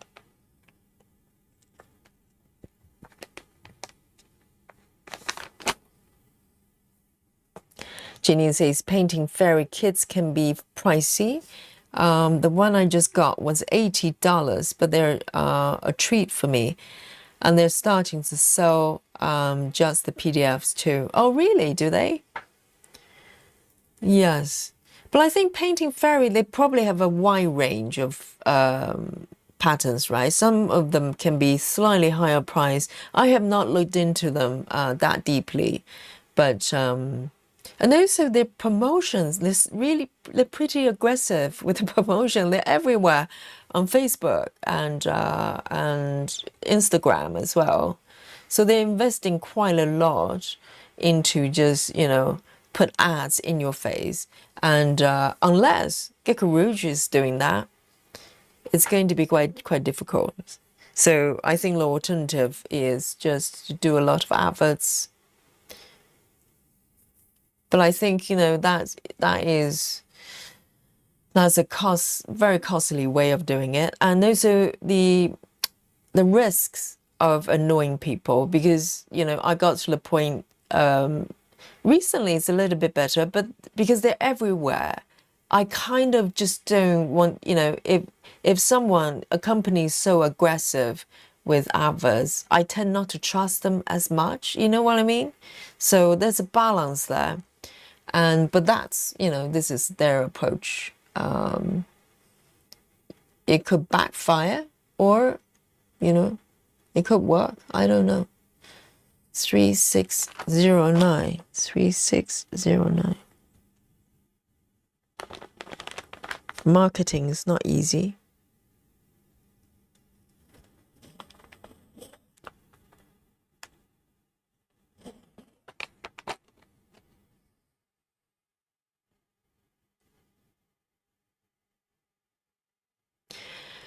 Cassie says, I think, Yogi, you have single-handedly advanced the profit of many companies. Clover, Clover for scissors, maybe Dimensions or other companies for Maggie, the stitchers, and others. I can't remember. There's one more, Cassie, you forgot.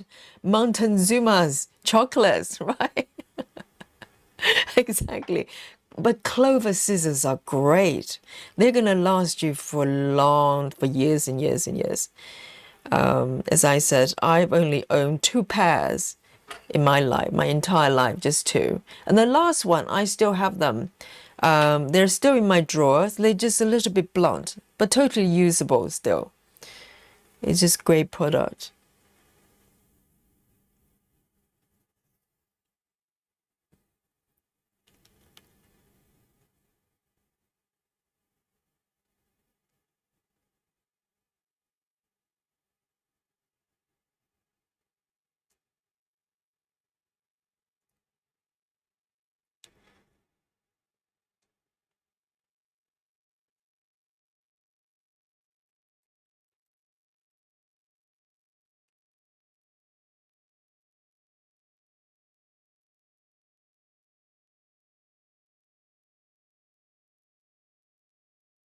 Here you go. So this one, oh, 26 stitches. Amazing. Oh my goodness, this is nearly one. Where's time gone? What is dear, oh dear. Okay, this is my last color, okay? So I'm gonna travel from here.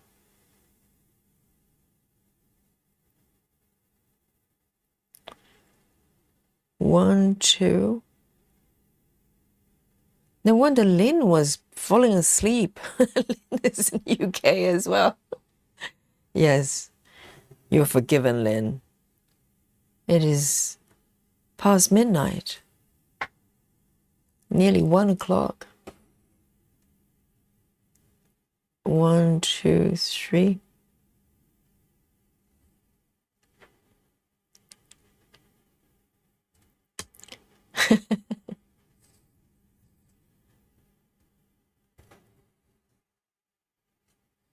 So Let's Stitch is a brand, is it? It's a chart company, is it? I'll check them out. So they do patterns only.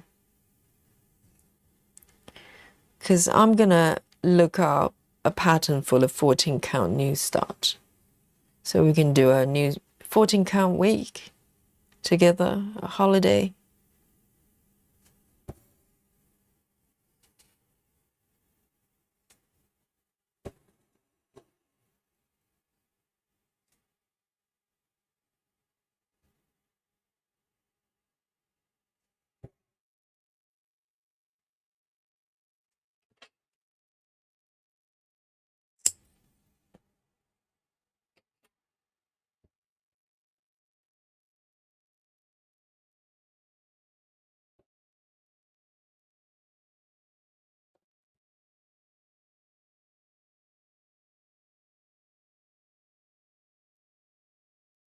See you later, Peaches.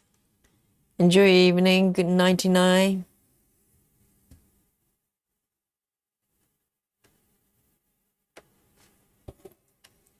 Cassie says they do beautiful needle minders as well. Are we talking about Let's Stitch? And where are they from then? Are they from the US, Europe, wherever?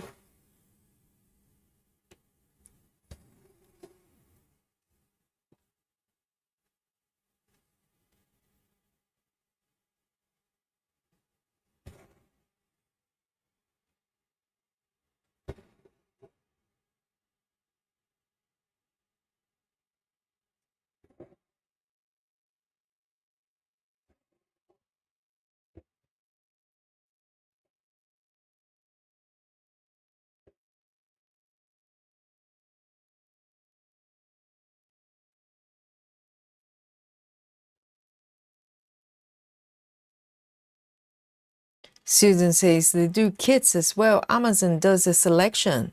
Oh, from Let's Stitch. Really? They're on Amazon as well. Oh, yes, Aya. Aya's from Japan. Yes, Aya says, thank you, everyone. Clover is over 100 years old, Japanese company. It's wonderful. So, Aya, I have my scissors here from them, and also my pen as well. This blue pen I'm using to grid my fabric is from Clover as well, and they're wonderful. Yes, Clover Japan. There you go. Solid brand. I've got a couple of other Clover accessories for knitting as well. They do a lot of craft accessories, and they're all really solid, really good. Yes, it's a beautiful, wonderful brand.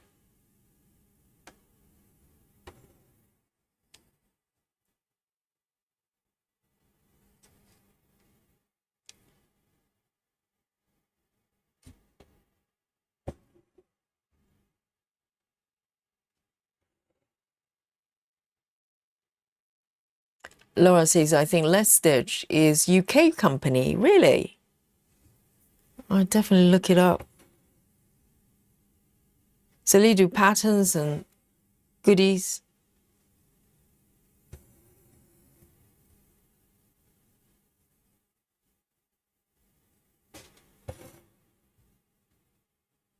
Hello, Dolly. What are you doing? looking really suspicious.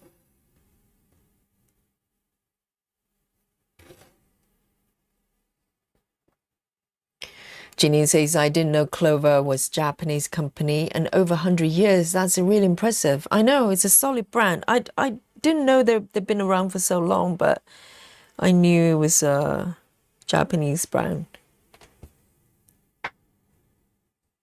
Hi, Chrissy. Chrissy says, hello, everyone. Are you stitching least to most?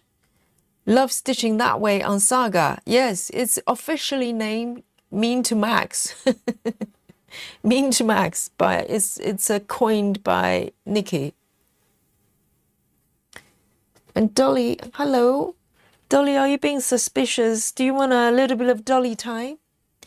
Babe, you all right? Come on here. What are you after? What are you after, babe?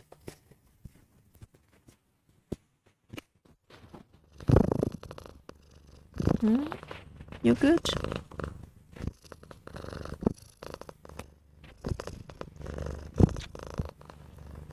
You have food, didn't you?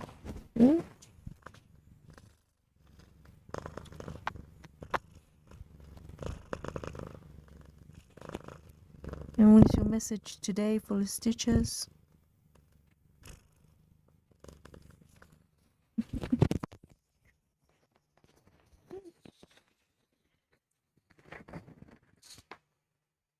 So message from Dolly today is happy stitching. Yes, indeed. Yes, our spring Dolly is here. The spring Dolly. Yes. There you go. I know. She purrs all the time. Even when she looks like she's deeply asleep. If you get close to her, she's purring. Non-stop.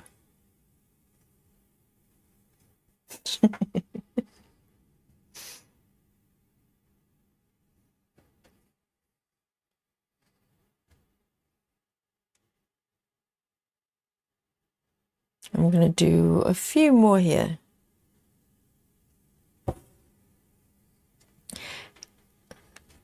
Cassie says I could fall asleep to those purrs if they last long enough. Yes, next time I'm going to record. I'm going to record a long session of Dolly's purr and publish it as as an audio, and maybe the video as well.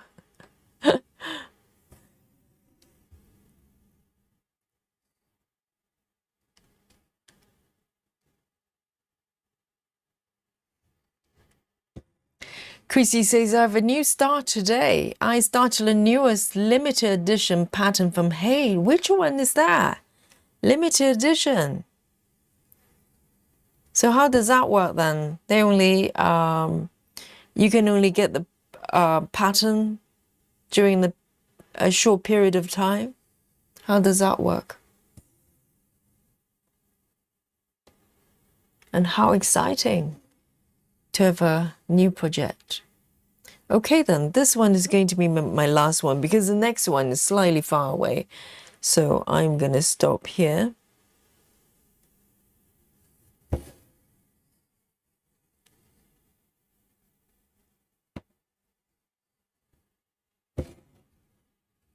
Lovely.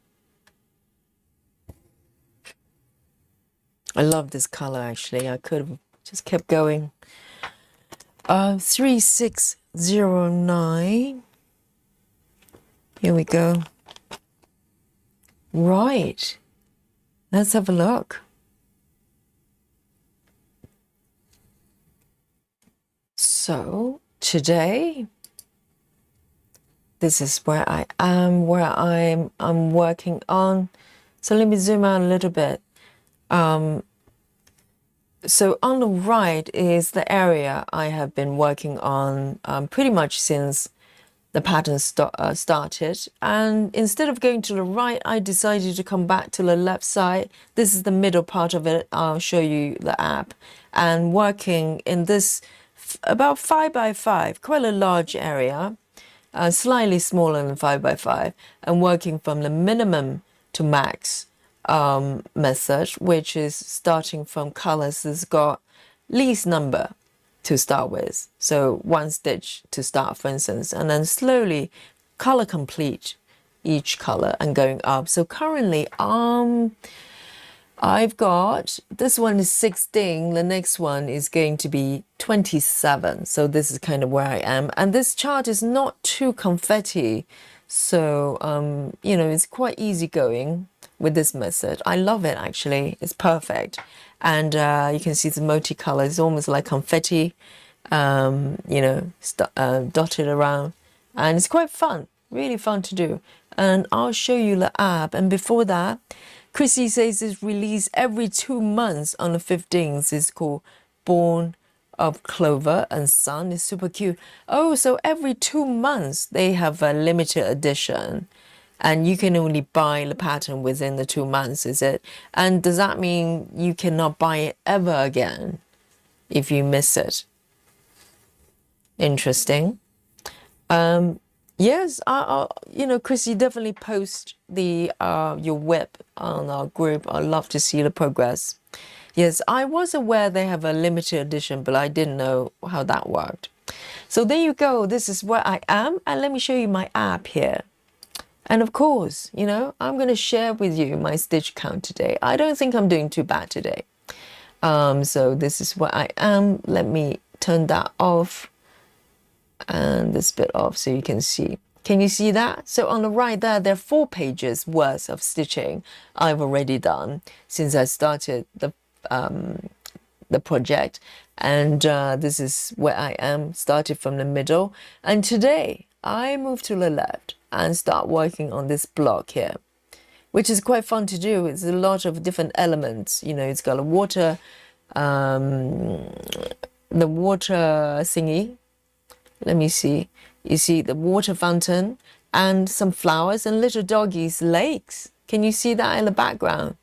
So doggy legs are part of, I've already worked on some of them. It's hard to tell right now, but this is where I am, and really good fun to do. And I love 14 counts. And just in case you weren't here in the beginning of the stream, we are going to do a 14 count week, okay? It's like a holiday retrieve. We release ourselves from 25 counts or whatever counts that was that you normally work on.